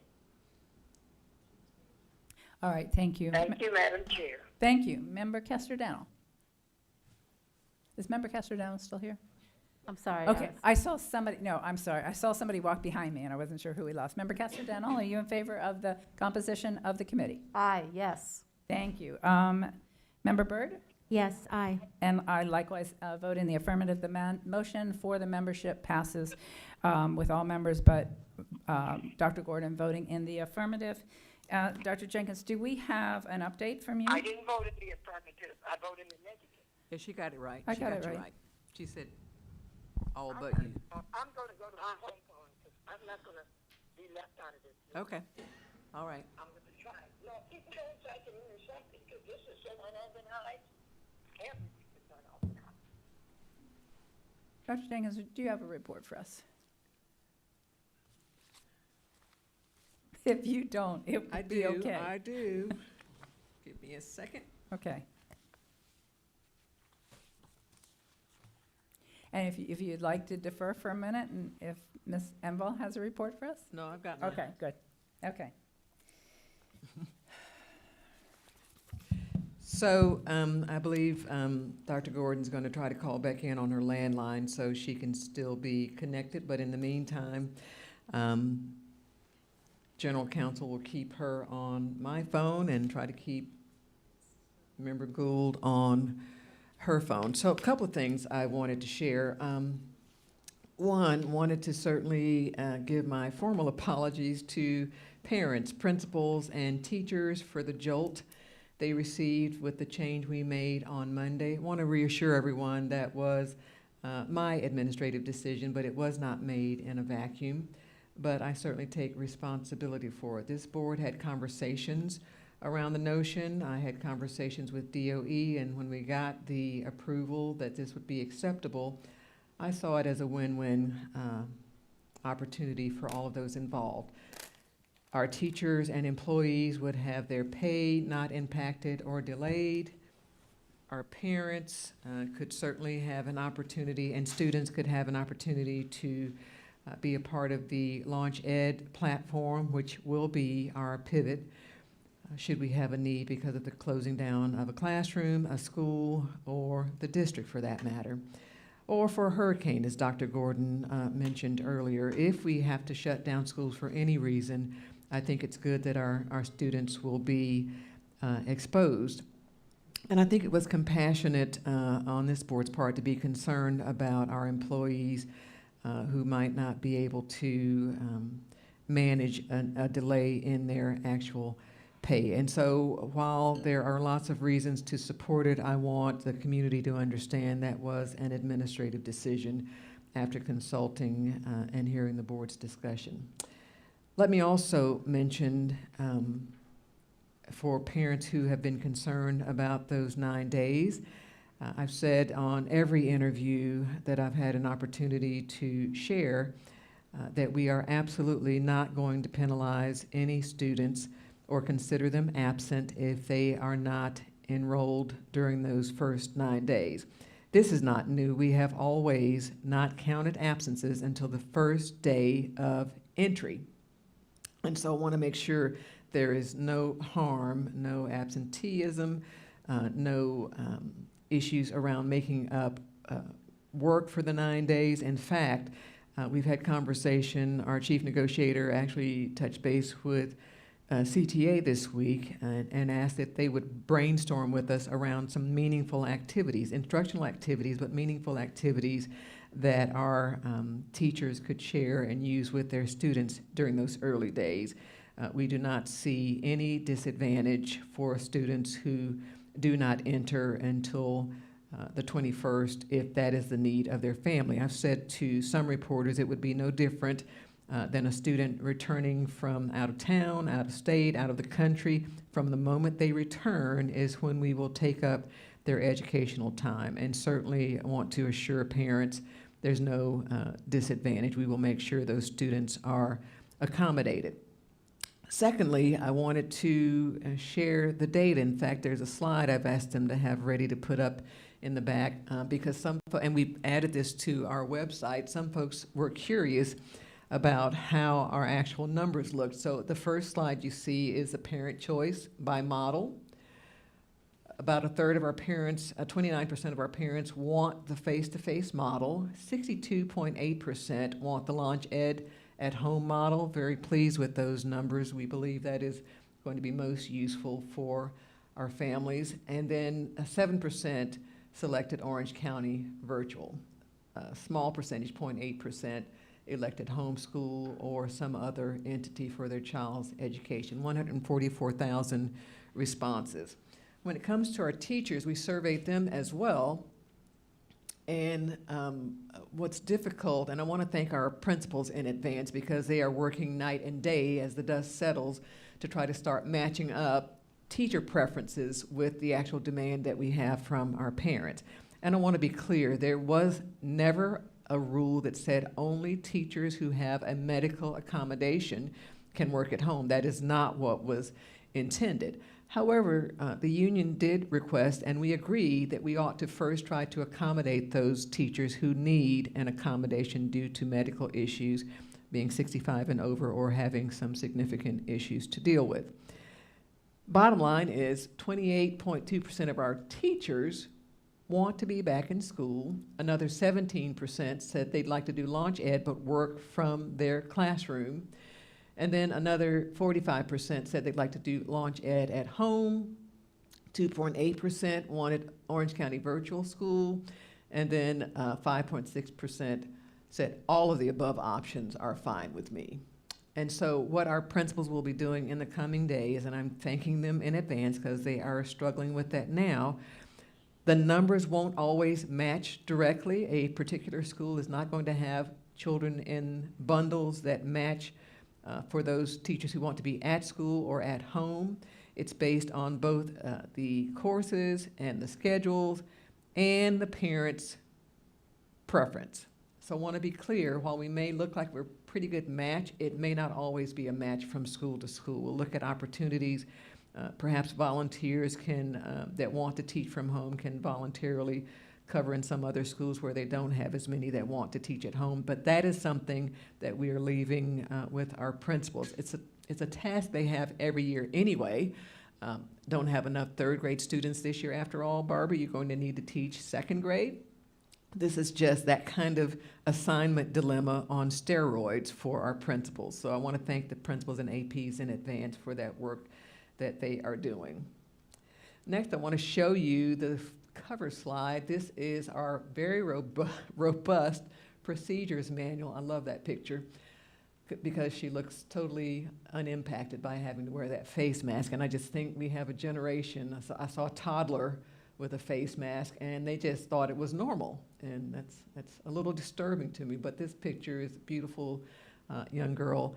This is our more robust procedures manual. It has gone out to principals. It will be online for anyone who is interested. We have sent the link to board members as well. Wanted to make sure you are aware that that is available. And then I have some congratulations to go out. INSPRA Awards, National Awards. Our PR team, once again, has swept several of them. If you'll scroll through for me. Keep going. So we won that one, and that one, and that one. Fast Facts, Pocket Guide, Annual Report, honorable mentions, even some of our logos. Congratulations to our public relations and graphic teams. They swept several of the awards at the National School Public Relations Association, which was, by the way, done virtually. Then let me say something about our FAQs. Want to remind folks those FAQs are updated on a regular basis. When you look at the FAQs, the new ones are always in blue. Every couple of days, we upload a few additional new FAQs, but the newest ones are always in blue. And then let me say something about athletics. I heard one board member say how much they love football, and are we going to get an update? Well, we still wait. Let me share with you what we know as of today, and it may very well change. FHSAA has delayed the starting of any fall sports to no earlier than August 24th. They will be meeting again the week of August 10th for further determination. We don't know the actual date yet. We will keep you posted. What it looks like potentially is that bowling and cross country and golf may not have a significant delay. They may be able to get back to face, but this again would be after August 24th. Swimming is a problem because we don't have commitment from pools. They are concerned about safety, and they are not not quite ready to open for students at this time. And as you recall, volleyball and football were delayed until further notice. So sometime after August 24th, we will learn more when FHSAA meets the week of August 10th and bring you another update. Again, I think it is wise. I was pleased that FHSAA went back and reconsidered their first determination to try to keep students safe. Very hard to start official practice, which is in close contact, and suspect that we won't have some sharing of germs as well. So we will keep you posted. Lastly, I would remind folks, as a storm is headed our way, to always make sure you are prepared for hurricanes. We are prepared to serve our community. We have lots of shelters in our schools. There have to be COVID-19 protocols in place even at the shelters, but want to assure this community we are always ready and willing to do our part. Want to encourage our families as well to be prepared for hurricane season. Thank you, Madam Chair. Absolutely, Dr. Jenkins. Before we adjourn, let me just inquire. The next meeting, the room we're having it in is E, and we are to bring our laptops and our headphones. Is that correct? I'm not sure what technology we're using, so I just want to make sure the whole board. It is set up as a WebEx, but Okay. we can do what we did before and have those that need to attend via WebEx attend, and the rest of us can be there in person. Does that make sense? So do we need to bring our headphones, or we're doing like we did before where we're all on one mic? Yes, we'll do So we it. can leave our computers and our headphones Yes, here? it's just All the right, two that perfect. are out. All that we right, need to do. without any further business to come before this commission, I'm sorry, more business. What? Hi, Member Castrodeno in the dugout? Yes, thank you. I'm in the dugout. It's hard to Yes. see me here. Yes, I'm sorry. Yes, go ahead. Yes, sorry. I just wanted to thank Dr. Jenkins for clarifying about the early start date, and I wanted to add that apologize if I added to any of the confusion as well, and we'll do a better job to communicate my concerns to the superintendent when I have them. And I am still trying to keep up with my communications with so many parents and teachers. And I just ask for people's patience and grace, because I don't have all the answers, and I know my colleagues too are still trying to get out from under all of the communications, and we're doing the best we can to answer all of them as quickly as we can. And then I have one question, if maybe the superintendent can clarify. I have some questions from teachers and staff. If you could clarify the district protocols if someone is working in an office with others and they aren't wearing masks. Who do they speak with if the administration also isn't wearing masks? And I know they go back to work tomorrow, so I wanted to give them an answer. So the board has to adopt an emergency policy around face masks. That is in detail. You will be getting a draft of that, and it will be going out to our schools as well. We don't currently have an enforceable policy. We have a directive that employees are to wear face masks. General counsel can add further clarification. I can. Board members, we finalized the proposed policy today, and I'll send it to you tonight so you can take a look at it and provide feedback. And we are bringing it to you as an emergency policy at the August 11th meeting. And I will send clarification on, I don't believe this board has adopted emergency policy, at least since I was here before and recently. So there is a provision in section 120.54 that allows you to do an emergency policy. It'll be valid for 90 days, and then we'll have to go through. But emergency is because it's a health, safety, welfare, and we need it before school starts. And so that proposed face coverings policy will be coming to you later this evening. Thank you. Dr. Castrodanno, though, just to follow up on her question, I'm not sure that if she's got a employee that's reached out to her that we have an answer right now. So to say that we'll have a policy coming to us on the 11th, what could an employee do that is in an environment where people aren't wearing? So we have a mask enforcement in the county under Mayor Demings. Is there any enforcement under that? I think you can have the employee can go to his or her supervisor or you said the supervisor. But that was the problem. The administrator that's supervising, Then could they go above them? They could go the person that's above that person. Okay. Does that make sense?